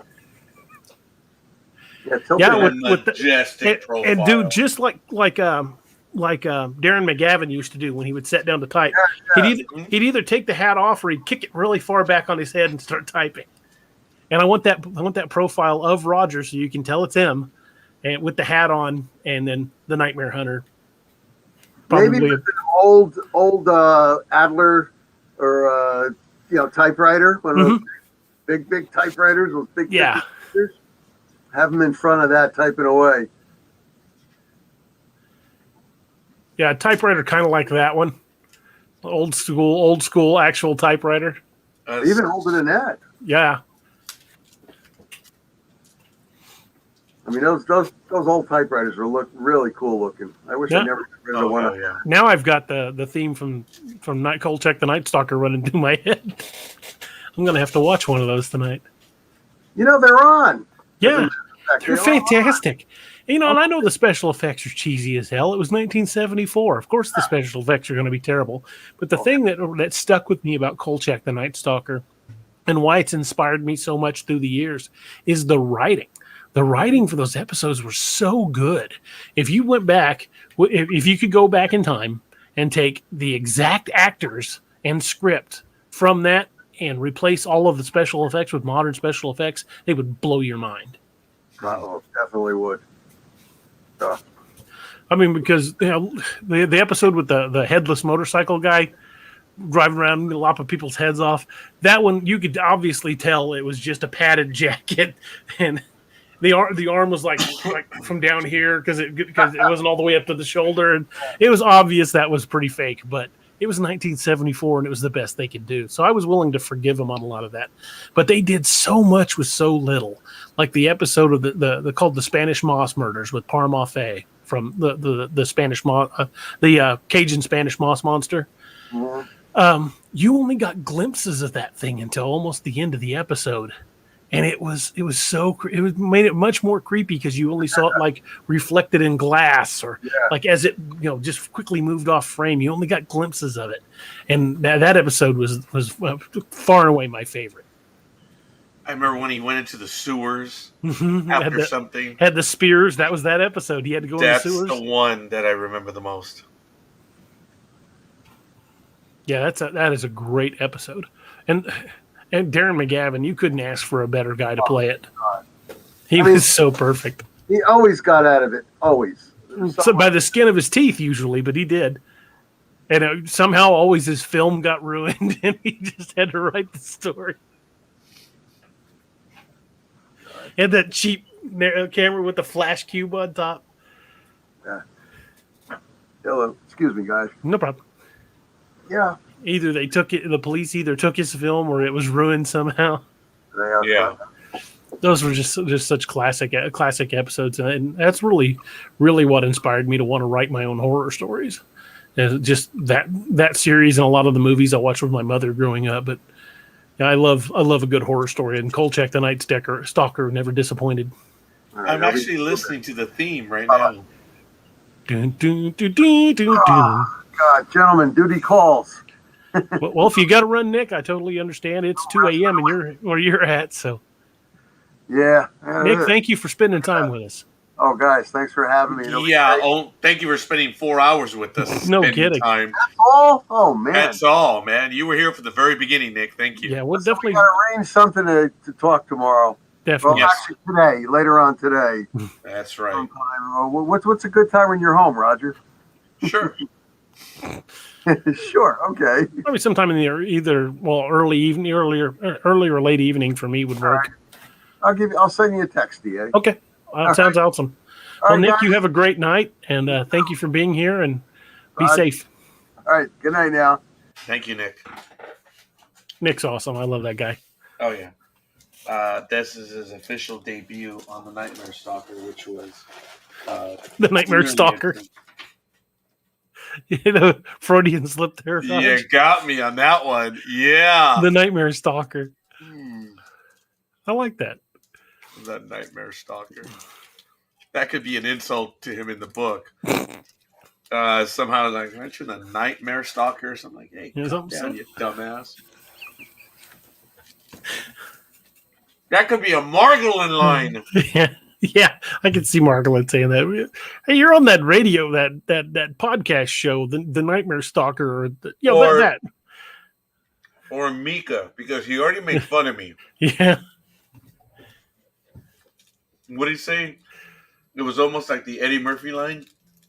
Normal people don't do that shit, Gus. Yeah, normal people don't do that shit. Remember in the barbecue when he's talking about the kids? They said I knew your kids were big feet too because they had their poles, they put them aside, and they slammed their face in the water for 2 minutes. And they came up with fish. Normal kids don't do that shit, Gus. Your wife's a Bigfoot. Oh my God. Get your ass in the Goony Goo Goo mobile. That is one of his funniest routines, the barbecue. Yeah. Eddie Murphy was funny. His stand-up was definitely rude and crude, but it was funny as hell. Of course, I grew up listening to like Richard Pryor and guys like that, so it's not like it fazed me.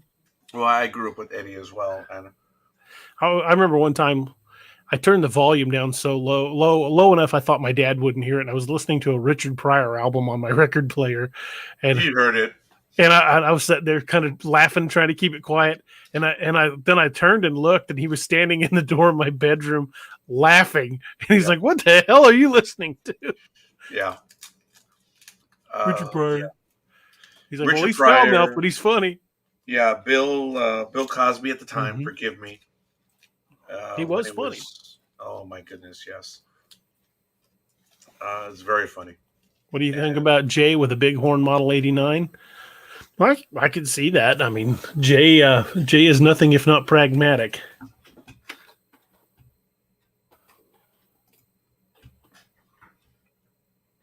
I can definitely see him with one of those. Mm-hmm. I'd forgotten what those things look like. Yeah, I can see him carrying one of those as either a backup, but he always carries that Sharps Buffalo rifle. It has sentimental value.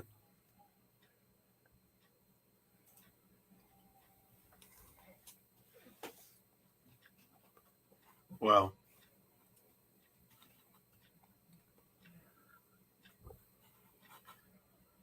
you all right, Raj?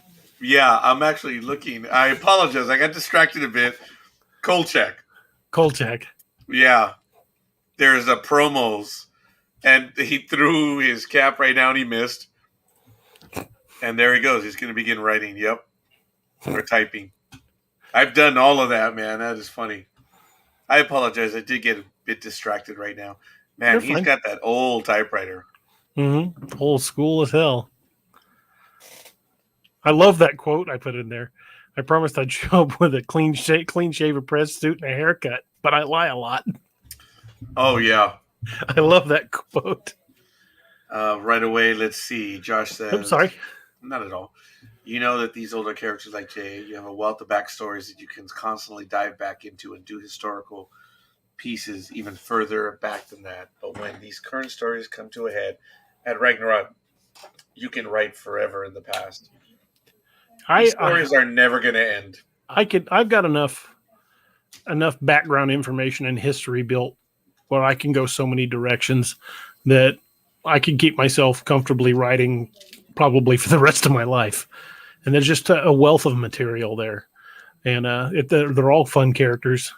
I could write about some of the missions that the Apex Predator crew went on before they even met Will. I mean, it wasn't their first mission. They were already experienced hunters.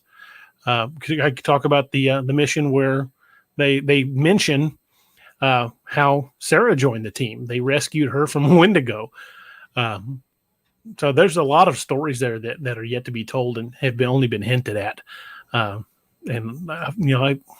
keep my fingers crossed that my health lasts and my brain stays focused and I can write for many, many years to come. One of my favorite writers is Cormac McCarthy, and dude's in his 90s and still cranking out amazing books. And that's my goal. I want to live to be that grouchy old fart that's like, yeah, get off my lawn, but I'm still writing. Get out of there. Leave me alone. Cranking out books. My Yes, one sir. and only thing is there's no need to answer every question. Some mysteries are best left unsaid. Yes. Forgive me, folks. I am going to point you to the finale to Battlestar Galactica. Did you see it, DA? The original or the new one? The new one. No, I did not. I didn't really watch that series. I wish I had. I've seen snippets here and there, and like, oh, yeah, looks like it would have been a good series, but I didn't watch it at the time, mainly because I was working 16-hour days and still in uniform, and I came home, I washed uniforms, and I went to bed. It's on the Peacock. Mhm. You don't have to pay for it. The only thing you have to pay for is commercials. I rarely ever recommend anything to you. If you're going to watch something, I would recommend you watch the Battlestar Galactica, that one. I would like to. I love Katie Sackhoff. And I mean, I it's love that. really Love good her stuff. in anything. So there was something I was going to point to, but in the finale of the series, not every question was answered, and it drove some of the apron stringers insane. And I was actually, I'm never happy when a series ends, but I was satisfied with the ending to Battlestar Galactica. I know that's going to get me in a lot of trouble with a lot of people, but sorry, I was satisfied. I like where the story went, and I like where it ended, and that's it. But I was going to point to something in the series or at the final episode, that was not answered, and they deliberately left it vague. It was great. It's very well done. Josh, do you have like a database in your computer of all these backstories and character profiles, or is it all in your head? It's all in his head. Little bit of both. I have the manuscripts of all the books saved on my computer, and there are times like when I get ready to write a new book, the next book in a series, I will go skim certain parts that were pertinent and reread those parts of the other books just to get it fresh back in my head. Because I would like to say I've got a eidetic memory and I could spout line per line every word I've ever read, but I don't. Sometimes people will say something about a character and I'm like, crap, I forgot about that. Yeah, what you said.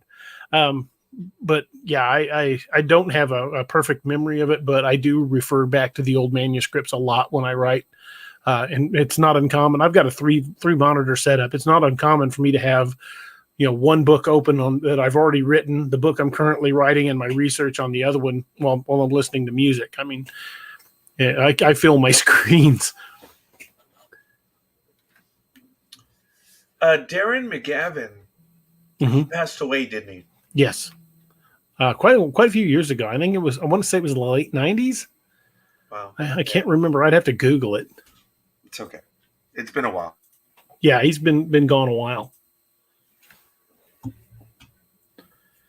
Josh says, of course, that he loved the BSG, and yes, I was fortunate. I saw the way through, and then my daughter, my youngest, had not seen it, and unfortunately, I had spoiled some episodes for her because I would love certain action sequences. So she had already seen some significant plot points, but she ate it alive, and I think she did the Battlestar Galactica series some 60 to 70 hours in about a week, 2 weeks.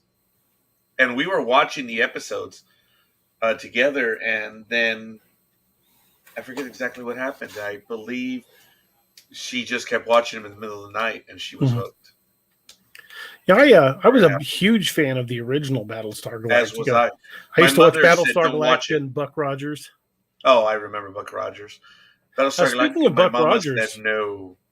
Speaking of Buck Rogers, Felix Silla that played Twiggy, he passed away just a few days ago. I missed that. Yeah, it was just, I think it was late last week. And I actually met Felix. I did a show with him 3 years ago, maybe 4. But his booth was right next to mine. Really nice guy. Talked to him quite a bit. But he passed away just a few days ago. Wow, yeah, I remember that. You're welcome, Josh. Throwing yet another project out there. We have to get going on this now, and it is a big deal. A convention is not an easy thing, and I think we have to get going on it now. We're gonna rival Disney. DA Land. I'm just being a schmuck. That I'm not encouraging that.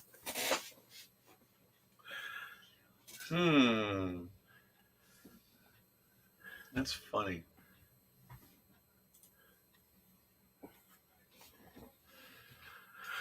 Yeah. Oh, hell yeah. Look, it's going to be great.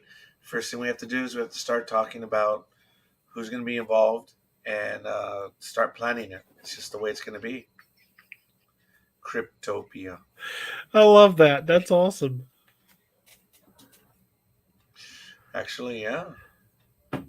Cryptopia. That's awesome. Wow. Yeah. That is pretty good. Wow, it's funny how you and I have survived everyone. We had Dream. We had, we had, actually, there was 4 of us. Now it's only down to 2 of us. Roger says, work out all the details and we'll spread it to the 4 corners. That would just be incredible. No, I love doing conventions. I mean, I've done a lot over the last decade. I really do love doing conventions. I've never done a convention in the way that you have. Never. You've gone to conventions, but you haven't been there from the other side of the table? I've been to 2 conventions in my life. Oh God, I've been to dozens. I used to go to conventions. I did cosplay long before anybody knew what the word cosplay was. I was in a Star Trek fan club, and I had the full Klingon regalia with the head ridges and everything. And my wife and I. What was the name of the fan club? The Imperial Klingon States. It's no longer? No, it's no longer. It's defunct. Been defunct for probably 15, 20 years. Imperial Klingon States. My wife and I both did the costumes, and we would go. We had one year we made our own coloring books with pictures in it, and printed them out and gave them to kids at Halloween.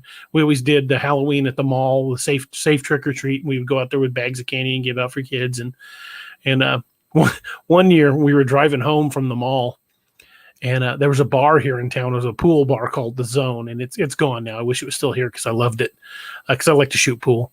But my wife and I were driving back from the mall, and we're still in all our crap. We haven't gone home and changed yet.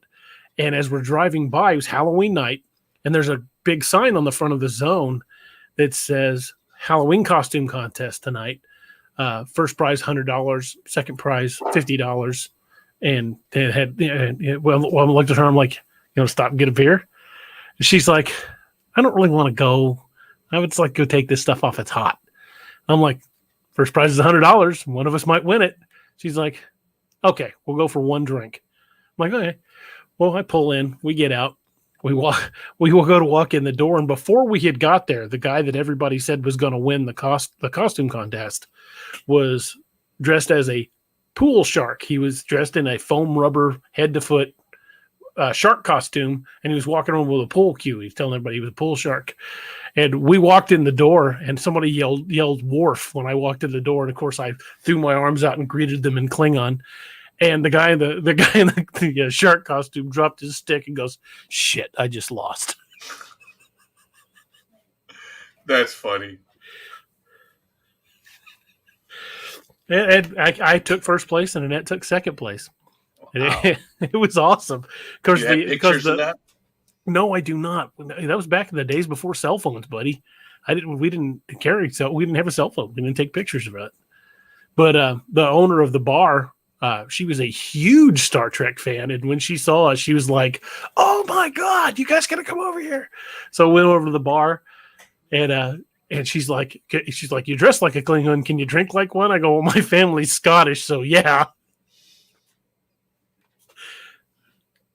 Yeah, it was a good night. We ended up playing pool, and I mean, I had the command cloak and everything. I wish I still had all that, the leather armor. I mean, yeah, I had really put a lot of time into that costume. What happened to them? So the latex head ridge eventually just kind of dissolved because latex gets old and falls apart. I think I sold the armor to a guy that was still building his own cosplay, the armor and the command cloak, and we stopped doing it after we got married. I don't know why. But we had a ball doing it. I mean, it was fun. I went to a lot of conventions around the Midwest in that armor. In fact, at VisionCon one year here in Springfield, for years afterwards, people recognized me as that drunk Klingon because I was crocked at that convention, and I'm not just talking a little. I mean, like crocked. It's funny, just off topic, my daughter sent me a message about 15 minutes ago. No, 25 minutes ago. Because I said everything seems to be closed. She goes, "Do you just want to get junk food then?" Well, yeah. Either way, anything healthy is already closed. But she's doing the exact same thing I'm doing. You know, she's streaming. She's doing her video game stuff. Yeah. So I think it's amusing. I don't know. I don't know if she really wants to go still. It's like, ugh. It's already 11:15 over on the West Coast. She may want to go. It's like, I will dig through my photo albums. Yeah. I'll talk to my wife, but I know we've got pictures of us in armor somewhere. Let's check out some of that porn, pal. Oh, I mean these. I might put that on my author page. Yeah. And I was 21, 22 years old in that, so that was pushing 30 years ago. I have to convert the video. I have it on VHS where I was on Star Trek The Adventure at Universal Studios, where they chose fans from everyone in line, and you could act out a role on stage, and then they would put it all together as a movie. And it was amusing. I had the role of a deck officer where I was the one that had to try to get to the turbo lift door, and I couldn't get through it. And it's really amusing. I get kind of angry because I'm like, I go up to the door, I'm like, what the hell? And I go back out, allegedly push the button for effect, and I try to go through again. The door closes. I'm like, hey! And then the voiceover messing with the audience says, "Fantastic crew of the Enterprise can't even get off the bridge." Well, one of my favorite bits from the Potemkin series is the guy goes up to the turbo lift and it doesn't open. He's like, "Damn bridge priority." Oh, right. Yes. Of course, the bridge has got turbo lift priority. They're the freaking bridge. But he never really thought about how much it would inconvenience people at other parts of the ship. Oh, yeah. There's old video. If you look it up, it was from Universal Studios. It's called Star Trek The Adventure. And there are other people that have uploaded their videos. Mine is actually from 1990. Is Star Trek The Experience still going on in LA? No. In Las Vegas? No, it's been closed for that's too bad. a significant number of years. I never got to go do that. I wanted to. Okay, since it's no sound, check it out.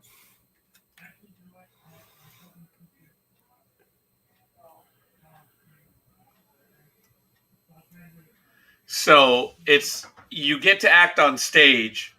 Star Trek: The Adventure was done at Universal Studios for about 10 years. And I'm not in this video. This is just one of them. Mm-hmm. It's got the music from the first movie when the Enterprise is pulling out of the space dock. It's the Enterprise theme. And they're en route to Akamar 6. And, Kirk, they put in video with the actors. That's really cool. See, look. That's, James Tiberius Kirk. Yes. In this one, the best assembled crew. You see, that was my role, trying to get through the door. And they all laugh. It's like, whatever. But then they add all this different stuff. Admiral on the bridge. A pattern I've never seen before. That was the Voyager probe, right? The Genesis wave. Please acknowledge Signal, of course. And they had the one in Florida and the one in LA. There's only two possibilities. They're unwilling to respond or they're unable to respond. I'm picking up a Klingon vessel. Klingons off the starboard bow, starboard bow, starboard Very bow. good. Klingons You off the see starboard all bow. these other people. The Targ looks a little fake. Oh, of course, it's his little kid. Yeah. That was funny. How we had to roll across the bridge. That was funny. Turbulence 3 times. Yeah. Oh, yeah, this is the Florida one, so it's a bit different. They should really sync up their turbulent motions because she was going before them. And they just have them doing stuff. It's like you get a chance to put the uniform on. That's awesome. I mean, I remember when I was there. It's a little young for Starfleet, don't you think? Yeah, just a bunch of kids having a good time. The dilithium crystals have fractured, sir. We cannot take much more of this punishment. Oh, Scotty, I need warp Wiley Con. Wiley Con, that's awesome. That's from Josh. See, this is Admiral James T. Kirk. Nuke nay, blimblo la. Same line said over and over. And these people are involved. They're not letting the Enterprise in the... Oh, that was kind of funny. My Lord, something... Oh, I gotta admit, that was kind of funny.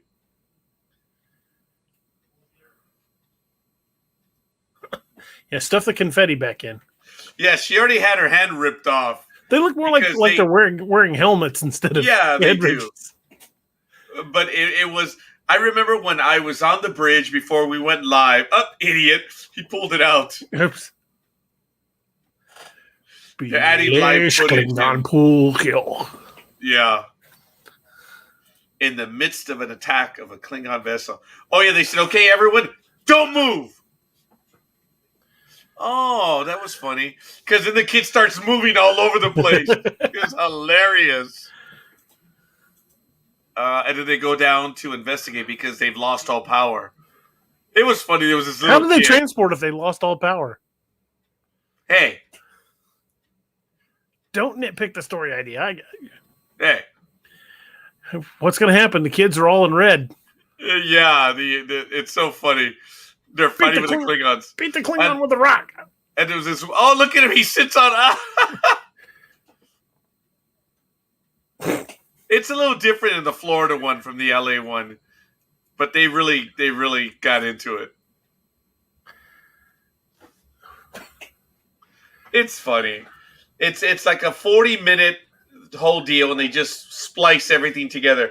And I remember the voiceover says, "Hey, you're not supposed to be having fun. You're supposed to be fighting for your life, sir. The Klingons are being attacked by a strange creature. Got to rescue them, even though they are Klingons." Are they fighting the creature or beating up the Klingons? I don't know. Yeah, one or the other. Oops. He almost got taken up. But I remember sitting on the bridge. I was like, man, this looks so damn fake. And then when everything was lit up, I'm like, oh my God, this is beautiful. Yeah, we're not going to die with you. That's what they said. Most illogical. Yeah. So someone is pitting the Klingons against us, and they were doing some stupid Hawaiian dance. It was entertaining, but I've got to convert the video, That's put it on funny. screen. It's like, oh my god, what is this? Got some space schmutz on the hull. Can you scrape it off? Yeah. The Federation ship is under attack.